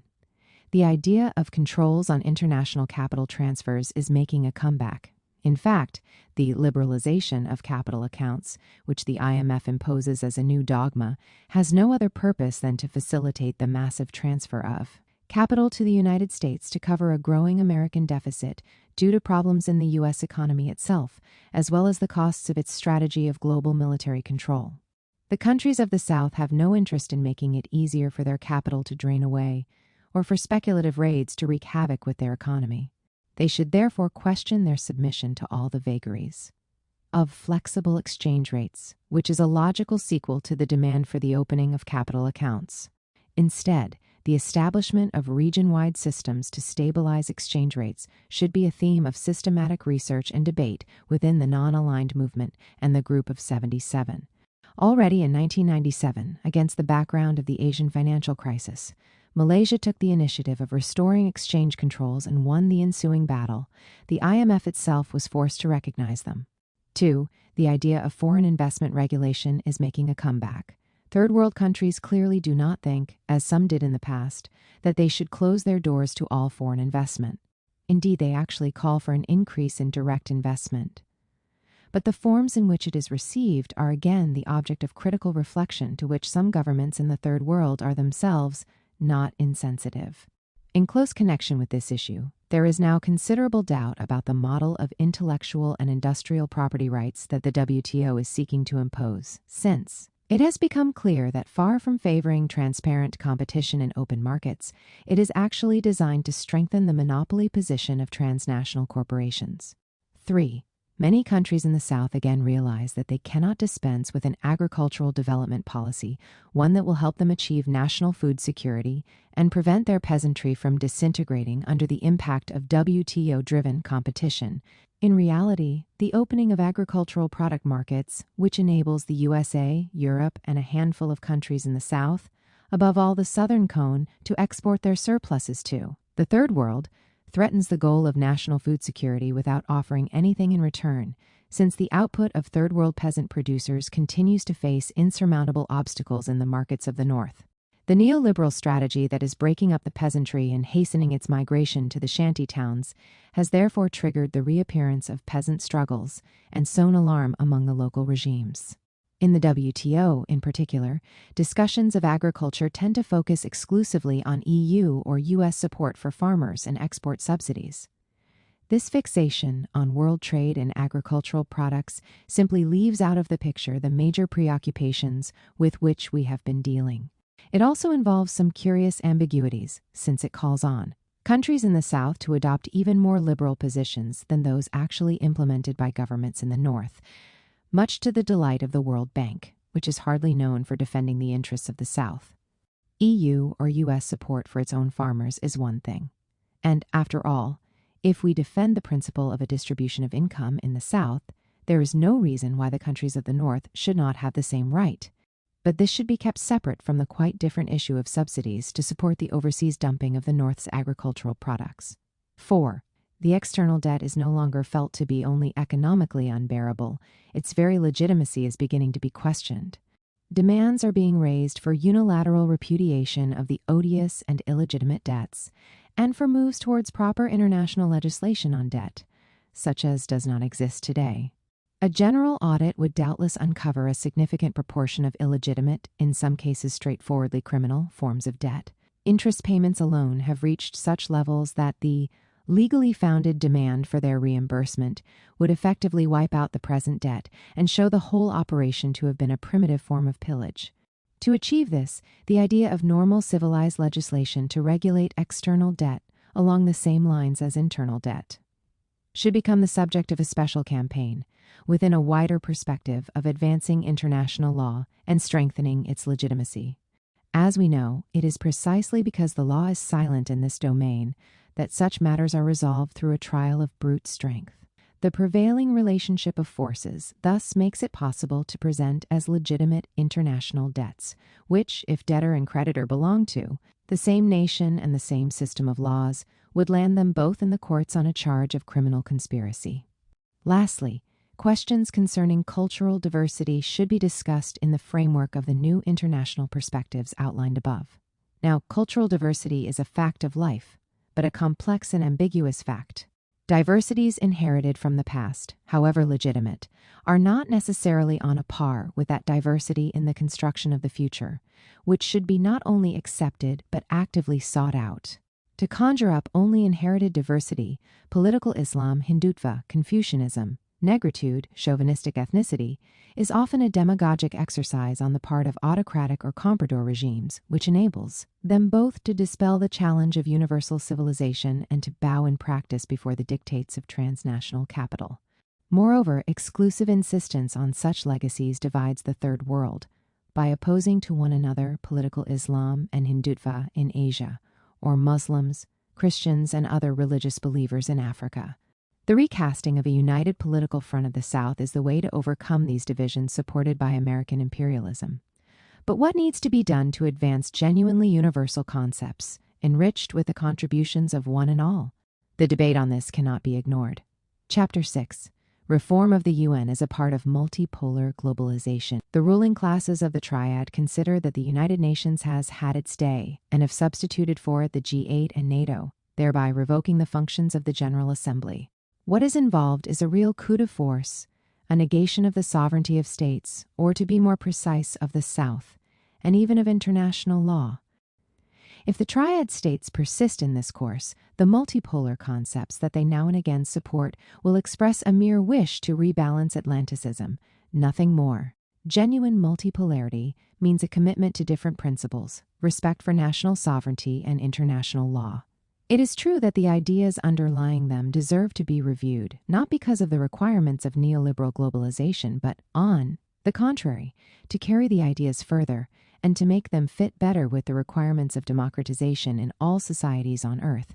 Such a review, therefore, entails strengthening, not weakening, the institutional framework, including primarily the United Nations, managing national sovereignty within the UN framework. The United Nations came into being during a long historical period in which there was a close match between management of the economy and management of politics.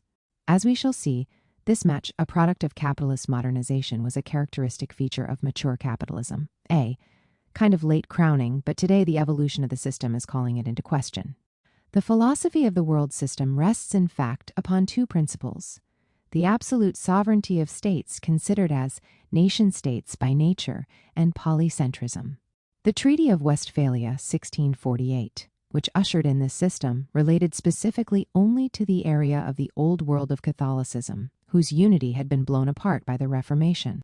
Extended to the rest of Europe through the Treaty of Vienna, 1815, it went through a first partial universalization with the creation of the League of Nations, 1920.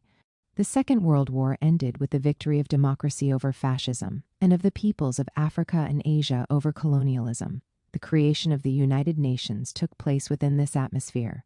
This dual victory governed the economic, social, and political forms of system management, both nationally and at the level of international organization.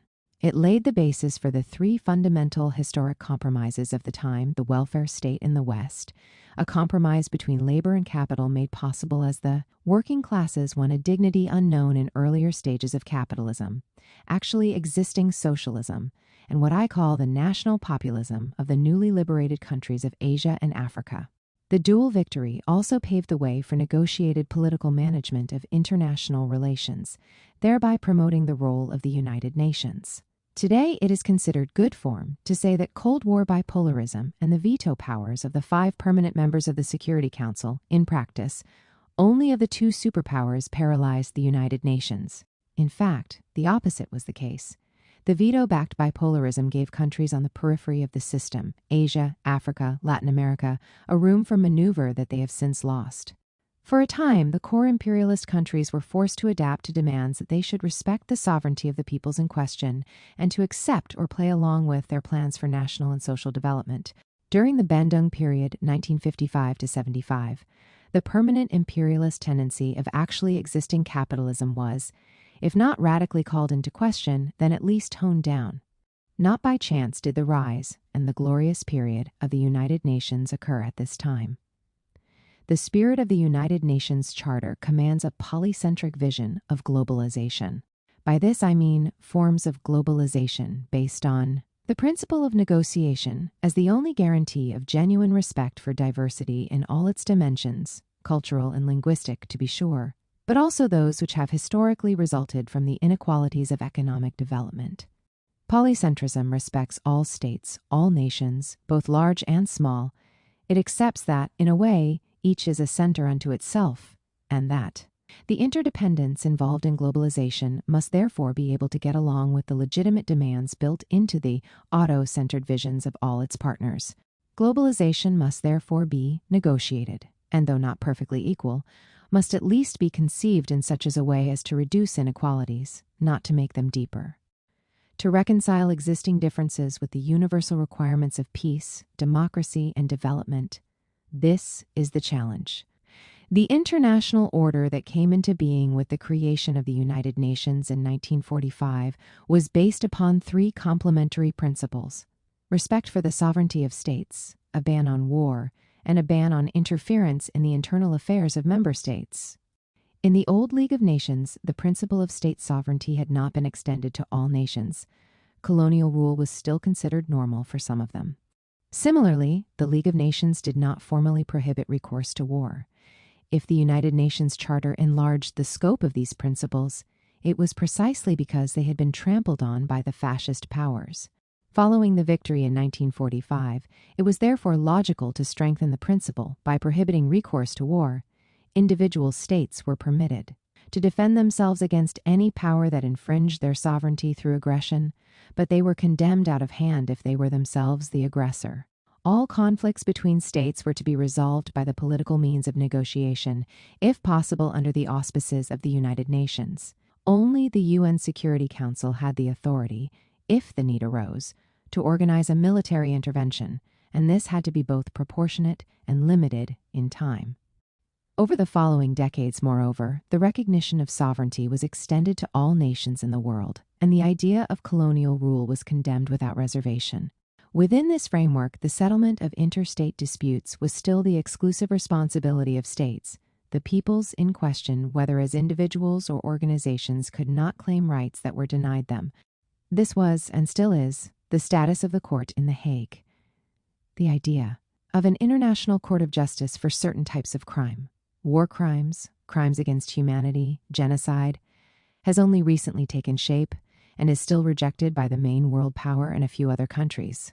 Thus, sovereignty continued to be interpreted in an absolute sense to prohibit any country from interfering in the internal affairs of another. Nations were represented by their governments so long as these gave the appearance of governing stably. The world order implied a vision in which human rights were purely an internal affair. The UN Declaration that formulated these rights had no juridical value and lacked any supranational jurisdiction to enforce them. Only Europe in later years went further and created embryos of European courts.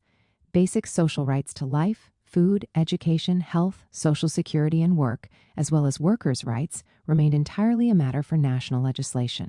At the demand of Third World countries, the Group of 77 and the Group of Non-Aligned Countries, certain economic and social rights to development were introduced into a general, rather vague UN declaration which fitted more into the national populist conception of development prevalent in the 1960s and 1970s than into a genuinely democratic project for multilateral adjustment on a world scale. This whole legal system, with its basic concepts and standard practices, shows that the demand for democracy was not a major priority in itself for the dominant ideologies of the time. Although the advance of democracy was considered a praiseworthy objective, it was subordinate to the main goal of economic development. This view prevailed in the countries of Africa and Asia, where it legitimized single-party regimes, both socialist and others, as in Ivory Coast, Kenya, Malawi, or Zaire. But it also permeated the Latin American ideology of desarrollismo. It was regarded as legitimate at an international level and in public opinion, and it underpinned government policies and the practices of aid. Agencies which at the time never tied their action to the kind of democratic conditions with which we have since become familiar. A balance sheet of UN activity between 1945 and 1980. It is scarcely surprising, therefore, that the heyday of the United Nations came at just this time, the rather brief period from the 1960s to 1975 or 1980, that coincided with what are called the development decades. Ensuing questioning and crisis related not to the UN as such, but to the world system in which it was inserted. It is not difficult to draw a positive balance sheet of the period, the highest economic growth rates of modern times, huge social advances in the core countries of the system, and actually existing socialism, as well as in the great majority of countries in the liberated periphery, a flowering of new, proud, and modern national identities. The United Nations gave support to these radical changes and made it easier for them to succeed. At a political level, the dual principle of national sovereignty and polycentrism prohibited the kind of brutal intervention that had previously been the normal practice of imperialist powers, and that has again become the normal practice since NATO gave itself the responsibility to make order prevail on Earth. In terms of economic management, it established the principle of international negotiation and left national states free to organize their own systems of production and income distribution as they saw fit. No doubt pessimists will point out that negotiations within UNCTAD, for example, rarely led to more than declarations with no real practical effect. But states did remain sovereign internally and therefore had real negotiating powers that were used in ways acceptable to their ruling classes. With regard to the preservation of peace, the balance sheet of UN activity down to the Gulf War of 1991 is fairly positive. By giving legitimacy to the liberation wars against British, Dutch, French, Belgian, and Portuguese colonialism, it supported the construction of polycentrism. By comparison with what followed, the period saw few civil wars, and although, as always in history, some powers tried to take advantage of them, by adding fuel to the flames, the UN system did not work in favor of their maneuvers, as we saw in the case of the Biafra War. At times, the UN may well have been manipulated, as in the Korean War, or neutralized in the American War in Vietnam, or the Soviet invasion of Afghanistan. As to the Palestinian question, the UN certainly legitimized the creation of Israel in highly dubious forms by allowing the Zionists not to implement the planned partition, but it subsequently tried to check. Tel Aviv's expansionist drive condemned the tripartite aggression of 1956 and condemned, in Resolution 242, the occupation of Palestinian territories after 1967. The annual meetings of the UN General Assembly were always a major event, closely followed by leading political figures throughout the world. So, although the positions expressed by various parties did not always make it possible to reach a positive compromise, all world leaders at least had to take them into account. The United Nations did not die a natural death. It was murdered in 1990-91 by decision of the United States with the support of its triad allies, which ended the responsibilities of the Organization for the Management of Polycentrism and the Preservation of Peace. The UN was murdered when Washington decided to implement its project of spreading the Monroe Doctrine to the whole planet. It is not difficult either to identify the limits of the UN system, its illusions concerning development, and its democratic deficit. The concepts of economic and social development rested on the paradigms of the time, involving an overlap between management of the economy and the exercise of political power. Economic development fitted into a catching-up logic of capitalist expansion, which in turn presupposed the neutrality of technology and the reproduction of hierarchical forms of organization generated by the history of capitalism. The fact that this model always implied at least some active role for a regulatory state, sometimes as replacement for a missing or comprodorized capitalist class, and the fact that here and there the state took on certain social dimensions, do not mean that it had the socialist quality often too rashly conferred upon it. For my own part, this is why I prefer to call it a national populist state. Looking back on the period, it is right to stress the illusions nurtured by the successes of development, but it is surely not justifiable to instrumentalize that failure in the way that neoliberals consistently do, for what they subsequently imposed was the considerably more destructive illusion that deregulated capitalism would ensure better development. The dogmatic rhetoric associated with this illusion has been refuted by the whole history of actually existing capitalism, even development in the limited sense of catching up when it has taken place at all, has involved conflict with the dominant expansionary logic of globalized capital. It has been especially cruelly refuted by the stagnation tendencies of the last 2 decades, when development has gone by the board to be replaced with ineffectual charity, talk about a war on poverty, and by the most scandalous aggravation of social injustices. Another noteworthy point is that the system made no more than purely verbal references to democracy. Today, in different degrees, the world's peoples have become more demanding on this issue than they were in the age of the welfare state, actually existing socialism and populist nationalism. This is certainly a positive evolution, even if the democratic demands in question remain the object of sometimes easy manipulation on the part of the imperialist powers. In the thinking of that earlier age, individual states had absolute sovereignty as exclusive representatives of their peoples, and local ruling classes often justified the denial of democracy by invoking the necessities of national construction. When the world situation changed, slower economic growth put an end to the benefits enjoyed by broad layers of the population, especially the middle classes, but also the popular classes insofar as upward social mobility operated across generations. National discourse then lost the legitimacy that had allowed it to skip over democratic rights, or even elementary human rights. Finally, through its political action to protect national sovereignty and to support polycentrism, the United Nations helped to make it easier for the various post-war projects to be deployed. Although the political regimes that took responsibility for them were not democratic, or only very partially democratic, they were on the whole not as appalling as they are today often made out to have been. Modernizing, open to secularism, and, with qualifications, the social advancement of women, these autocracies were often close to forms of enlightened despotism. The most appalling regimes in those days were the ones that the imperialist enemy took every opportunity to install or support: Mobutu in Zaire, Suharto in Indonesia, a series of South American dictatorships.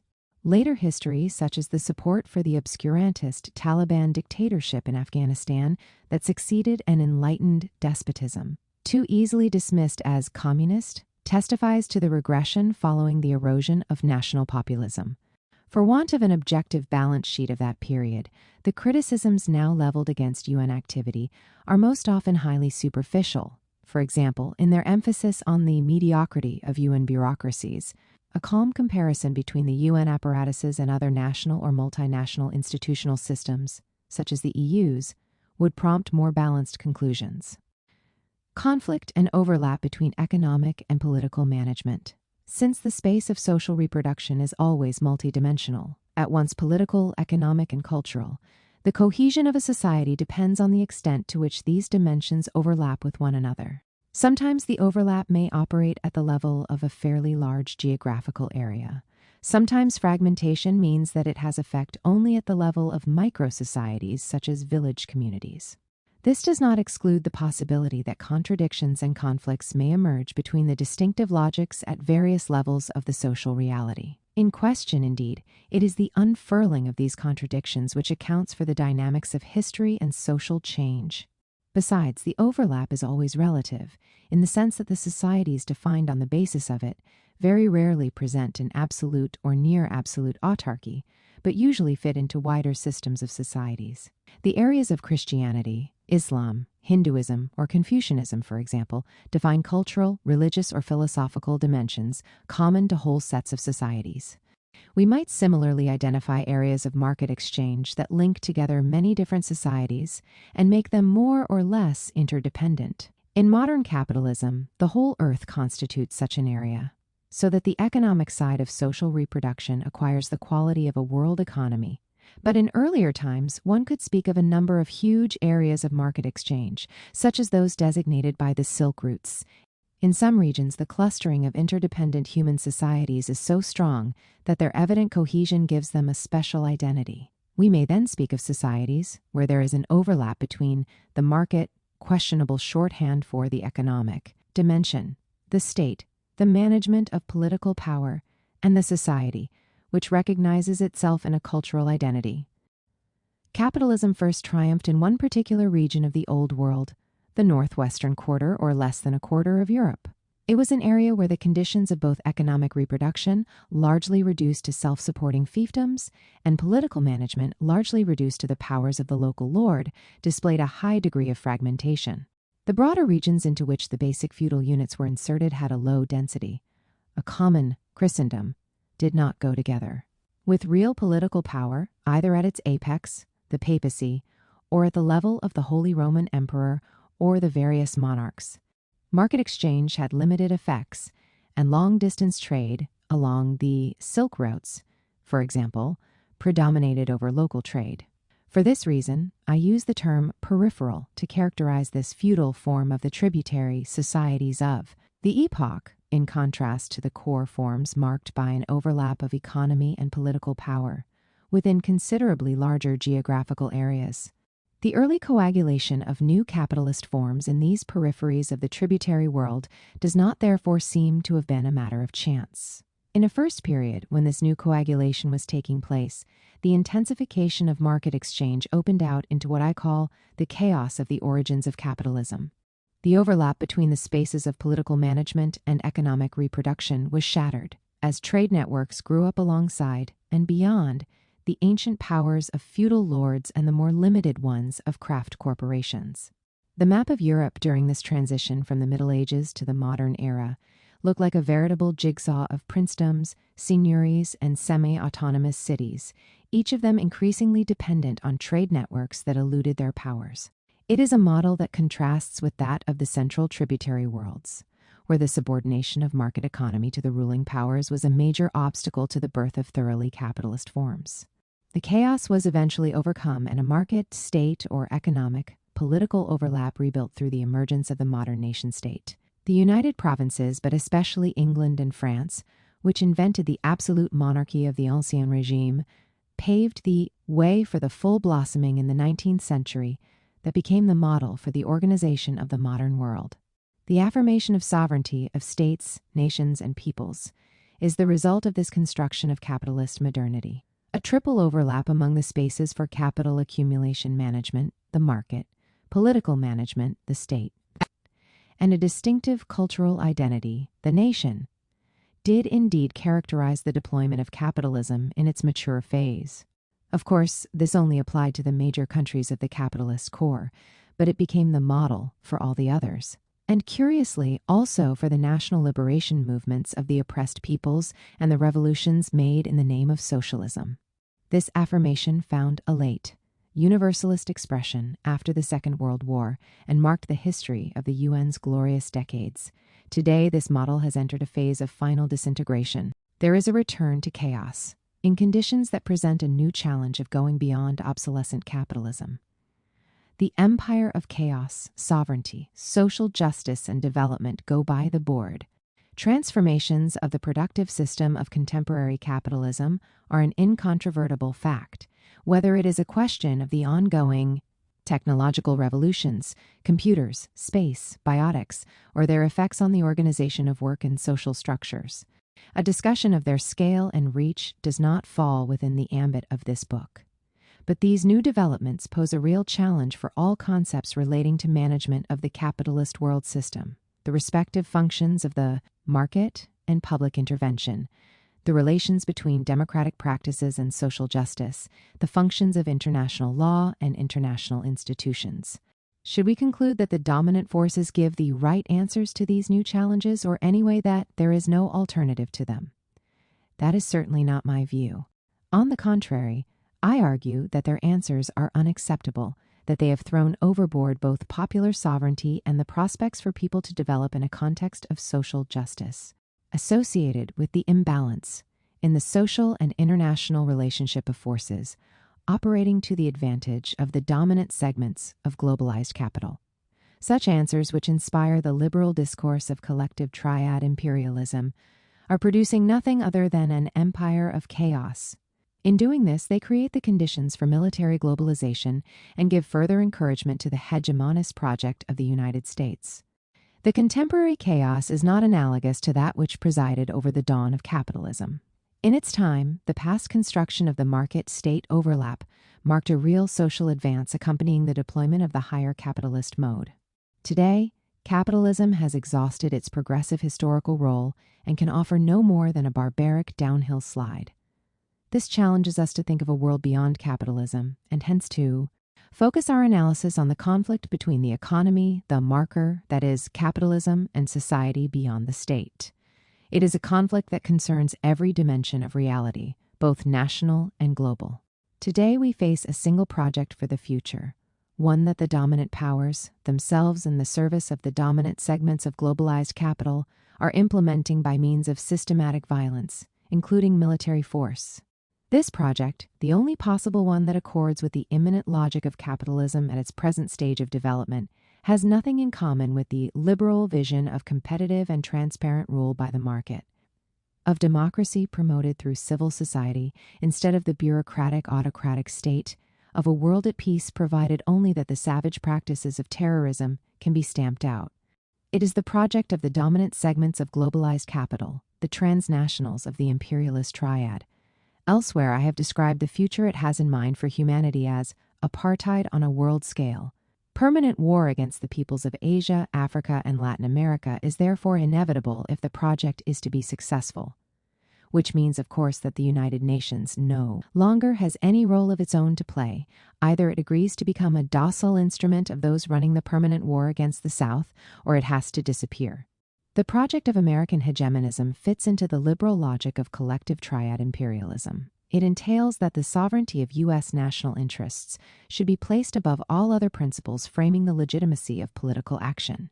To be sure, the imperialisms of the past behaved no differently, and those who seek to mitigate the responsibilities of the U.S. establishment today, or to find excuses for its criminal conduct, frequently invoke the undeniable historical antecedents. But it is precisely here that one would have liked to see a change in history, the kind of change that was at least begun in 1945. It was because inter-imperialist conflict and fascist contempt for international law had produced the horrors of the Second World War that the United Nations was founded on a new principle that declared the illegitimacy of war. That fine initiative, however, which opened the way for the progress of civilization, never won the conviction of the ruling classes of the United States. Always ill at ease in the UN Concert of Nations, Washington today starkly spells out what it was previously forced to conceal, that it does not accept even the idea of an international law standing higher than what it considers necessary for the defense of U.S. national interests.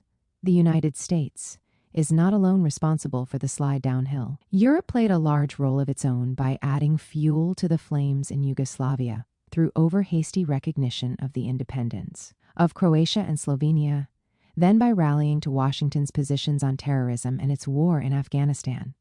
It remains to be seen whether Europe will begin to revise its stand following the war in Iraq.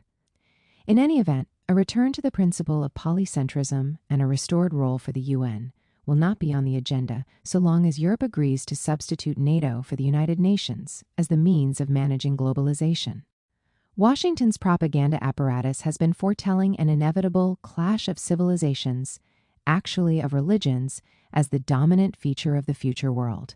In reality, it has managed to give a real face to such a clash by a number of systematic measures. The promotion of various communalisms on the pretext of respecting difference, an offensive against outdated secularism, praise for religious obscurantisms, which postmodernists have placed on a par with any other ideology, systematic encouragement of nauseating ethnicist regimes in the former Yugoslavia and elsewhere, various kinds of cynical manipulation, CIA support for terrorist groups against enemies of the USA in Afghanistan, Chechnya and Algeria, among others, and a false and dishonest war on so-called terrorism, where terror does not serve Washington's interests. The so-called clash of civilizations is an integral part of the barbaric downhill slide of capitalism. In no way is it an obstacle to the unfurling of the U.S. hegemonist project. Under these conditions, it is little surprise that peace and social justice, not to speak of development, have gone by the board, in spite of the noisy rhetoric of those who represent the dominant powers. The debate that should be taking place, in response to the liberal chaos, concerns the need for democratization and its relationship to social progress.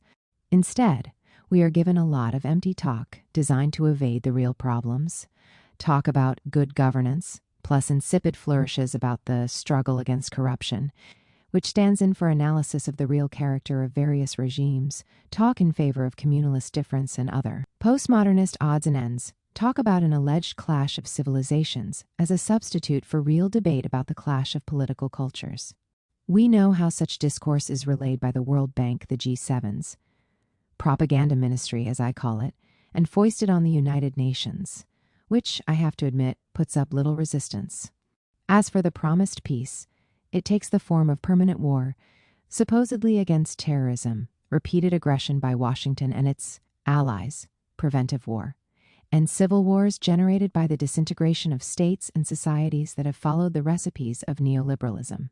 The notion of a truncated democracy, which mainstream discourse presents together with the one-sided neoliberal doctrine of the supremacy of market laws, has been opening a rift between political rights, multi-party system, free and fair elections, etc., and social rights, far from addressing the real difficulties that need to be resolved, however gradually, or the complex interrelationship of the various dimensions of the demand for democracy. This simplistic answer merely sows confusion and encourages a number of dubious practices.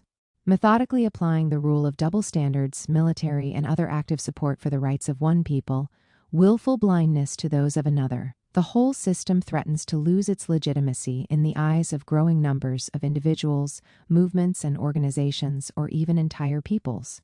In this framework, the dominant system endeavors to make international business law the supreme reference, taking precedence over national legislation in the spheres of commercial and labor law, company law, civil law, and, of course, public and private international law. The World Trade Organization has accordingly drawn up a battery of principles and procedures, even going so far as to define a curious jurisdictional system, the dispute settlement body, based on denial of the basic democratic principle of the separation of powers. The minority constituted by the business world thus sets itself up as the supreme master of the economic, social, and political life of the entire planet, and proclaims itself at once the highest legislator, the superstate executive, and the only judge of its own actions. We are back with the way in which Venice used to be run, by an administrative council of the wealthiest merchants. At national level, these practices help to ruin the credibility and legitimacy of democracy. Once the law of the market is treated as an absolute rule, once international business law as we know it is given supremacy, it is impossible to combine this with the principles of democracy. We need only think of Argentina, the most dramatic example of the failure of such an association. There is a danger that such negative developments will lead to a strengthening of anti-democratic attitudes. These are already spreading like wildfire in both North and South, whether in the form of neopopulism, sometimes virtually equivalent to neo-fascism, or real or imaginary communal identities in the name of a chauvinist nationalism, or religious specificities prone to political manipulation. At world level, the North's monopolistic position is being reinforced by the WTO and international business law through the consolidation of intellectual and industrial property rights and commercial licenses, and by the opening of capital accounts, unrestricted international transfer, even of speculative capital. These reduce the hopes of so-called emergent countries in their effort to catch up, which is based on the principles of competition in open markets, and increases the marginalization and exclusion of other regions, especially Africa, by sharpening the global polarization of wealth and power. The crises that this unleashes have their roots in a quasi-libertarian belief that markets are the most advanced expression of liberty, understood as the liberty of individuals, but abstracted from their inheritance and social environment, and that therefore all aspects of human and social life can and should be subordinate to the one-sided logic of the markets.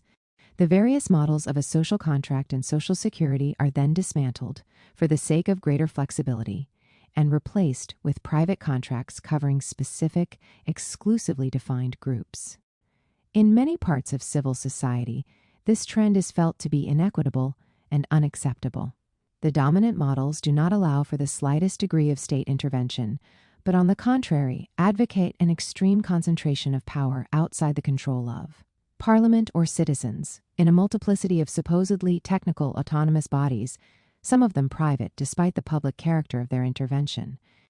Similarly, a spirit of litigation in the sphere of social relations leads, in reality, to a growing delegation of power to judges. Models of decentralization, originally intended to bring power closer to the citizenry, shape new centers where private interests rise free of all formal responsibility. The crisis-ridden political system thus becomes a patchwork quilt of interests, and the concern to devise coherent answers to problems is forgotten. This tendency strengthens the prejudice that there is no alternative. The choices of a system of power that no longer has to give an account of itself thus become so many self-fulfilling prophecies. It is forgotten that the very definition of democracy entails the possibility of choosing between different alternatives. Amid this general regression, the United Nations no longer has any particular functions to fulfill. It loses its two essential roles: to support democratization through the inclusion of social rights among the manifold rights of individuals and peoples, and to promote genuine international law through the negotiation of step-by-step compromises indispensable to the progress of humanity. The alternative, constructing social justice, international justice, and a new popular sovereignty. Democracy is the product of modernity, defined as the conviction that human beings, individually and collectively, are alone responsible for shaping their future, and that there are always alternatives. The real choice is therefore as follows. Either we accept that socialization should take place solely in accordance with the market, at every level from the national to the global, or we seek to build in the long term by stages the necessary forms for socialization through democracy, in the full, richest sense of the term. For the peoples of the world yearn simultaneously for social progress, democratic control of their lives, and respect for their national identity. And capitalism is less and less capable of allowing the real blossoming of these ideals in individual countries or at the level of the world. In destroying the basic values of universalism, the neoliberal slide illustrates the obsolescence of the capitalist mode. In its earlier stages, capitalism was universalist, even if the universalism was always truncated because of the imperialist dimension inherent in its globalization. For its part, the alternative political culture of socialism is also universalist, but at the same time, potentially capable of going beyond the truncated universalism of capitalism. This culture of the future is not only a creative, theoretical utopia, it is already present in the consciousness of people living today. The true ideological, cultural conflict of the 21st century is not a Huntington-style clash of civilizations, but the clash between the political culture of capitalism, now drifting towards barbarism, and the political culture of socialism. Faced with the boundless ambitions of the dominant forces in the world, it is necessary to oppose them with demands for a new law capable of ensuring that all the peoples of the world are treated with dignity, which is the prerequisite for their active and creative involvement in building the future. Proposals must also be made for a new juridical instrument sufficiently broad and multidimensional to take account of the rights of human beings, men and women, absolutely equal to one another, the rights of communities and peoples, and the right or legality governing relations among states. The many complex issues that this raises may be summed up in one fundamental question: how should socialization operate? Purely through the constraints of the market, as deregulated as possible, or through a combination of market and democracy? If the answer is the latter, the market domain would have to be clearly identified and delimited. That is what is meant by social regulation of the market. At the same time, democracy must be conceived in all its political, social, and cultural dimensions, and to support its practical deployment, it is necessary to think of ways of reforming existing institutions or creating new ones. At the same time, the twofold principle of social and international justice must be affirmed as the core of any alternative model that is both legitimate and effective. This will mean formulating a set of precise proposals concerning positive rights and establishing suitable institutional mechanisms to translate them into reality. Social justice to be achieved initially within the framework of national states is the basis for any coherent program to guarantee the rights of peoples. International justice, or global justice, is the other dimension of a coherent program to guarantee the rights of peoples. But we must recognize that respect for the sovereignty of nations and respect for human rights can sometimes enter into conflict with each other. Although the former should remain the cornerstone of international law, the sovereignty of states must be regarded as the sovereignty of the peoples concerned, not limited simply to their representation by the government authorities. The following pages will present a program of reforms for the institutional organization of globalization, consistent with the goal of multipolarity and capable of sustaining forms of democracy open to social progress. The program concerns the United Nations. For the UN must be the body within which international law is drafted, there is no more acceptable body for that purpose. Doubtless this implies reforms that will offer the ways and means, including institutional innovations, for real social forces to be present alongside the governments, which at best represent them only imperfectly. It also implies that international laws, based on respect for sovereignty, will find their place in a coherent regulatory structure, governing the rights of individuals and peoples, as well as the economic and social rights never mentioned in the neoliberal creed. The conflict between sovereignty and democracy cannot be overcome through the right of interference proposed by Western civil society, which, with characteristic naivety, makes itself a party to the manipulations of the dominant imperialist capital in pursuit of its own objectives. The kind of interference that is being talked about is nothing new. It has been the everyday practice of dominant capital for 5 centuries. Shrouded in a succession of legitimatory discourses, Christianization of the pagans, a civilizing colonial mission, now a crusade for democracy, it has been experienced by its victims as the catastrophe of modern times up to and including genocide, a systematic practice among English settlers in North America, Australia, Tasmania, and New Zealand as among Argentinians and Chileans in Patagonia. Far from fostering the progress of other peoples, imperialist interference has always sought to strengthen the rule of reactionary local allies. It went through a period of retreat between 1945 and 1980, and it was that retreat which made possible the limited advances of the peoples of Asia and Africa. A return to the principle of outside interference is not an advance in the universalization of democracy. It is a deviation from that cause. I therefore call for any such right to be condemned without reservation. The conflict between sovereignty and democracy should be overcome by other means, which will require the mobilization of progressive forces within the societies concerned and support for them by the revived bodies of multipolar globalization, above all the UN system.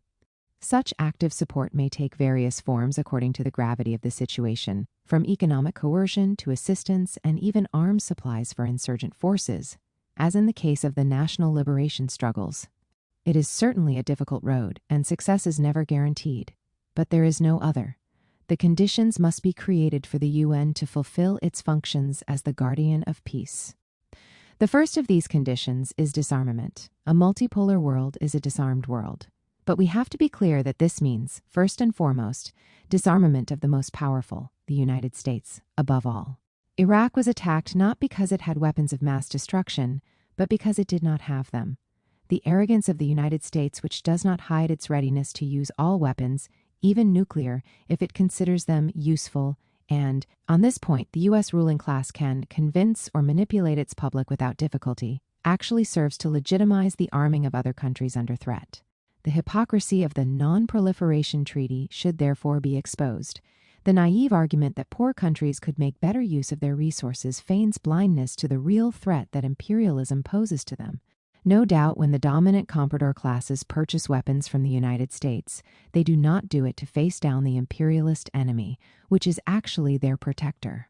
In fact, in the case of the Gulf oil states, such imports are scarcely more than a subsidy to the U.S. Treasury. Nor can there be any doubt that the aim of disarmament should be to dismantle the networks that supply light weapons and anti-personnel mines and fuel the terrible civil wars accompanying the empire of chaos. But we should not allow the trees to obscure the forest, the North's permanent war against the South, on which Washington and its allies have embarked. Removal of the U.S. military bases covering the planet is a preliminary condition for general disarmament. If a polycentric and pluralist model of globalization is to be rebuilt, offering a vision of progress to vulnerable regions that lack the means to take advantage of their insertion into global competition, then institution building will have to take place at a regional as well as global level. For the multipolar world will have to involve a process of regionalization. This represents a challenge for all the peoples of the European Union as well as Eastern Europe, those of Asia as well as Africa and Latin America.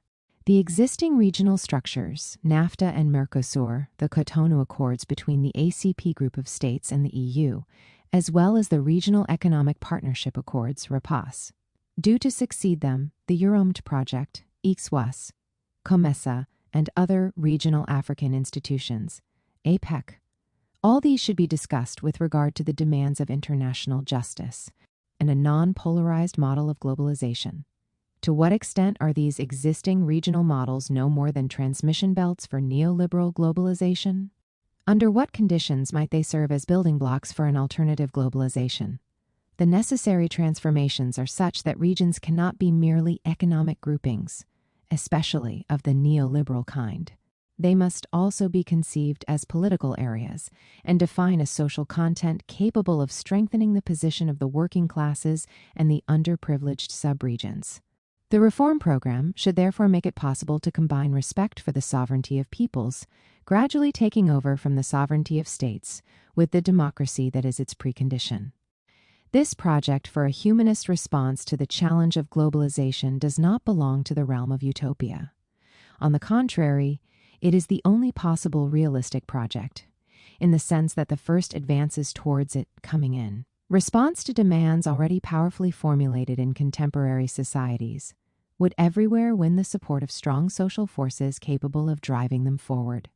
The proposed sovereignty of the peoples, based on the principles of democracy and social justice, requires mobilization of all the energies capable of creative imagination and recognition of the diversity of their contributions. To be sure, cultural diversity is a fact of life, and it will remain so despite the advances of globalization. Democratic principle implies real respect for diversity, national, ethnic, religious, cultural, or ideological, and tolerates no violation of this rule. Otherwise, diversity would inevitably become the plaything of opportunistic political forces. And indeed, the present success of culturalism is due to the failures of an undemocratic management of diversity. Culturalism, for its part, claims that the differences in question are primordial and based on unvarying historical characteristics, and that they should therefore have precedence over class differences, for example. This latter point is often found among religious forms of culturalism, which are in danger of sliding over into obscurantism and fanaticism. Beyond diversity inherited from the past, which should be recognized and whose claims should be respected, even though they are not adequate. Responses to today's problems, there is another, more interesting type of diversity that is turned towards the future and operates within a perspective of social transformation in response to today's challenges. This is the product of the diverse fundamental principles that underpin the various schools of social and economic ethics. Genuine democracy and pluralism are based upon recognition of the diversity of alternatives that they imply. Economic and social ethics provides the theoretical foundation for any coherent conception of a legitimate and equitable legal framework. This important theme in philosophical debates serves to identify the underlying principles of the various schools of thought, such as utilitarianism, libertarianism, the inspiration. For some of today's neoliberal practices, so-called egalitarian liberalism a la Rawls, varieties of socialism or liberation theology, the analyses and proposals put forward in economics and political science are ultimately, if only implicitly, determined by the ethical principles to which we have been referring. A debate should therefore be launched on these fundamental issues in order to build a convergence within diversity that is the only way of changing the world. Proposals for a renaissance of the UN. The following proposals are grouped into 4 sets, corresponding to the functions for which one would like to see the UN assume major responsibilities. Proposals concerning the UN's political functions. The UN should be fully restored to its major responsibility of ensuring the security of peoples and states, safeguarding the peace, prohibiting aggression on any pretext whatever, such as those mendaciously invoked on the occasion of the Iraq War. This principle should again be clearly proclaimed. In this spirit, it is necessary to condemn unequivocally the statements whereby the U.S. government, NATO, and the G7 have assumed responsibilities that are not theirs. Political plans should further be worked out to solve issues regarding the future of countries subjected to illegitimate intervention by the imperialist powers, former Yugoslavia, Afghanistan, Iraq. These plans should explicitly provide for the withdrawal of foreign, military forces. It is quite unacceptable to introduce the UN by the back door to legitimize situations created by unauthorized military intervention. In such cases, the UN should be asked only to facilitate the withdrawal of the invaders. To restore this major function of the UN may obviously entail reforms in its institutional architecture, but care must be taken here. Some criticisms of the UN and hasty proposals to correct it have as their objective not to strengthen its role, but to domesticate it on behalf of the imperialist triad. Others, seemingly more democratic and realistic, threaten to be no more worthwhile. One thinks here, in particular, of the various attacks on veto rights. It is not hard to imagine that, if France had not been one of the beneficiaries, the United States would not have succeeded in legitimizing its aggression in Iraq. Before any reform of the Security Council is proposed, enlargement to include India and Brazil or to ensure greater representation of various regions in the world, it should be subject to careful consideration. It might be that the main issue then would be to give the General Assembly greater importance and to make its resolutions, whether or not they have the force of law, in precisely defined hypothetical situations, more geared to the actions required of the Security Council. To restore this central function of the UN does not imply a return to the absolute sovereignty of states, considered as sole representatives of their peoples. But it does imply absolute respect for the sovereignty of peoples. Restoration of the UN's functions should permit effective progress towards a solution of the main crises of our time, which are largely produced, or intensified, by the strategies for the generalization of chaos that certain powers, especially the United States, have brought into play. In this spirit, there should be action, to deploy a UN force between Israel in its pre-1967 Green Line frontiers, and Palestine, it being understood that Israel would not be able to resist economic sanctions as severe as those imposed on other states. And 2, to deploy UN peacekeeping forces in countries of the former Yugoslavia, Bosnia, and Kosovo, and in African countries that have been the victim of so-called civil wars. Such operations may be planned in close relationship with any regional organizations concerned, the European Union, wider Europe, the African Union. The UN should actively participate in drafting a plan for general disarmament. This should not merely involve implementation of the Non-Proliferation Treaty, which, in its present form, strengthens the monopoly of weapons of mass destruction enjoyed by those who have proved to be the most frequent uses of such weapons. Disarmament should begin with the major powers and be monitored by the UN, instead of being subject to the now-defunct bipolar control formerly exercised by the two superpowers. General disarmament should involve the removal of all military bases established by a state outside its national frontiers and, hence, most particularly, those through which the United States intends to exercise military control of the planet. The UN should participate in defining the framework and the operational forms for any humanitarian interventions. The need for such interventions is not in doubt, given that, at the present stage of development, societies may suddenly sink into savagery, ethnocide, ethnic or religious cleansing, apartheid, but the responsibility for action cannot be left to the imperialist powers, since that would leave the field open to manipulation, double standards, and so on. Similarly, the UN should bear the main collective responsibility for the definition of what constitute acts of terrorism. It should also decide the conditions for and monitor the implementation of any operation to eradicate terrorist practices. The war on terrorism cannot be entrusted to the great powers, and especially not to the United States. Proposals concerning the rights of peoples and the drafting of international law. Our guiding principle here starts from the previous observation that the concept of state sovereignty needs to be redefined. Under certain conditions, respect for the principle of sovereignty and for the requirements of democracy may conflict with each other. But this contradiction cannot be resolved by abolishing one or other of its terms, the right of peoples, by keeping the old concept of sovereignty or sovereignty itself by justifying intervention and manipulation by the imperialist powers. The contradiction can be overcome only through real progress in the democratization of all societies. Admittedly, this is a process that can only proceed at its own pace, in line with progress in affirmation of the need for democracy. The international organization should intervene here to support such progress and to accelerate its expression in real changes to the way in which power is exercised. The United Nations, more than anywhere else, is the place where debate should be tirelessly pursued. A set of declarations, covenants, and conventions on human rights began a whole process of expanding how they are defined. The Universal Declaration of Human Rights, 1948, was later supplemented by two covenants, the Covenant on Economic, Social, and Cultural Rights, and the Covenant on Civil and Political Rights, both adopted in Tehran in 1968, which taken together clearly confirmed the move from a restricted conception of human rights, involving only civil and political rights, to a broader vision encompassing social and collective rights. In 1986, the UN General Assembly underlined this tendency with its Declaration on the Right to Development, which became an integral part of the corpus of human rights.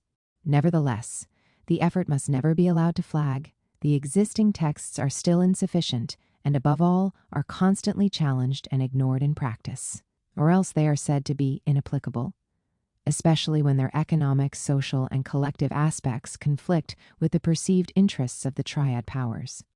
The rights of peoples to development, which have been deeply researched by private circles such as the Lelio Basso Foundation and strongly promoted by partly state-based groupings such as the Non-Aligned Movement, are in practice largely denied to be universal rights, taking precedence for individuals and peoples. Similarly, access to land for all peasants on Earth, half of humanity, as well as its logical concomitant, human and viable conditions for the working of the land, are rights that up to now have not even begun to be recognized. It is within the same universal framework, represented by the United Nations, that efforts should continue to define rights that still command only embryonic, or anyway incomplete, recognition. Rights affirming the equality of men and women in principle and looking towards their actual equality in practice belong to the same family. The collective rights through which cultural, linguistic, religious, or other identities are expressed must also be the object of profound discussion, with the aim of defining both the rights themselves and their fields of application. In no case should recognition of these rights to diversity permit demands for the communal organization of society, which would negate the right to resemblance and the rights of individuals outside their community. In other words, the rights in question cannot be invoked to challenge the principle of secularism. Many realists attach little importance to charters of rights, considering that they matter only insofar as measures are taken to ensure their practical effect. But this is probably to underestimate the importance of law, which can become an effective weapon if it is used to enforce respect. As we shall see, one way of upholding the operation of the law is to create a system of universal courts. The UN should have particular responsibility in the drafting of international business law. The deepening of all manner of global economic relations makes it more necessary than ever to work out a system of international business law. This particular field of law must not, however, take precedence over the basic rights of individuals and peoples or over national formulations of those rights. In this respect, the course chosen for the draft multilateral agreement on investment is unacceptable. Furthermore, the task of drafting international business law cannot simply be entrusted to the partner represented by the collectivity of dominant capitalist interests, the club of transnationals, as is the case in the WTO's projects, especially as the partner in question sets itself up as legislator, judge, and interested party in sole control of its projected business tribunal. Rarely has anyone trampled with such impertinence on the elementary principles of legality and justice. If nothing comes of that, it would be no more acceptable that the courts of the United States, whose impartiality is more than doubtful, and the especially primitive laws of that country should govern the practical regulation of business affairs, although that is indeed increasingly the case today.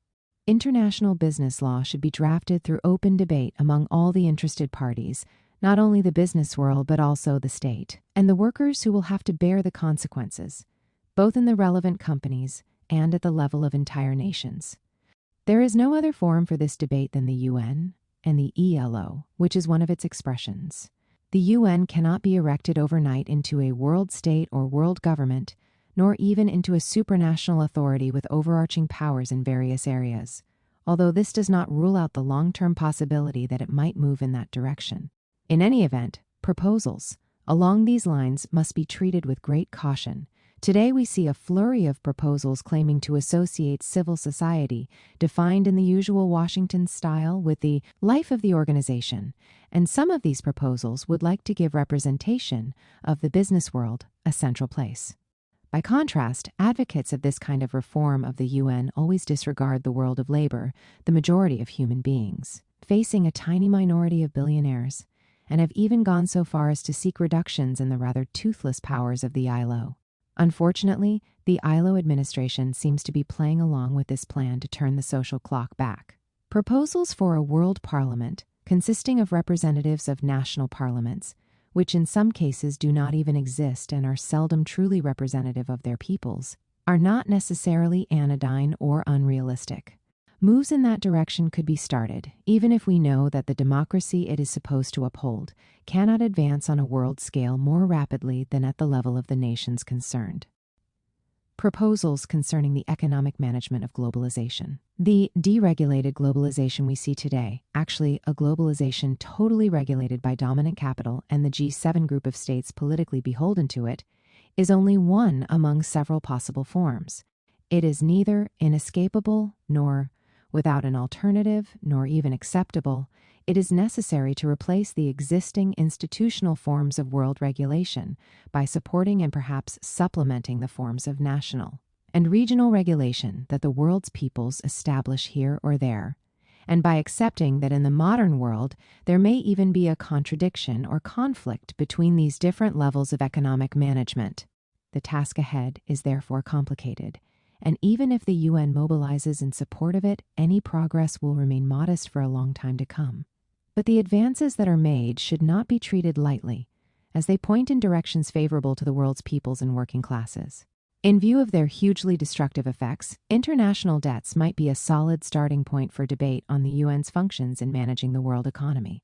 Conventional discourse places all responsibility for the debt on the borrower countries, pointing to their unjustifiable record on corruption, the incompetence and irrationality of their political decision-makers, their extreme nationalism, and so forth.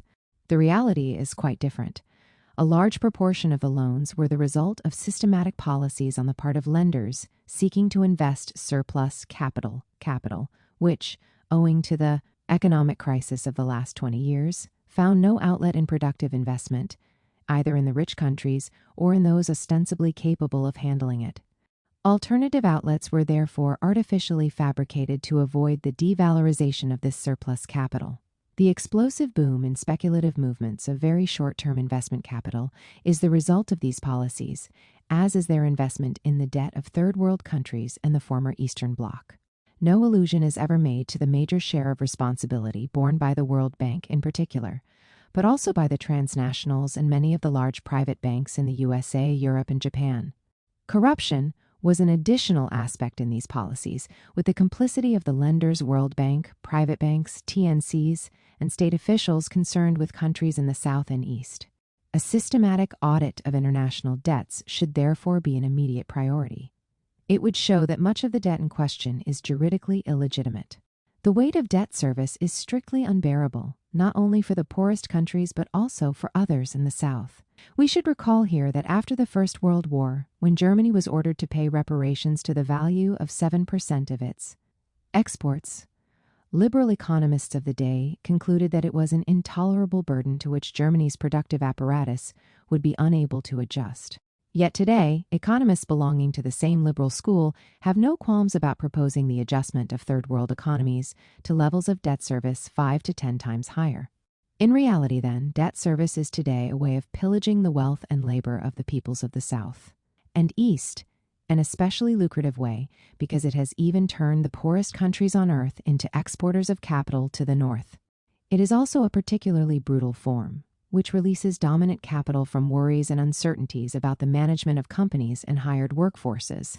The debt service falls due. That's all they need to know. It is up to the states concerned, not to the capitalist lenders, to extract it from the labor of their peoples. A classification of international debts is the next priority. They may be grouped under the following 3 categories: and odious and immoral debts. A fine example of these is the government loans contracted by apartheid South Africa, which were used to buy weapons to crush the revolt of its African people. Dubious debts.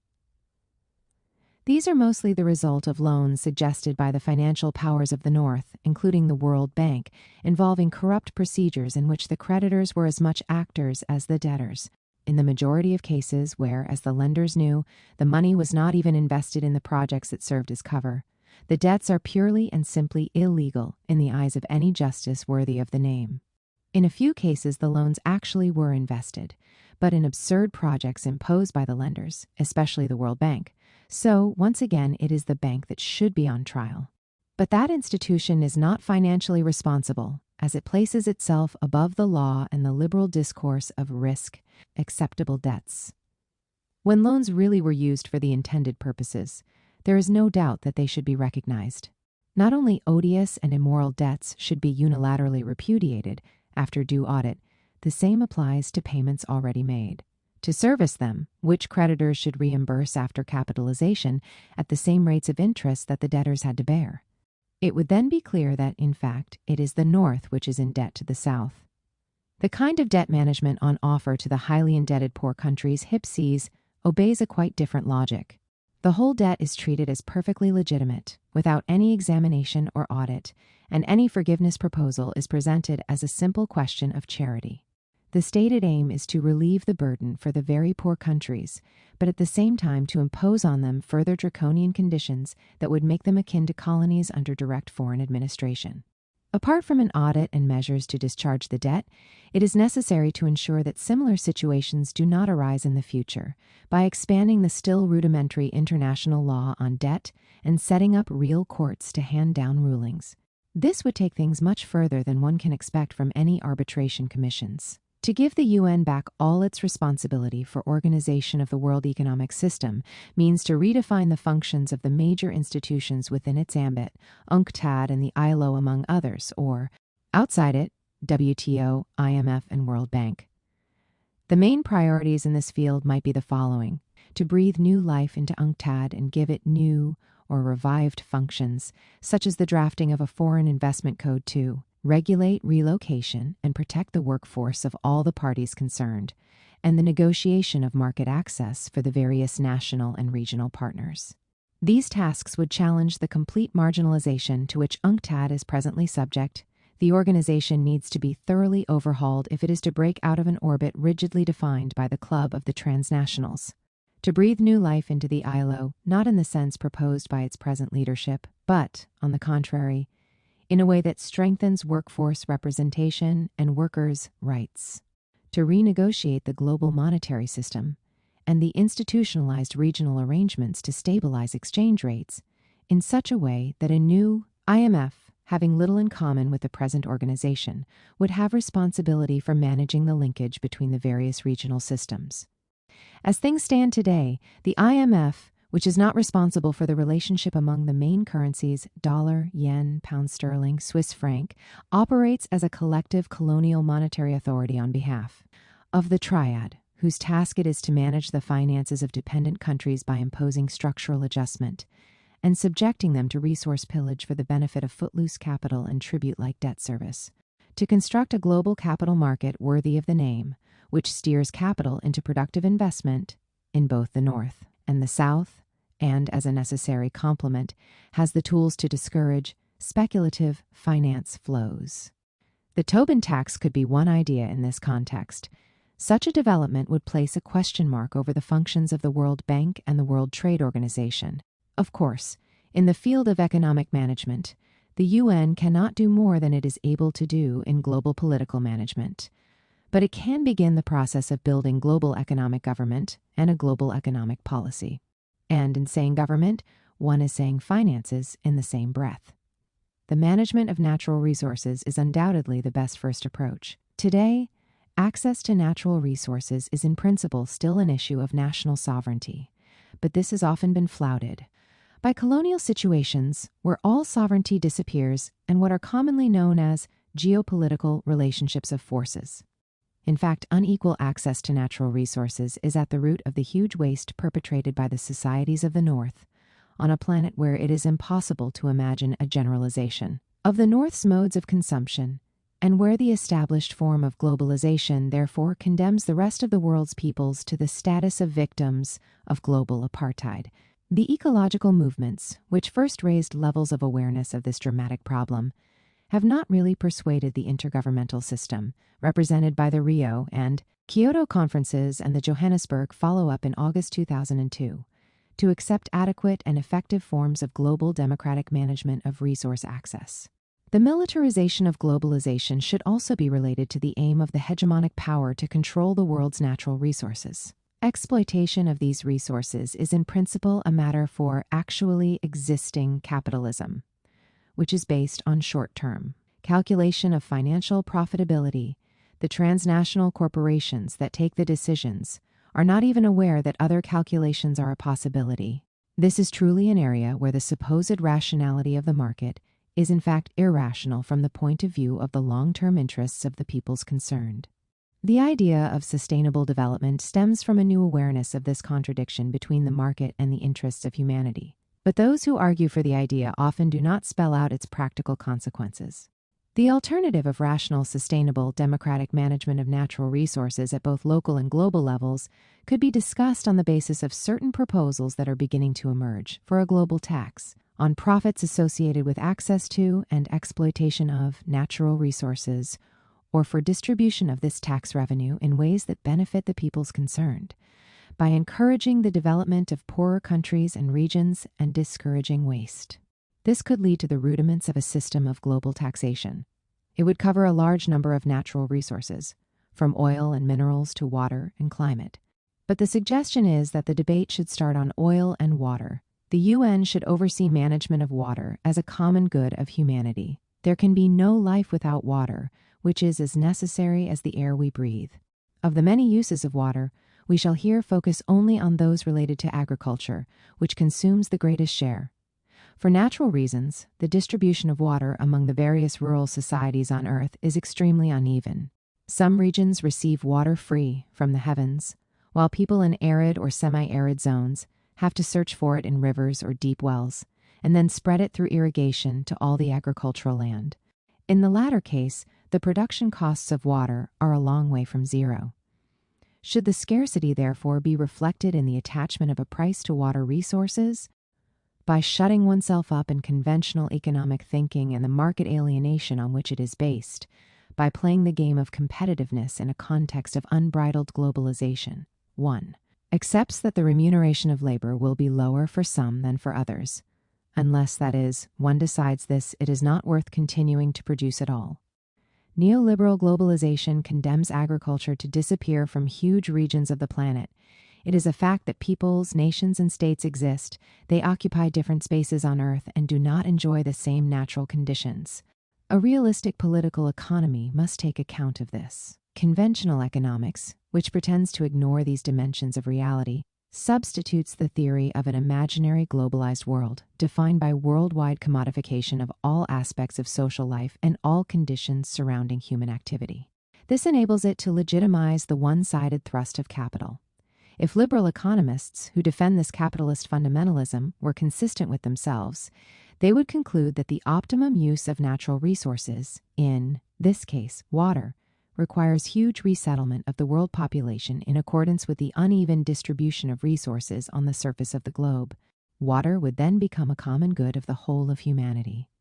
Meanwhile, water is among the common goods of this or that people or country. If it is relatively scarce, access to it has to be rationalized. The cost of its use must be shared among all the inhabitants of the country in one way or another, that is, through market regulation or an acceptable system of taxes and subsidies. The formula used in working out that system will involve a set of compromises defined by internal social conditions and the country's precise insertion into the world economy, compromises between the peasantry and consumers of food products, compromises between the social project of economic development and the export levels required at a given stage of that project, perhaps involving subsidization of naturally uncompetitive exports. The precise formula cannot, however, be laid down once and for all. It will always be relative and temporally specific. The answer to these problems lies in the field of what we should call the legal rights of peoples and humanity. So far as water is concerned, such rights are still virtually non-existent, since each country is in principle free to use as it sees fit any underground or surface water within its own frontiers, and if an agreement exists at all, it is simply the consequence of a broader international treaty. It has now become an urgent matter for the world's peoples, for humanity as a whole, to acquire genuine legal rights on this issue. International business law, dictated by the interests of capital and currently formulated entirely by special international institutions, mainly the WTO, is no substitute, quite the contrary, for the missing right of peoples to manage water resources as a common human good. Proposals concerning the institutionalization of international justice. Several international courts of justice already exist. Some even predate the creation of the United Nations, while others are a more recent result of the denunciation of war crimes and crimes against humanity. Yet this archipelago of international justice remains largely ineffectual, both because of the restrictive definition of its powers and because certain countries, the United States in particular, refuse to accept its legitimacy. The first task here must be to draw up a full inventory of existing fixtures, to analyze the inadequacies of the relevant institutions, and to focus on the legal vacuums that one would like to see gradually filled. There are also a number of so-called public opinion tribunals.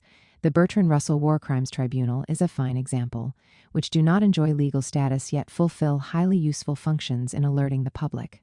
Their mission deserves to continue, with an even greater sphere of activity and international resonance.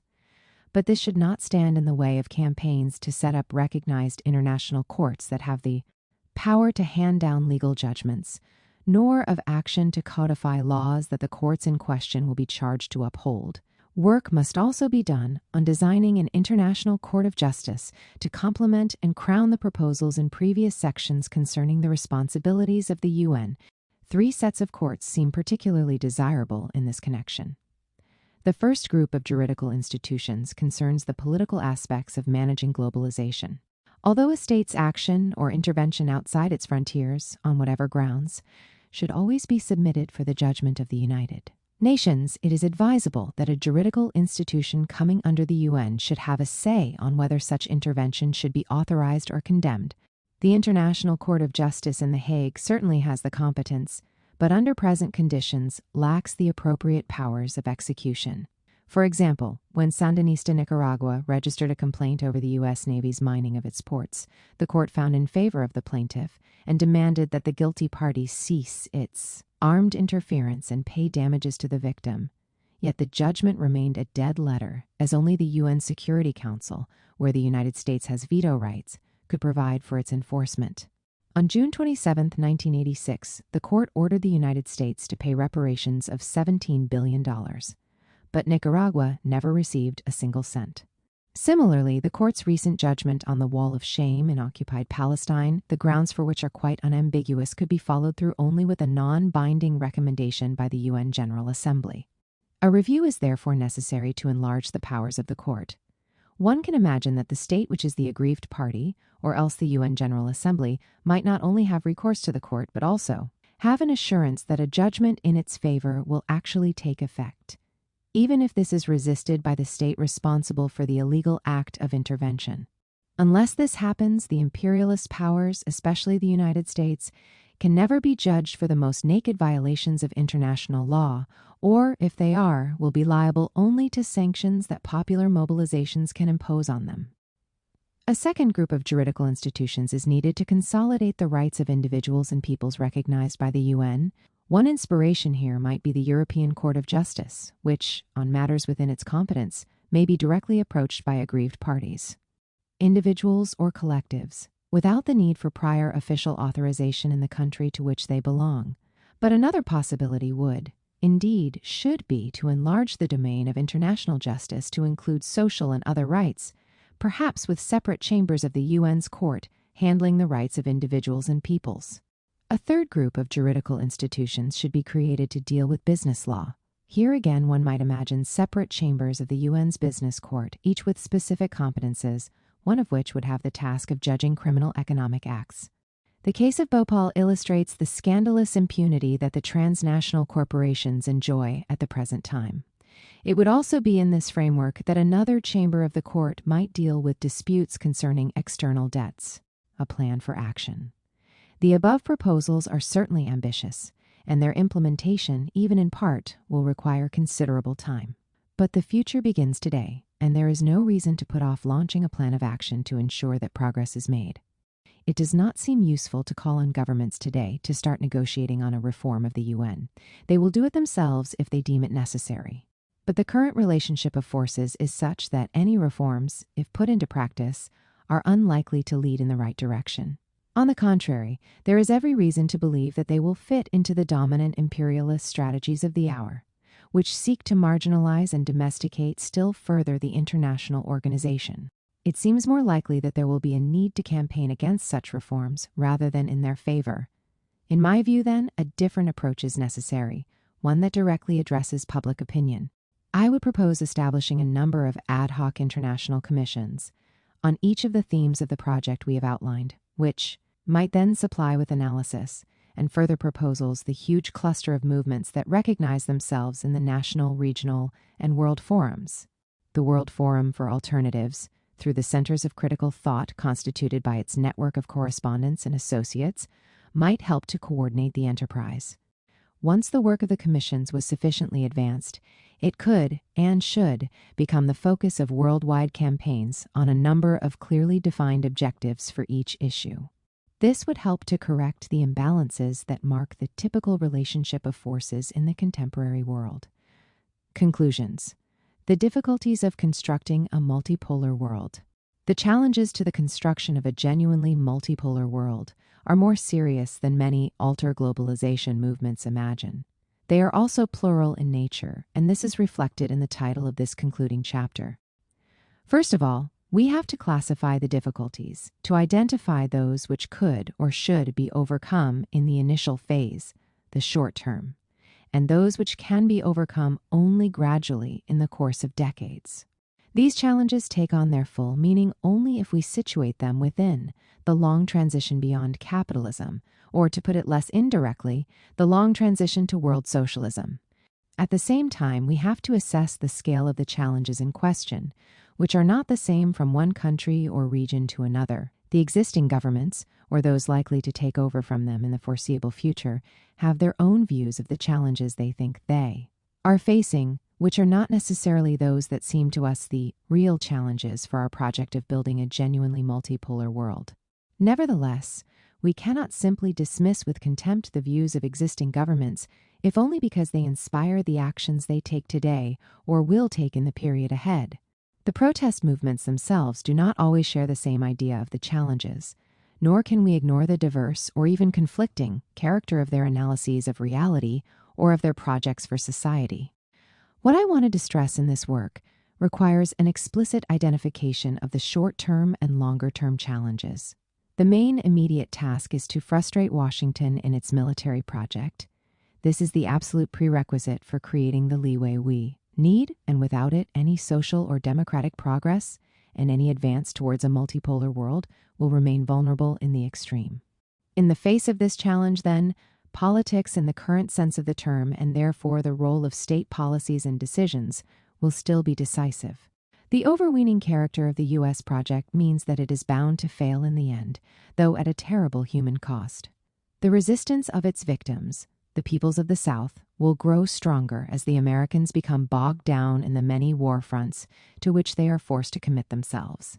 The resistance will eventually defeat the enemy, and perhaps also awaken public opinion in the United States, as it did in the case of the Vietnam War. But it would be much better to halt the catastrophe sooner, which international diplomacy could succeed in doing, especially if Europe measured up to its responsibilities. In the longer term, a different globalization will involve challenging the options of neoliberal capitalism and the way in which collective triad imperialism runs the affairs of the planet within the framework of an extreme or more balanced Atlanticism. Since the building of the future always begins today, it is necessary to embark on this road without waiting any longer. As I see things, the short-term task, frustrating the American project, and the long-term task, building a multipolar world, do not refer to consecutive objectives. The tasks overlap with each other.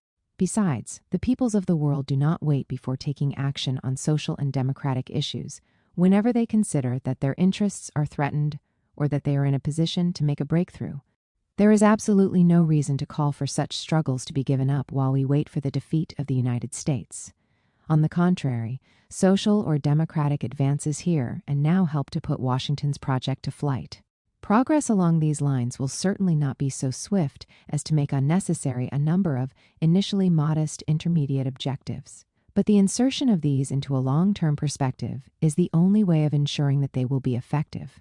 So far as I am concerned, that long-term perspective is one of a long transition to world socialism, for only then can the goal of a genuinely multipolar world be attained.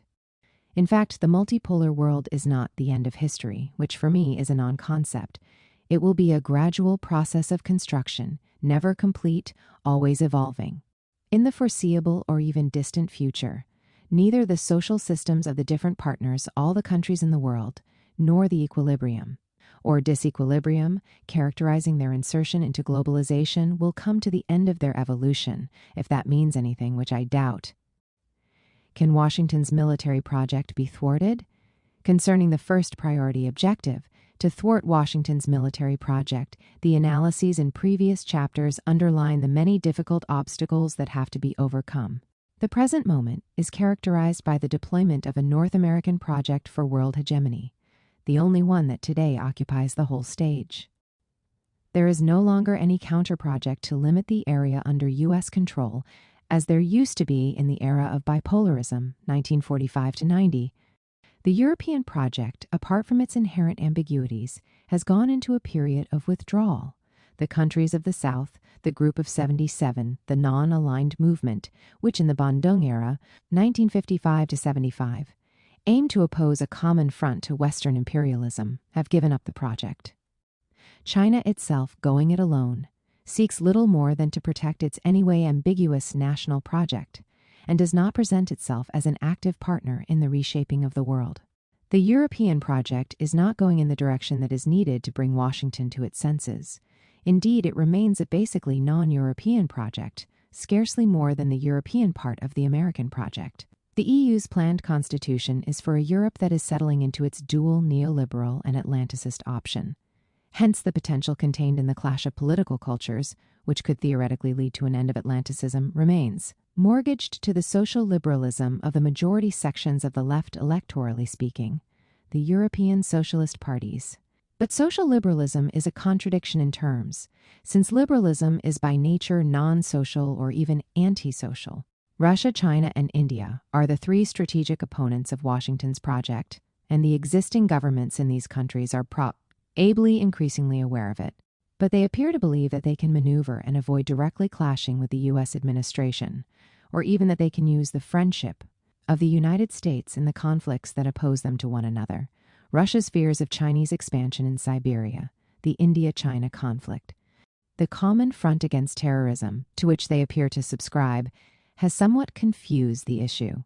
But here we see Washington's double game at work. On the one hand, the USA supports the Chechens, Uyghurs, and Tibetans, as it has the Islamist movements in Algeria, Egypt, and elsewhere.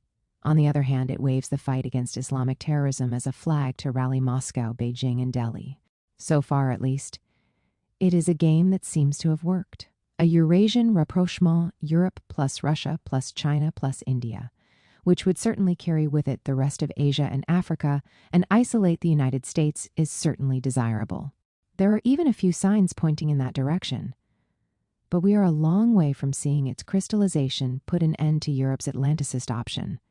World history was for long a history of complementarity and conflict among the major societies of the Old World, Asia, Europe. Africa, with the post-Columbian Americas as the stage for the isolationist expansion of the main power constituted there, the United States. Since 1945, that power has asserted its global calling, initially under a compulsion to share it unevenly with its Soviet military and ideological rival, but without an apparent equal following the collapse of socialism. Faced with this American challenge, could the centers of the Old World impose a new equilibrium by drawing closer together? The analyses in this book suggest a very cautious answer.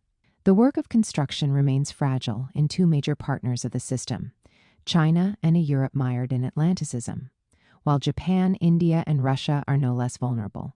Nevertheless, the American project of sole world leadership will not necessarily win through. The forging of political alliances among the main European states, Russia and Asia, especially China and India, is now on the agenda, and if it happens, it will finally put paid to Washington's inordinate designs. Multipolarity will then provide the framework for the possible and necessary overcoming of capitalism. The stable and genuinely multipolar world will be socialist, or it will not exist at all. My earlier remarks concerning Japan and the United States indicate two further obstacles to be overcome if Washington's project is to be defeated. For there is very little sign of an awakening of the Japanese people, and still less of the American people. Can the countries of the South play an active role in seeing off the U.S. military projects? The peoples under attack certainly can, and for the moment they are the only active opponents of those projects. However, at least partly because they are alone and feel it, the methods of their just struggle are of questionable effectiveness and involve instruments that delay the crystallization of solidarity among the peoples of the North. On the other hand, my analysis of the compradorization of ruling classes and regimes throughout the South suggests that, for all they're evident, fundamentalism, Islamist, Hindu, or ethnicist, not much can be expected of the governments currently in office there, or likely to take over soon. To be sure, they are shaken by Washington's boundless arrogance and worried about the hostility, not to say hatred, that their peoples display towards the United States. But are they capable of doing anything other than accept what fate has in store for them? In fact, the South in general no longer has a project of its own, as it used to have in the Bandung era. No doubt the ruling classes of the so-called emergent countries, China, Korea, Southeast Asia, India, Brazil, and a few others, are pursuing goals that they seem to define themselves, and for the attainment of which their respective states are actively working. These goals may be summed up in a single formula: growth maximization within the system of globalization. The countries in question dispose, or think they dispose, of enough bargaining power to derive greater profit from their selfish strategy than from an airy common front with others weaker than themselves. But the advantages are specific to the particular fields of interest to them.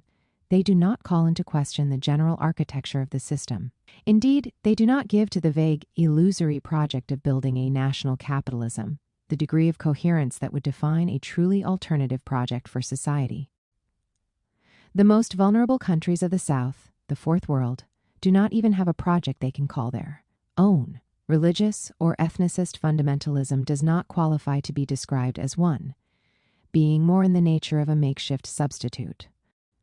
As we have seen, the North takes the initiative of advancing its own projects for them.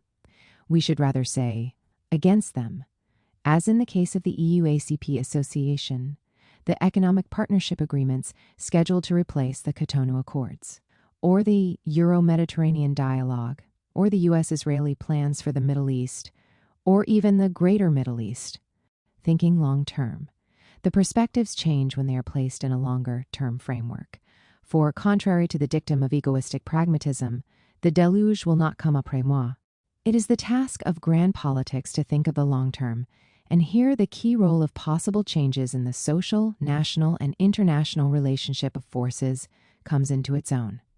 There are no laws of capitalist expansion that assert themselves as a quasi-supernatural force. There is no historical determinism prior to history itself. Tendencies inherent in the logic of capital encounter the resistance of forces that do not accept its effects. Real history is therefore the outcome of this conflict between the logic of capitalist expansion and other logics stemming from the resistance of social forces that suffer the effects of such expansion. For example, the industrialization of the periphery in the 1945 to 90 period was not the natural result of capitalist expansion. Rather, the national liberation victories imposed industrialization, and global capital had to adjust to it.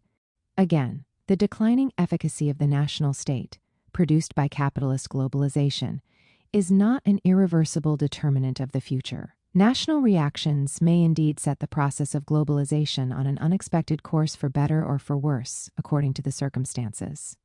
Or again, environmental concerns that conflict with the essentially short-term logic of capital might eventually force important changes in the direction of capitalist adjustment. The list of examples could go on and on. An effective response to these challenges can be found only if we understand that history is governed not by the unfailing deployment of pure economic laws, but by social reactions to the tendencies expressed in them, reactions which, in turn, define the social relations in the framework of which those laws operate. Anti-systemic forces, if this is how we should call the organized, consistent, and effective refusal to bow unilaterally to these supposed laws, actually just the law of profit peculiar to capitalism, shape real history as much as does any pure logic of capitalist accumulation. They dictate the possibilities and forms of expansion, which then takes place within the organized framework that the forces of resistance have imposed. The method advocated here rules out advanced recipes for the shaping of the future. The future is produced through changes in the social and political relationship of forces. themselves produced through struggles whose outcome is not known in advance. We may nevertheless reflect on the future, with a view to helping the crystallization of coherent and feasible projects and assisting society to overcome the false solutions that threaten to drag it into the mire. As we argued in the last chapter, the project of a humanist response to the challenge of globalized expansion is not at all utopian. On the contrary, it is the only realistic project. To identify the conditions for such a response to be effective, we must start from the diversity of the motives that determine popular mobilization and social struggles. The various aspirations that serve as motives may perhaps be grouped under 5 headings. 1. Political democracy and respect for the law and intellectual freedom. 2. Social justice. 3. Respect for different groups and communities. 4. Better ecological management. 5. A more favorable position within the world system. It is easy to see that the movement activists corresponding to these different aspirations are rarely the same. For example, a concern to give one's country a higher place in the world hierarchy, defined in terms of wealth, power, and scope, for initiative may strike a chord among the whole population, but it will probably be uppermost in the minds of the ruling classes and state officials. The yearning for respect, in the full sense of really equal treatment, may mobilize women as a group or a cultural, linguistic, or religious group that is subject to discrimination. The movements inspired by it may therefore embrace more than one class. By contrast, the yearning for greater social justice, defined as greater material welfare, more pertinent and effective legislation, or a radically different system of social and productive relations, will almost inevitably become inserted into the class struggle, for example, into demands by all or part of the peasantry for land reform, redistribution of property, pro-tenant legislation, more favorable prices, and so on, or into demands for trade union rights, labor legislation, or even a policy of more effective government intervention, including forms of nationalization, workers' participation, and so on. But it is also possible, for instance, that various professions or employers' groups will demand an easing of the tax burden, and social movements may address their message to the whole population by demanding proper education, health care, and housing as universal rights, or more suitable ways of caring for the environment. Democratic aspirations may be limited and precise, especially when they inspire a movement in opposition to an undemocratic regime, but they may also be more broadly conceived as a lever to promote the full range of social demands. A current map of these movements would undoubtedly show huge unevenness in their distribution on the ground. As we know, however, the map is shifting, since wherever a problem arises, there is potentially nearly always a movement to find a solution. But one would have to be naively optimistic to imagine that the sum of forces operating in the most diverse terrains will yield a coherent movement of the whole society for greater justice and democracy. Chaos is as much part of nature as order. Similar naivety would be required to discount the likely reactions of governments to these movements. Geopolitics and governments, strategies to deal with the national and international challenges facing them, correspond to other logics than those underlying the aspirations in question. The critique I would make of Hart and Negri fits in with these reflections, for, in their book Empire, they continue on a path first opened by Manuel Castells in The Rise of the Network Society, failing to see that the networks they hail as alternatives are limited to a few segments of triad societies and are always subject to the dominant capitalist logic.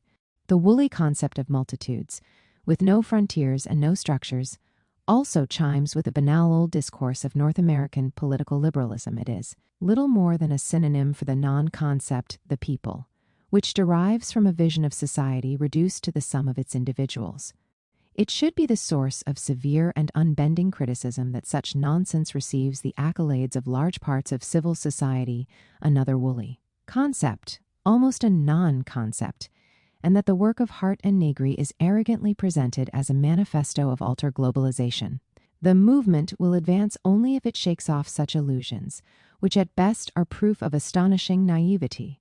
This tells us that manipulation or instrumentalization of social movements is always a possibility capable of condemning them to impotence, or of forcing them to fit into a perspective that was not theirs to begin with.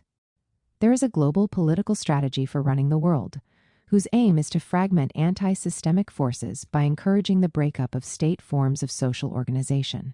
As many Slovenias, Chechnyas, Kosovos, and Kuwaits as possible, Identity demands, or anyway the possibility of their manipulation, are a welcome godsend in this connection. This makes the question of identity, communal, ethnic, religious, or other, one of the central issues of our time. The basic democratic principle that involves real respect for national, ethnic, religious, cultural, and ideological diversity must not be violated. Diversity cannot be handled in any other way than through the sincere practice of democracy. Otherwise, it inevitably becomes a tool that the enemy can use for his own purposes. It is true that the historical lefts have often been defective in this respect, though not always, and much less than it is frequently alleged today. Tito's Yugoslavia, for example, was almost a model for the coexistence of different nationalities on a basis of real equality, but the same certainly cannot be said of Romania.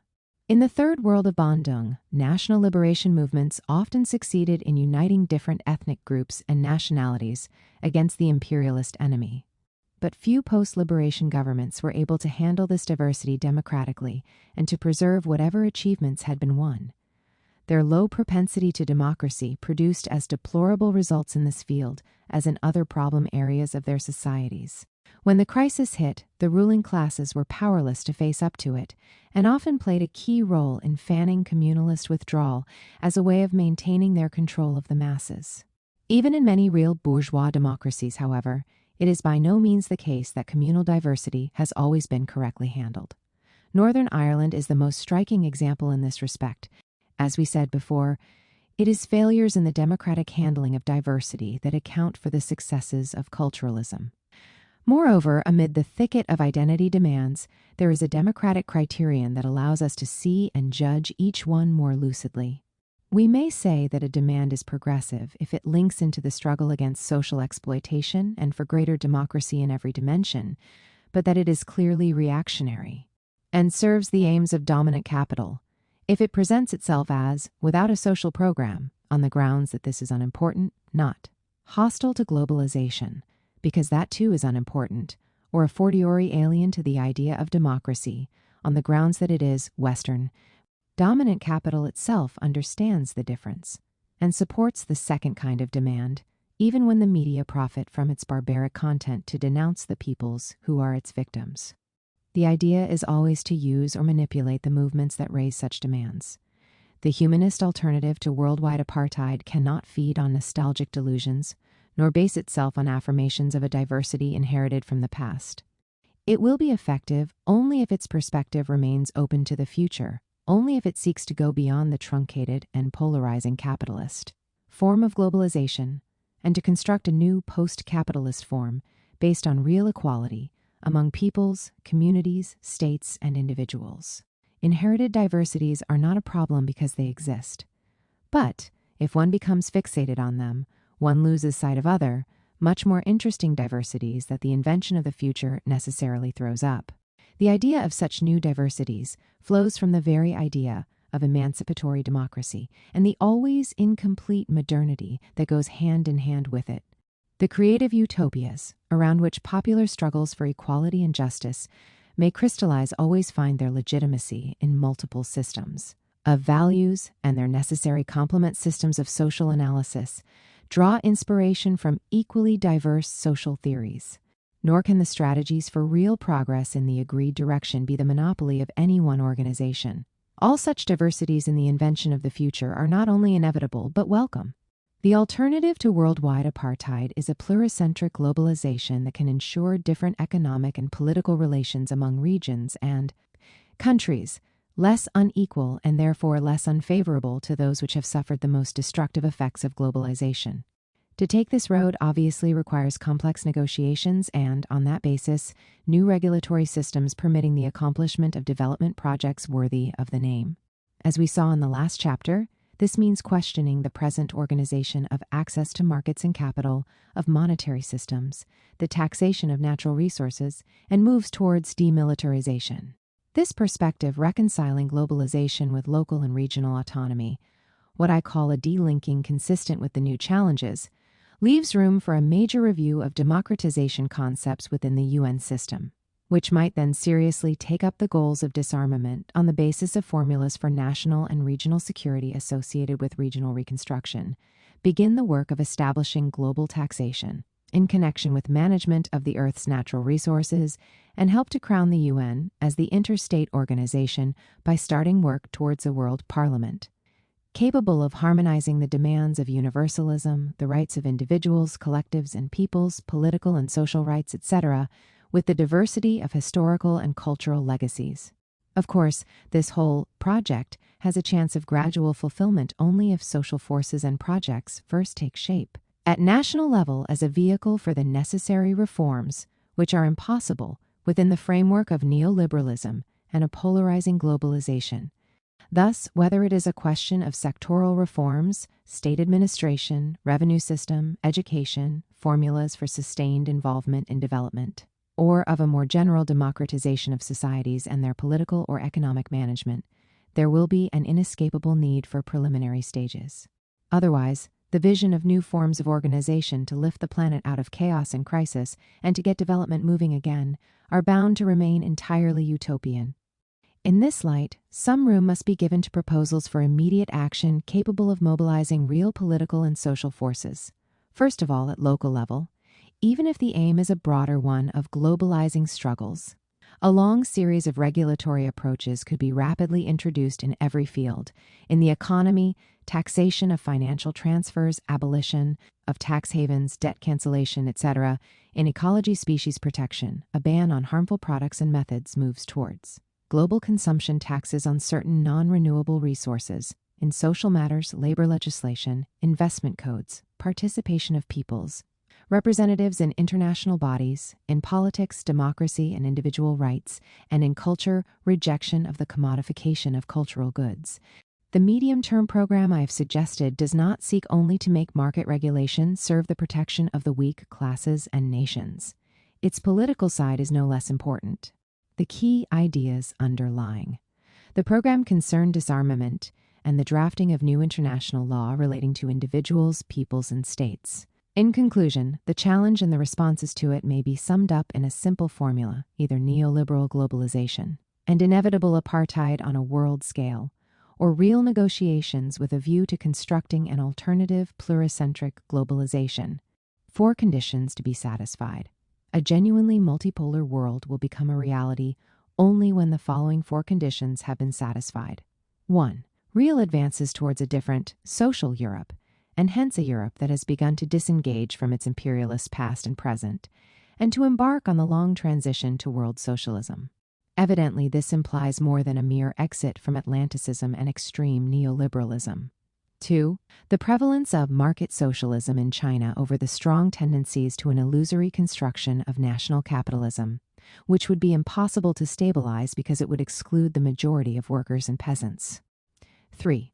Success of the countries of the South, peoples and states, in rebuilding a common front. This is also essential to provide the leeway for popular classes to impose concessions in their favor and to transform existing systems of rule, replacing the dominant comprador blocks with new, national, popular, and democratic blocks. 4. Advances at the level of national and international legal systems, harmonizing respect for national sovereignty, including moves from state to popular sovereignty, with respect for all individual and collective political and social rights. Bearing in mind the analyses put forward in this book, we can measure the distance between the above 4 conditions and the present state of struggles and objectives. This gives us a clearer idea of the obstacles that will need to be overcome. The Europe of governments has not embarked on the road that is required, and popular social and political movements are far from having sized up the challenge. To put it simply, what Europe needs to do is stop investing its surplus capital on the New York finance markets, a practice that enables the United States to overcome its main handicap, the savings deficit, and to pursue its hegemonist offensive. A political way of running the euro, in contrast to that stipulated by existing agreements, is impossible without a European political authority, which in turn is unthinkable so long as the forces ranged behind Atlanticism and neoliberalism dominate the horizon. This being so, there appears to be no threat to the monopoly of what I call the oil dollar standard, which links the dollar as the only really international currency to Washington's largely military control of the main oil-producing regions in the Middle East and the Gulf of Guinea. Europe succumbs to the pressure to fall into line behind Washington's policies towards Russia, China, the Arab world, and Africa. And society, often assists this by badly formulating questions concerning the democratic deficit in those countries and regions. That deficit is real enough, but European public opinion will not help to overcome it by steering in the wake of the United States, a country wrongly seen as wanting to bring about democracy elsewhere, or by echoing the campaigns in Washington on such issues as political liberties in China, the fate of Xinjiang in Tibet, the record of Arab and African autocracies, or the legitimate goals of Russia and accusations that it is seeking to rebuild the USSR. Faced with the cynical and manipulative scheming of the United States, a carefully formulated program is required to bring closer together all the peoples who are the victim of Washington's unacceptable practices and its drive for hegemonic power. But we are still a long way from such a program. Had the draft European Constitution been adopted, setting in stone the neoliberal Atlanticist option, it would have pointed to nothing good any more than did the rallying of the socialists to social liberalism. Far from becoming more pronounced, the clash of political cultures that could lead to a renewal of the European left threatens to be gradually eroded by the Americanization of European thinking. China, for its part, has opted for a low profile on the world stage. The government is sure of itself and thinks it can maneuver internationally without having to side with one or another camp.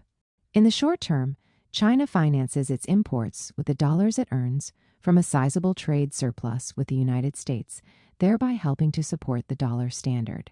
Internally, workers' struggles certainly do exist, and despite the autocratic nature of the regime, the semi-organized resistance of the peasant majority has up to now succeeded in frustrating attempts to privatize access to the land. On the other hand, the attractiveness of the American model for the new middle classes holds a certain danger for the future political culture of this great country. In Eastern Europe and the countries of the former Soviet Union, the horizon still appears gloomy. High levels of discontent and visible signs of pessimism tend to foster either nostalgia for the Soviet past or devastating illusions about Western-style democracy. No post-Soviet left seems close to making a breakthrough. The social movements most in evidence, which occasionally push forward to center stage, are manipulated with little difficulty by Washington's intermediaries in the region, as we have seen in Georgia and Ukraine. In the South, the obstacles are no less significant. Brutal repression is still widespread in much of Asia and Africa. And at this level, Latin America enjoys the undeniable advantage that popular attachment to democracy would not make it easy to return to dictatorial practices. Nevertheless, against a backdrop of neoliberalism, this attachment to democracy has become more vulnerable in recent years. In Asia and Africa, a lack of democratic roots means that backward-looking nostalgia often gains ground. Nor should we forget that the social movements, which mobilize most people and enjoy the friendly neutrality of a majority of the population, are the reactionary religious and ethnic fundamentalisms. The social struggles of dominated classes, often expressed in violent explosions, as well as the women's and other progressive and democratic movements, do not make much headway in rolling back regressive ideological illusions. There are some signs that governments themselves may be coming to question the neoliberal order, especially with regard to the control of capital. Movements and foreign investment, the triad has recently failed on a number of occasions to impose its point of view on the WTO. Once again, however, there is still a long way to go before we see moves towards a much-needed break. To remove agriculture from the WTO agenda is one indispensable condition for a meaningful turnaround, but this is not yet on the agenda, and governments in the South remain content to do battle on adjacent issues, such as the North's subsidization of its agricultural exports. There are not even the beginnings of a worldwide campaign for recognition of all peasants' right of access to the land in all three continents. Nor are there any plans to abolish the external debt and push through proper international laws on the issue, even among many of those who rightly denounce the criminal injustice of making debt service a priority. The best governments, which, as in the case of Lula in Brazil, have sprung from recent waves of struggle, are still amazingly timid. Will Chavez manage to shape adequate forms of political organization around his intended radical reforms?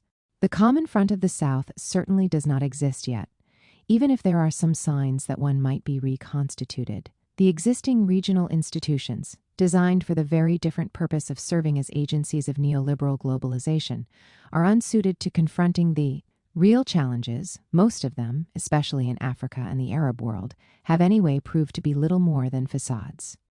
South America's Mercosur, which is presented as a model of its kind capable of thwarting Washington's free trade area, of the America's FTA project, remains too limited as a result of its semi-liberal common market orientation.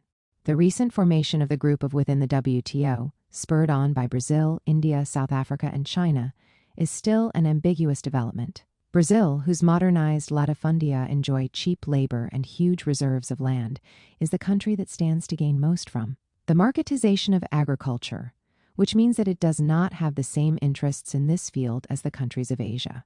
Need we add that, although public opinion, especially in the West, thankfully managed to repel some of the extreme curtailments of people's rights, such as the Multilateral Agreement on Investment, MAI, it was not able to block the adoption of principles which, at the WTO, gave precedence to business law over the rights of peoples, or that discussion of a reform of the UN, when it takes place at all, points in the opposite direction from our proposals towards a further taming of the organization and a reduction of its role. The great strength of the global movement. In contrast to the pessimistic note that the above remarks might strike, we should also note the huge victory already scored by the global movement. The world is not for sale and another world is possible are not empty phrases but watchwords that have already won public sympathy throughout the world. The strength of the movement in question lies precisely in its multiplicity, even if this makes more difficult a convergence around strategic priorities. Winning major battles on precise issues at national, regional, and global levels is the only way of achieving irreversible advances in the fight for a better world. This requires profound and systematic debate, a clear choice of objectives, and the organization of appropriate campaigns of action. The mere accumulation of demands by victims of the system, though perfectly legitimate, does not constitute either an alternative, which calls for political coherence, or even a strategy for advance.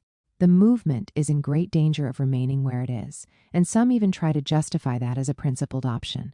The multiplicity exists above all at the level of objectives and, behind them, social interests. The movement now mobilizes sizable sections of the educated middle classes, especially in the core countries of the system. Their organizations are always centered on one particular objective: the advancement of women, respect for the environment and ecological balance, defense of cultural minorities and other oppressed layers, the winning of certain rights, or are constructed to wage one clearly defined battle. Often they are cross-class organizations by their very nature. We should rejoice at this positive transformation in the activity of social layers, which in the past would have merely used their right to vote and the instruments of representative democracy lobbying approaches to political parties and parliamentary deputies. Defense of the individual or individual freedom of initiative, together with the strong moral dimension of many of these movements, is not a petty bourgeois deviation. As a certain tradition in the workers' movement often used to see it, but an advance in political practice to the long-term benefit of all the dominated classes.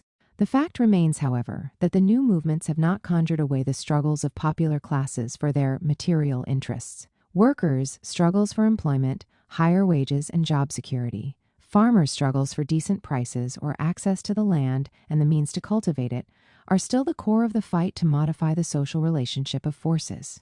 Yet, it is not always as widely accepted as it should be that labor unions and peasant organizations are essential components of the movement.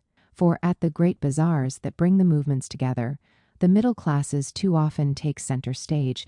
No doubt the classical organizations through which the dominated classes act and express themselves are far from being adapted to the new challenges. Changes that the evolution of capitalism has wrought in the organization of work and the management of economic life necessitate changes in the forms of organization and struggle of workers and peasants' movements. I have discussed these elsewhere, and they are central to the agenda of the World Social Forum. But these necessities do not justify the contempt in which many of the others hold the traditional labor unions and peasant organizations. For all, the chances of success depend on a large number of factors. One is the capacity to mobilize the know-how of activists to analyze as experts the nature of the problems, to work out strategies and tactics, to gain access to the media, and to conduct negotiations. Once again, mobilization of these capacities requires a revision of traditions based on past experience that objective social changes have rendered obsolete. But success or failure also depends on the economic and political conjuncture and the sharpness of conflicts within the systems of rule. This is why the movement manifests itself in successive waves of rise and decline, and also why constant analysis of the conjuncture remains an indispensable task. In general, forms of activism are undergoing change. Some say that involvement tends to be less intense or less ongoing, but I am not convinced of this.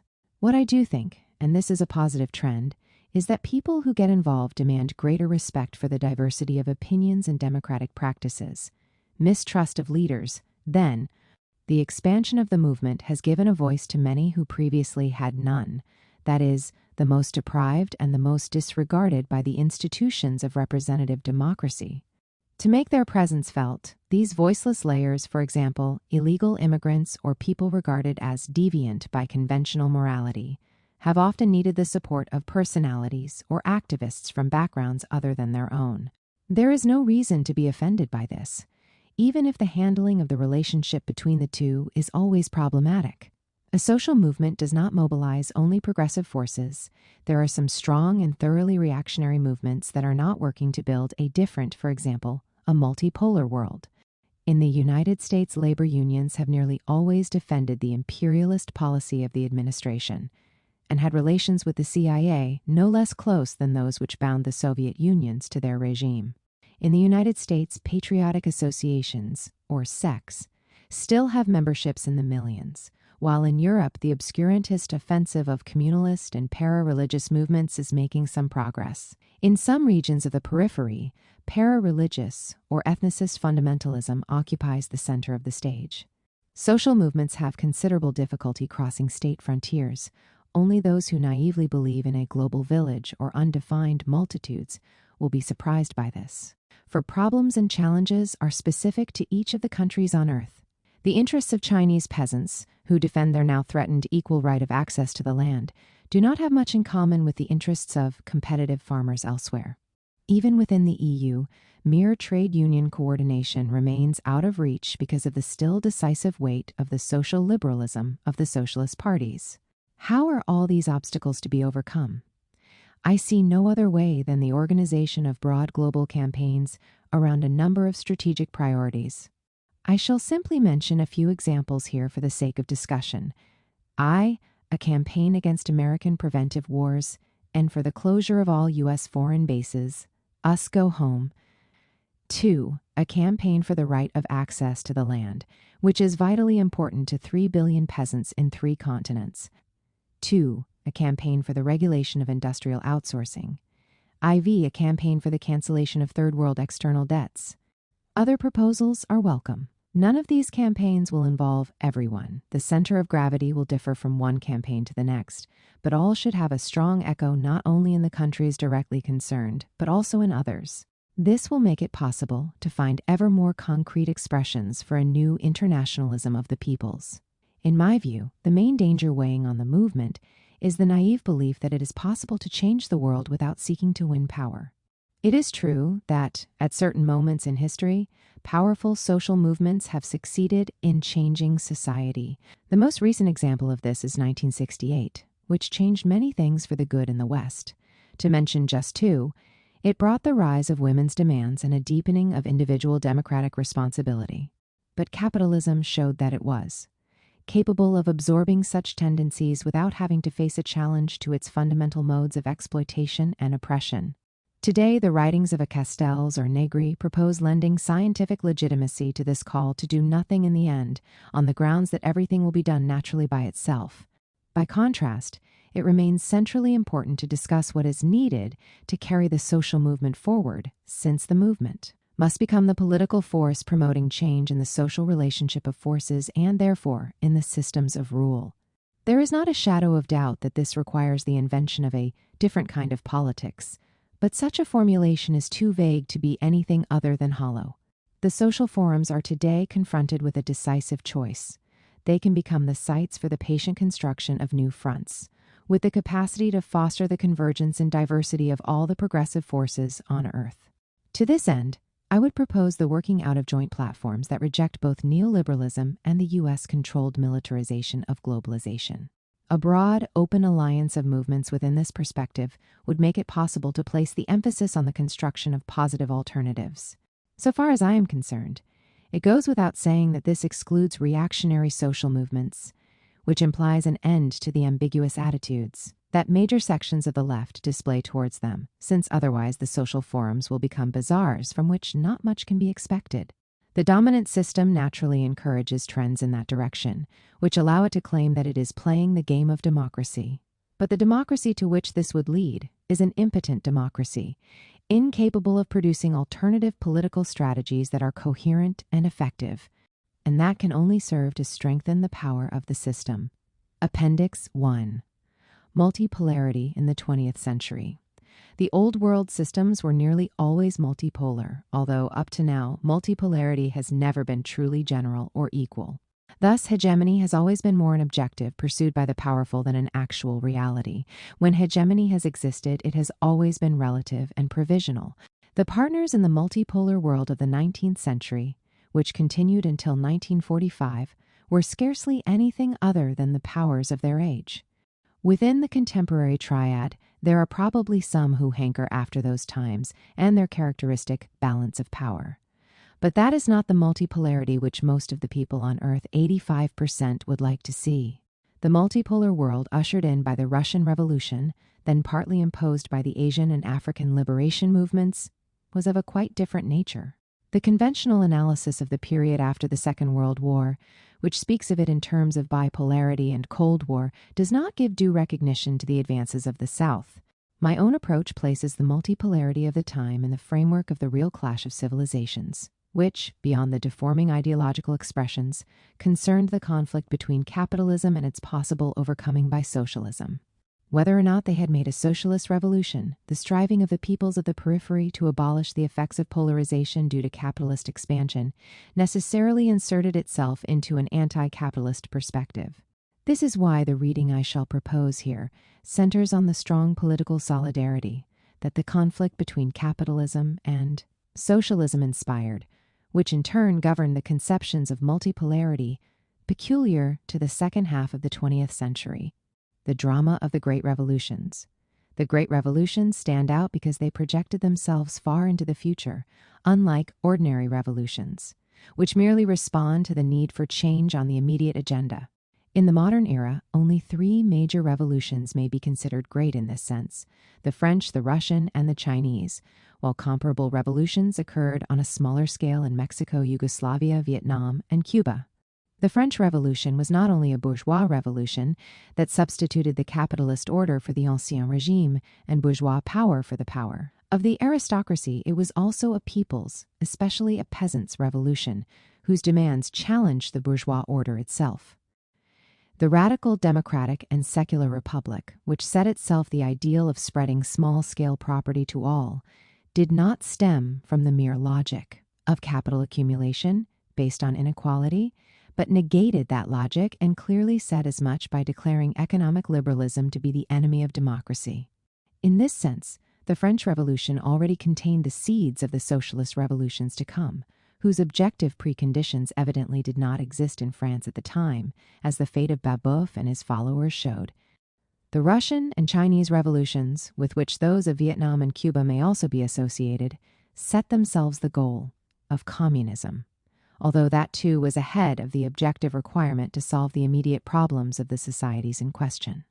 Consequently, all the great revolutions suffered the effects of being ahead of their time and had great difficulty stabilizing themselves.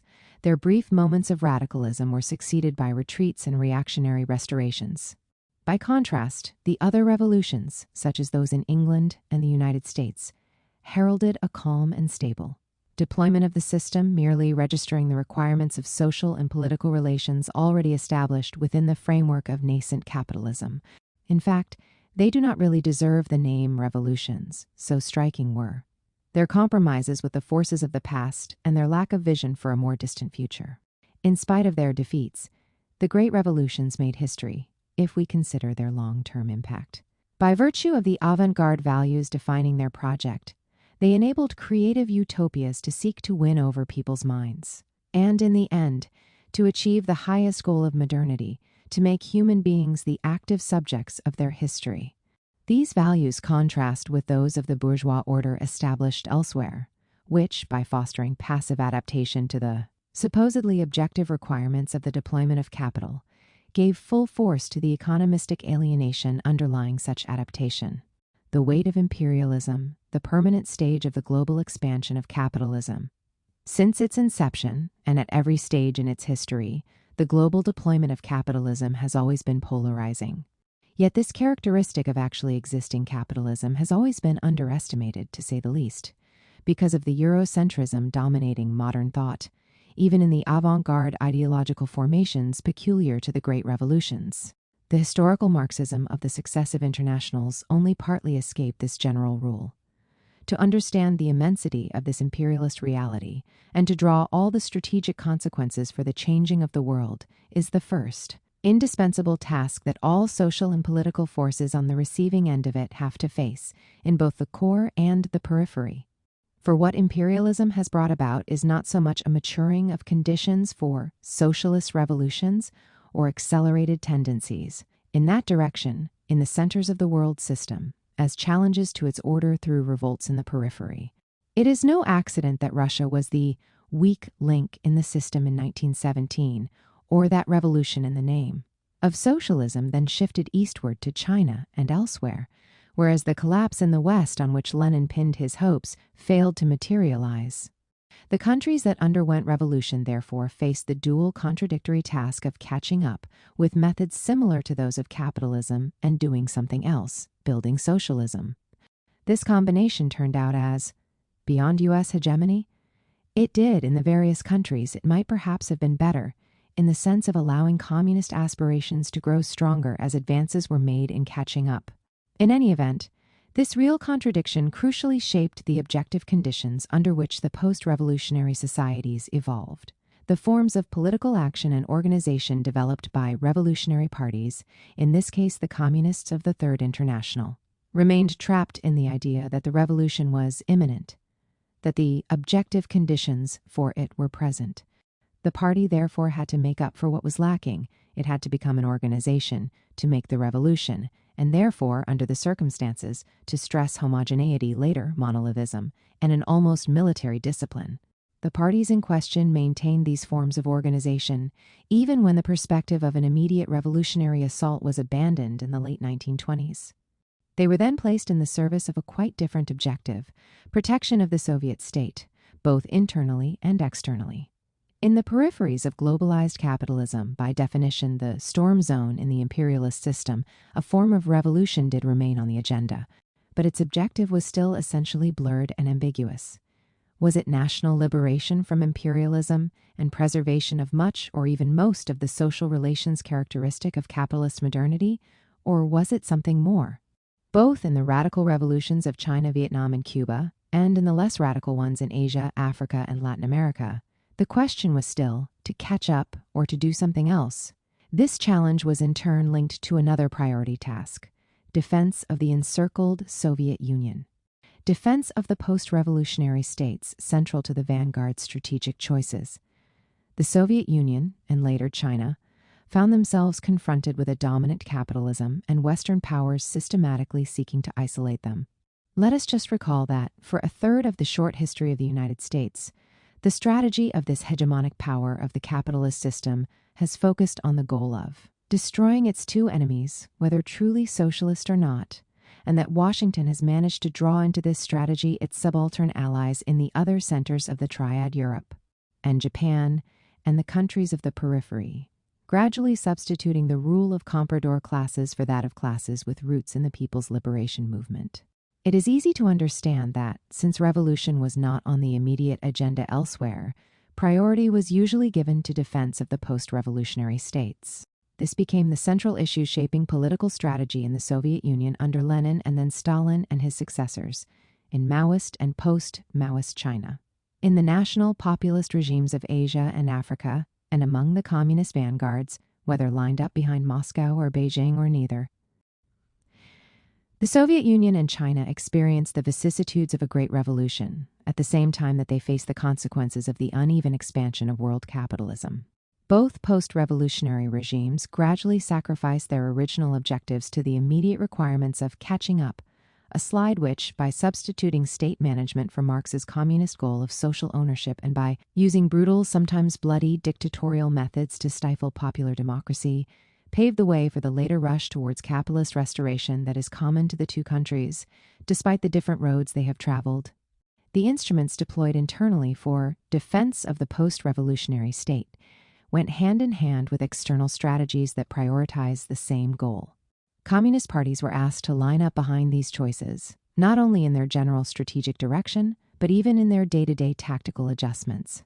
This could not fail to produce a rapid weakening of their capacity for critical thought, as abstract talk of revolution, still supposedly imminent, and the maintenance of quasi-military forms of organization come hell or high water, detach them from analysis of the real contradictions of society. The vanguards that refused such a crippling alignment, in some cases daring to look the post-revolutionary societies in the face, did not give up the original Leninist hypothesis of the imminence of revolution, even though it had been ever more visibly refuted in reality. This was the case with Trotskyism and the parties of the Fourth International. It was also true of many activist revolutionary organizations, from the Philippines to India, Naxalites inspired by Maoism, and from the Arab world, Arab nationalists and their followers in South Yemen to Latin America, Gavarism, nation building or socialist construction in the radical countries of the periphery. The great national liberation movements of Asia and Africa that came into open conflict with the imperialist order, like those that led revolutions in the name of socialism, had to face the conflicting demands of catching up nation building and transforming social relations in favor of the popular classes. With regard to the second of these tasks, the post-revolutionary or simply post-independence regimes of Asia and Africa were certainly less radical than the communist regimes, which is why I call them national populist. Sometimes they drew inspiration from organizational forms, single-party, undemocratic rule, a state-run economy that had been developed in the experiences of actually existing socialism, but they generally watered them down through vague ideological choices and compromises with the past.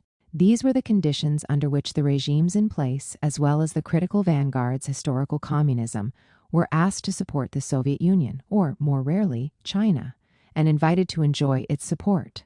The constitution of this common front against the imperialist aggression of the United States and its European and Japanese partners was certainly beneficial to the peoples of Asia and Africa. It created a degree of autonomy, both for the initiatives of their ruling classes and for the activity of popular classes. The proof of this is what happened subsequently, after the Soviet collapse. Even before it, those ruling classes which opted for the West, on the illusory grounds that this would be favorable to them, obtained nothing in the end. In Sadat's Egypt, the main case in point, the calculation was that a friendly United States holding nearly all the cards on the Palestinian issue could turn the situation round in favor of the Arab and Palestinian cause. Indeed, their capitulation encouraged the deployment of the strategic offensives of imperialism and, in the case of Israel, strengthened the Washington-Tel Aviv axis. This is not to say that Moscow did not impose dubious conditions on political forces that were ranged alongside the popular classes in countries allied to it, and, in particular, on the local communist parties. One might have thought that within the anti-imperialist front, these parties would preserve all their autonomy of movement, a recognition of the conflicting interests and social projects among the partners involved in the front. For the ruling classes were ultimately pursuing a capitalist, though also national project, whereas the satisfaction of popular class interests required going beyond a perspective whose narrow limits had already been demonstrated in history. But the fact is that the Soviet state fed the illusions that the national capitalist project carried within it, and thereby undermined the autonomous expression of the popular classes. The invention of a theory of the non-capitalist road expressed this choice. There can be no doubt that during the Bandung era, 1955 to 75, it was difficult to draw a distinction between the interests of governments and the interests of their peoples. The regimes had only recently emerged out of huge national liberation movements, which had routed imperialism in its old colonial or semi-colonial forms, or sometimes out of genuine revolutions associated with those movements, as in China, Vietnam, and Cuba. They were still close to their peoples and enjoyed great legitimacy. The example of Arab communism sheds some light on the tragic consequences of this rallying to the idea of a non-capitalist road. A large majority of Arab communists accepted the Soviet proposals and became, at best, the left wing of the anti-imperialist national populist regimes, giving them scarcely critical, virtually unconditional support. Two examples of this were the self-dissolution of the Egyptian Communist Party in 1965, in the deluded hope that it would be allowed to breathe new life into the Nasserite Socialist Party, and the rallying of Khalid Bagdash in Syria to the thesis that only nation-building, not even spelled out as non-capitalist, was the order of the day. I have expressed my views on this elsewhere, most notably at the time when many of the activists of the period were publishing their memoirs in Egypt. I concluded that Arab communism as a whole had not essentially left the framework of the national populist project and had failed to see that in the end this fitted into a strictly capitalist perspective.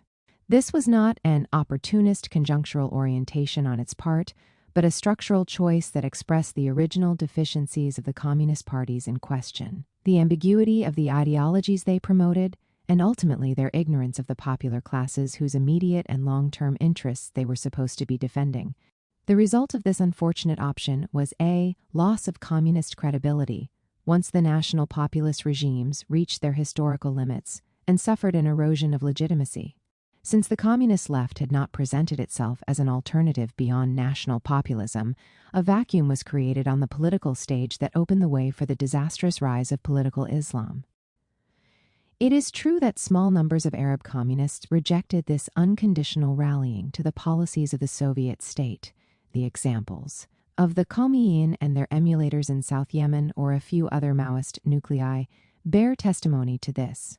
But they did not depart from the original Leninist thesis that revolution was imminent, which they shared with the Guevarist movements of Latin America and the Naxalites in India.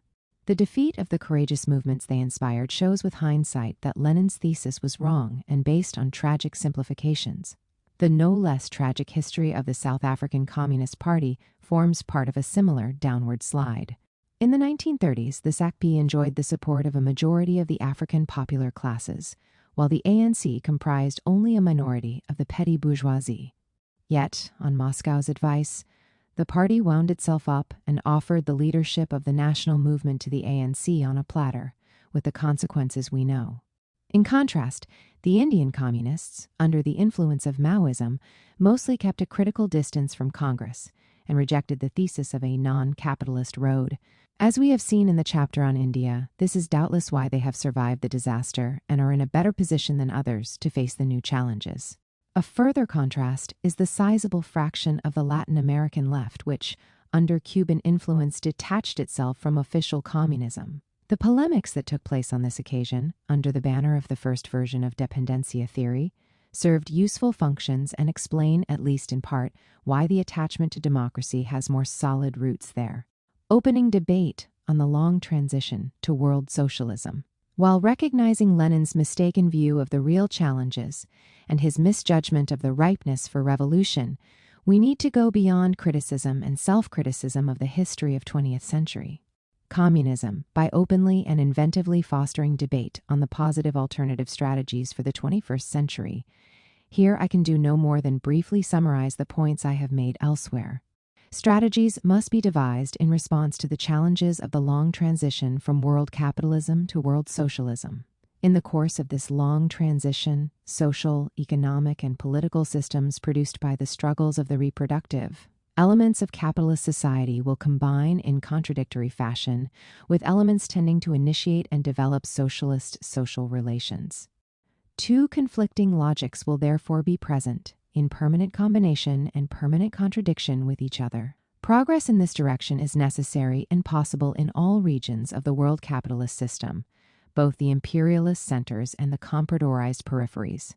Of course, by force of circumstance, there will have to be concrete and specific intermediate stages, especially with regard to the contrast between centers and peripheries. Social, ideological, and political forces expressing, however confusedly, the interests of popular classes are already working in the directions indicated. The so-called alter globalization movements are material proof of this. But these movements serve as vehicles for different alternatives, some progressive in the above sense, some diluted or even clearly reactionary para-fascist responses to the challenges. To politicize the debate, in the true and proper sense of the term, is the sine qua non for building what I call convergence and diversity of the progressive forces. The victims of the deployment of neoliberal capitalism are the majority in all parts of the world, and socialism must be capable of mobilizing the new historical opportunity this creates. But it will be able to do this only if it can take account of the changes resulting from the technological revolutions, which have completely altered the social architecture once and for all. Communism must no longer be the banner only of the industrial working class. In the old sense of the term, it can become the banner representing the future of the broad majority of working people, despite the diversity of their situations. To rebuild the unity of working people, both those who benefit from a beyond us hegemony, certain stabilization of the system, and those who are excluded from it, is today a major challenge for the inventive thinking that is needed for communist renewal. In the peripheries, this also means organizing huge movements to establish an equal right of access to the land for the whole peasantry. Renewal is all the more necessary because it has often been forgotten that the peasantry is still a half of humanity, and that capitalism in all its forms is incapable of solving this major problem.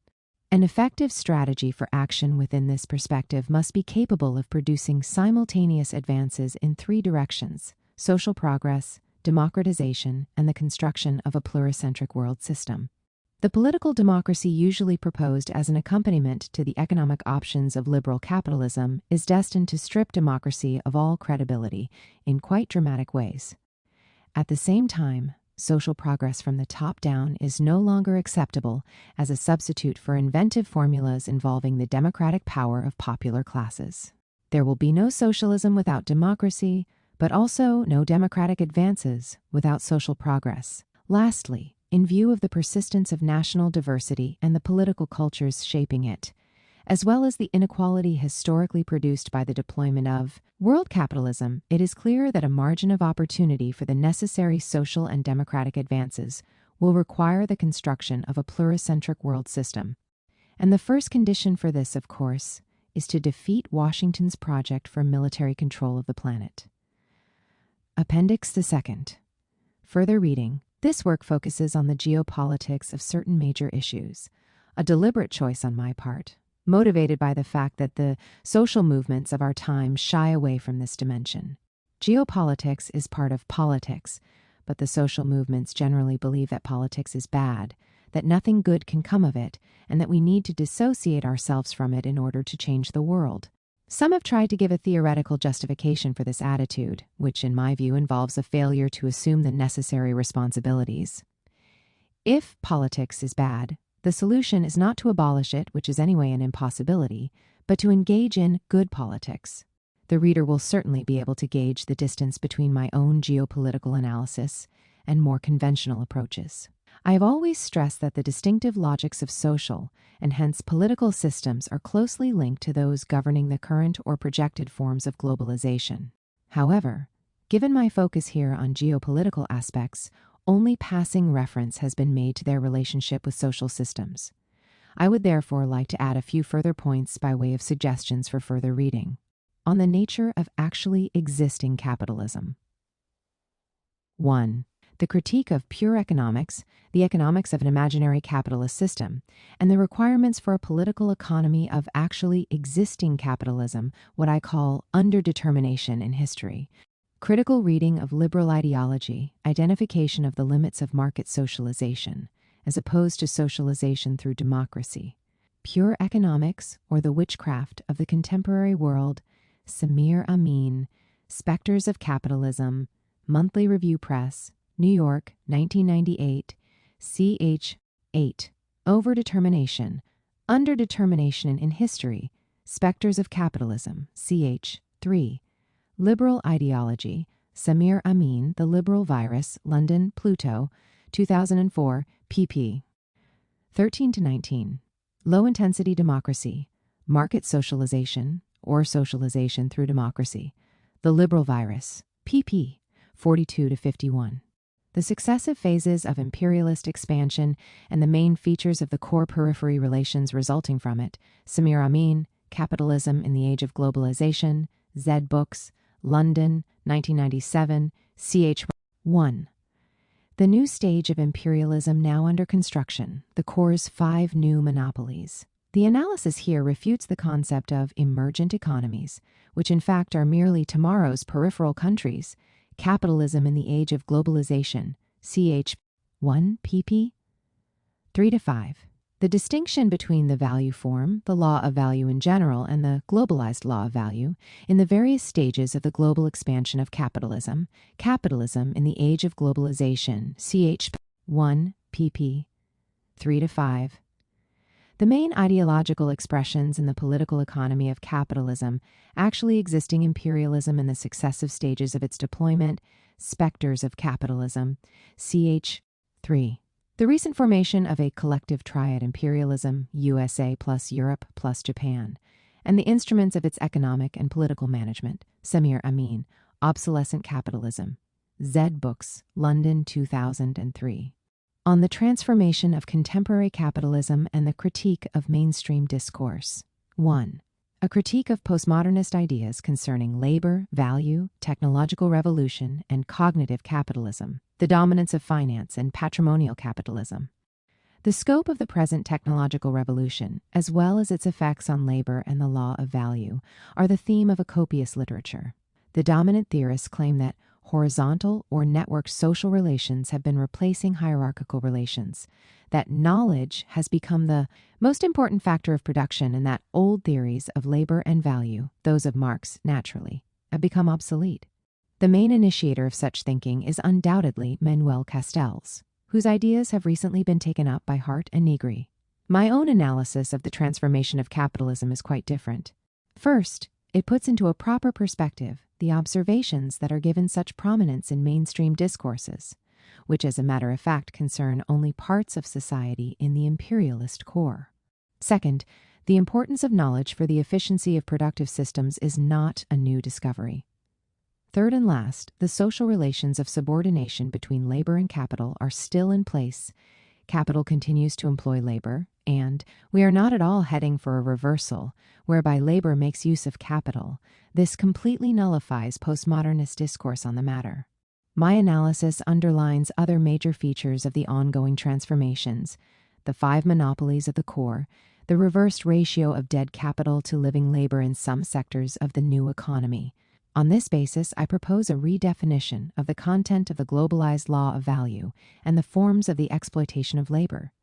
Mainstream discourse also emphasizes the dominant position of finance within the system, claiming that this expresses a lasting qualitative change on the basis of which a new patrimonial capitalism is taking shape. In my view, this financialization is a characteristic of the transition crisis, and in this light, patrimonial capitalism can be seen for what it really is, just a pretentious formulation for the old myth of a people's capitalism. Samir Amin, Obsolescent Capitalism, ch. 6, Samir Amin, Specters of Capitalism, ch. 5. Samir Amin, Globalism or Apartheid on a Global Scale in I. Wallerstein ed. The Modern World System in the Longue Durée, Paradigm, Boulder, CO, 2004. Samir Amin, Technological Revolution and Cognitive Capitalism, forthcoming. 2. In connection with the changes in contemporary capitalism, I have also proposed a critique of the concept of globalization, a review of earlier, pre-modern forms of globalization capitalism in the age of globalization, CHS 1 and 2, and the ancient world system versus the modern world system, review, Vol 14, 1991, pp. of Gorty 90, a critique of the language of contemporary mainstream discourse, civil society, governance, communities, poverty, consensus, alternation, and so on contradictions within the contemporary triad. 1. U.S. hegemony, established fact, or just an ambition of the American ruling class. An expression of real economic strength, or, on the contrary, a means of compensating for serious weaknesses? The militarization of globalization, successive preventive wars, and the empire of chaos, an expression I have been using since 1990. What can be expected of the American people? Samir Amin, Obsolescent Capitalism, ch. 5. Bill Fletcher, Can U.S. Workers Embrace Anti-Imperialism? In J.B. Foster ed. Pax Americana, Monthly Review Press, New York, 2004. PNAC, Project for the New American Century, Washington, D.C., 1997. The National Security Strategy, Washington, D.C., 2002. 2. The Fading of the European Project. Is it to be a European project or the European part of the American project? Roots and Possible Directions of the Clash of Political Cultures. Samir Amin, Obsolescent Capitalism, pp. 101-6. Samir Amin, The Liberal Virus, pp. 62-106. Samir Amin, Judaisme, Christianisme, Islam, Social Compass, vol. 46. No. 1999, pp. 545-60. Partly translated as The Theocratic Temptation, Judaism, Christianity, Islam, Dialectic, Cosmos and Society 12, Spring 1999, 5-12. Marie-Thérèse Bitch, Histoire de la Construction Européenne, Complex, Paris, 2004. Appendix 2nd on the Socialist Perspective and the Critique of Actually Existing Socialisms.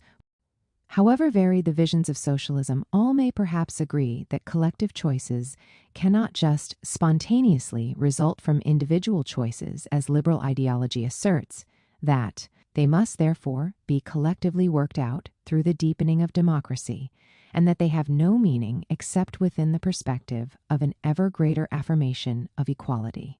Socialism, then, is synonymous with emancipation and equality, and calls for democratic management of politics and the economy. This definition, which I share with others, see e.g. Tony Andreani, Le Socialisme est à venir, 2 vols, Celeps, Paris, requires in turn that we identify the strategic stages necessary for the construction of socialism on a world scale, through a long transition in the course of which the forms and values governing capitalist reproduction will be conflictually combined with other forms and values associated with the logic of socialism. In this perspective, we may conceive of a market socialism that combines democratic regulation of the market with methods of planning that are themselves the result of democratic debate rather than technocratic command. Such a market socialism, or socialism with the market, as Tony Andreani puts it, may be thought of as constituting a transitional stage. We shall return in a moment to current Chinese experiences in this connection. This opens up debate on the socialism that might lie further ahead in the future and on the place that the market might occupy within it, a debate that evidently calls for fresh appraisal of Marxist and other theories of alienation. Furthermore, the perspective of socialism has no meaning unless it is global. Visions of socialism reserved for the economically most advanced countries, 15% of the world's population, are little different from the perspective of apartheid on a world scale, characteristic of imperialist capitalism. Up until now, the need for socialism has forcefully asserted itself in the peripheries of the system, through revolutions conducted in the name of socialism and through the radicalization of national liberation movements, see Appendix 1. The problems of inherited cultural diversity, as well as the diversity of future-oriented conceptions of socialism, should also be addressed in this context. Beyond Us Hegemony? Samir Amin, Capitalism in the Age of Globalization, ch. 11 and Conclusion. In the Conclusion to Class and Nation, Monthly Review Press, New York, 1980, I had already outlined the alternative facing the world, either capitalism ending in chaos or a controlled transition beyond capitalism. Specters of Capitalism, ch. 4, on communism as bearer and product of a new culture, and ch. 5, on the contradictory withering away of the law of value, with a potential for the construction of socialist social relations, but also for the slide of capitalism towards a new type of tributary empire, underpinning apartheid on a world scale. The Challenges of Modernity, Obsolescent Capitalism, Appendix 1.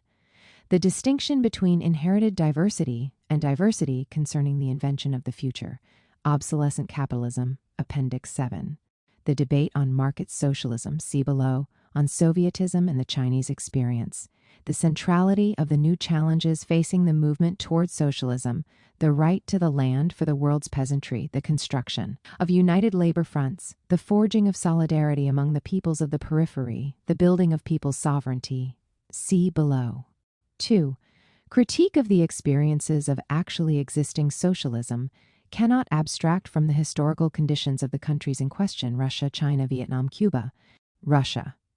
Samir Amin, La Voici Géographie ou Histoire, ch. 8 of Les Défis de la Mondialisation, Le Harmattan, Paris, 1996. Samir Amin, Rereading the Postwar Period, Monthly Review Press, New York, 1997, ch. 7. Moshe Lewin, The Soviet Century, Verso, London, 2005. Boris Kagarlitsky, La Russie aujourd'hui, Parangon, Paris, 2004. Frédéric Ancel and Olivier Guez, La Grande Alliance, Flammarion, Paris, 2003. China, Maoism, and Market Socialism. Samir Amin, The Future of Maoism, Monthly Review Press, New York, 1983. Appendix 2, 181. Samir Amin, Capitalism in an Age of Globalization. Samir Amin, Post-Maoist China, Review Vol. 22, No. 4, 1999, pp. 375-85.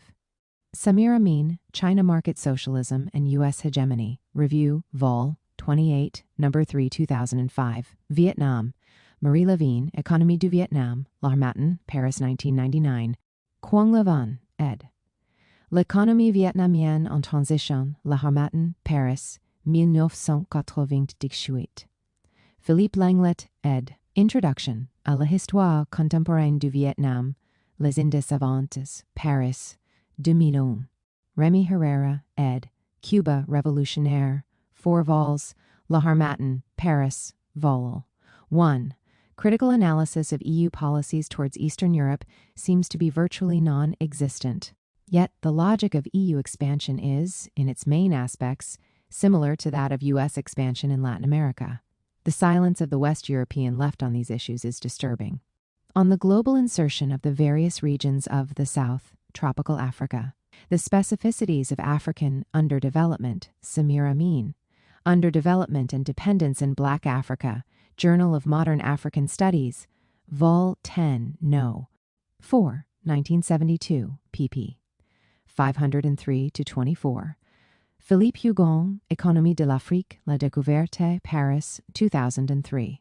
On the current projects for Africa's insertion into neoliberal globalization, Cotonou Accords between the ACP group of states and the EU, the Regional Economic Partnership Accords, REPAS, the New Partnership for Africa's Development, NEPAD, etc., Samir Amin, ed. L'Afrique, Exclusion Programmée ou Renaissance, forthcoming, Jacques Berthelot. L'Empire et la question agraire, les principaux pièges contre le Sud, forthcoming, South Africa. Material supplementing the synthetic analyses in this book, Hein Marais, L'intégration régionale en Afrique australe and Langazida, L'Afrique, du Sud-Est le maillon faible de l'impérialisme, Inami, l'Afrique, Exclusion Programmée ou Renaissance, Arab and Islamic Worlds. For my critique of autocracy in the region, the Mameluke system, the failure of the 19th century Nabda, and the rise of political Islam, Samir Amin and Ali El-Kenz, Europe and the Arab World, Zed Books, London, 2005. Sheesh. 1. Amin, Obsolescent Capitalism, Appendix 6, Critique of the Projects for Euro-Mediterranean Dialogue, Samir Amin and Ali El-Kenz, Europe and the Arab World, CHS 3 and 4. East, South, and Southeast Asia. Diana Hocrèche et al., eds. Après la crise. Les économies asiatiques face aux défis de la mondialisation. Carthala, Paris, 2003. Ed. Tigers in Trouble, Zed Books, London, Central and West Asia. Ali Banu Azizi, ed. The New Geopolitics of Central Asia and Its Borderlands, Indiana University Press, Bloomington, 1994. Ahmed Rashid, The Resurgence of Central Asia, Zed Books, London, 1994. Latin America and the Caribbean. The Desarrollismo and Dependencia debates provided material for a number of well-known major works. No less important are the conclusions for political action that the left drew from them in the region. See Martha Harnecker, La gauche à l'aube du cycle, Outremont, Quebec, Langtot, 1999. Identifiable advances have occurred with the coming to power of the Workers' Party in Brazil, Chavez in Venezuela, the Neo-Zapatista movement in Mexico, and the mobilizations of the indigenous peoples. Will they measure up to the challenges, strengths, and weaknesses of these early signs of a new beginning for Latin America? On the plus side, democratic demands have stronger roots than in Asia or Africa. There are some signs of regional alternatives to the expansion of the U.S.-dominated common market, Mercosur versus NAFTA, but also of an attachment to European culture and the consumerist model that goes together with it. Strength of reactionary political forces in the elected institutions, the latifundistas in the Brazilian Congress, for example, and the judicial system, an obstacle to reform in Venezuela. See Coral Winter, The Revolutionary Process in Venezuela, links 26, 2004. Pablo G. Casanova, Las Nuevas Ciencias y las Humanidades, de la Academia a la Política, forthcoming. Felipe de Pérez Cruz, El neoliberalismo en Brasil, in Atilio Borón, El Alca, más allá de la economía, Cuadernos de Nuestra América 33, 2004. The Emergence of Ethnicism, Samir Amin, L'ethnie à la Nation, La Harmattan, Paris, 1994. On Yugoslavia and Ethiopia, partly in Capitalism in the Age of Globalization, ch. 4. On Present Conflicts and the Geometry of Possible Alliances. 1. Respect for national sovereignty and the military balance of power. Does this necessarily involve proliferation in the absence of organized disarmament of the major powers, primarily the United States? Critique of the right of intervention. The new issue of people's sovereignty and its democratic foundations. Samir Amin, Jean de Maillard, François Rigaud et al., Droits Marchands, Droits des Peuples, derives du droit international, forthcoming. 2. The new agrarian question. Property reform and the right to the land. Old debates, Marx and Vera Zasulich, the Second International, Kautsky and Lenin, African debates of the 1950s and 1960s, the need to discuss new issues. Samir Amin, Les réformes foncières nécessaires en Asie et en Afrique, forthcoming, and Samir Amin, ed. Part 1 of Les luttes paysannes et ouvrières face au défi du cycle, Les Indes savantes, Paris, 2004. The new issue of building workers' unity among stable and non-stable sectors. Amin, ed. Part 2 of Les luttes paysannes et ouvrières face au défi du XXIe siècle. 4. The new issue of building solidarity among the peoples of the South. Samir Amin, Laying New Foundations for the Solidarity of the Peoples of the South, Social Sciences Probings, Vol. 15, Nos. 3-4, 2003. Beyond Us Hegemony? Advances whose scale remains unclear, and in 2003, at the WTO meeting in Cancun, the countries of the South presented a challenge to the characteristically arrogant proposals of the United States and the European Union, represented by Pascal Lamy, concerning the opening up of the South's agriculture to competition. An African farmer producing roughly 1 ton of grain a year is supposed to compete with those in the USA and Europe producing 1,000 to 2,000 tons a year. But the countries of the South were content to discuss the secondary issue of agricultural export subsidies and did not dare raise the key demand that agricultural and livestock production should be excluded from the WTO agenda. Samir Amin, WTO Recipe for World Hunger. Abram Weekly 657, October 2003. At the same WTO meeting, a group of 20 led by Brazil, South Africa, India, and China showed some signs of taking shape, although its aims remain ambiguous, insofar as the latifundia of Brazil and South Africa are competitive agri-exporters, while the peasantries of the South do not generally share their interests. Moreover, Brazil and South Africa do not accept that food security needs to be a political priority. 6. The variable geometry of the conflicts in prospect. The Southern Storm Zone. The persistence of imperialism in new forms goes hand in hand with compradorization of the dominant classes in the periphery. The new comprador bloc in the emergent countries groups together the bosses of dependent industry, technocrats and bureaucrats, the middle classes and sections of the rich peasantry who benefit from expansion. This bloc excludes the peasant and working class majorities and is therefore incapable of stabilization. It implies that periods of generally aberrant democracy will be interspersed with brutal dictatorial backlashes. The ground is also being laid for devastating religious and ethnicist fundamentalisms. The alternative is to construct national popular democratic blocs and to ensure that globalization is adjusted to their requirements. Samir Amin, Obsolescent Capitalism, pp. 106-12.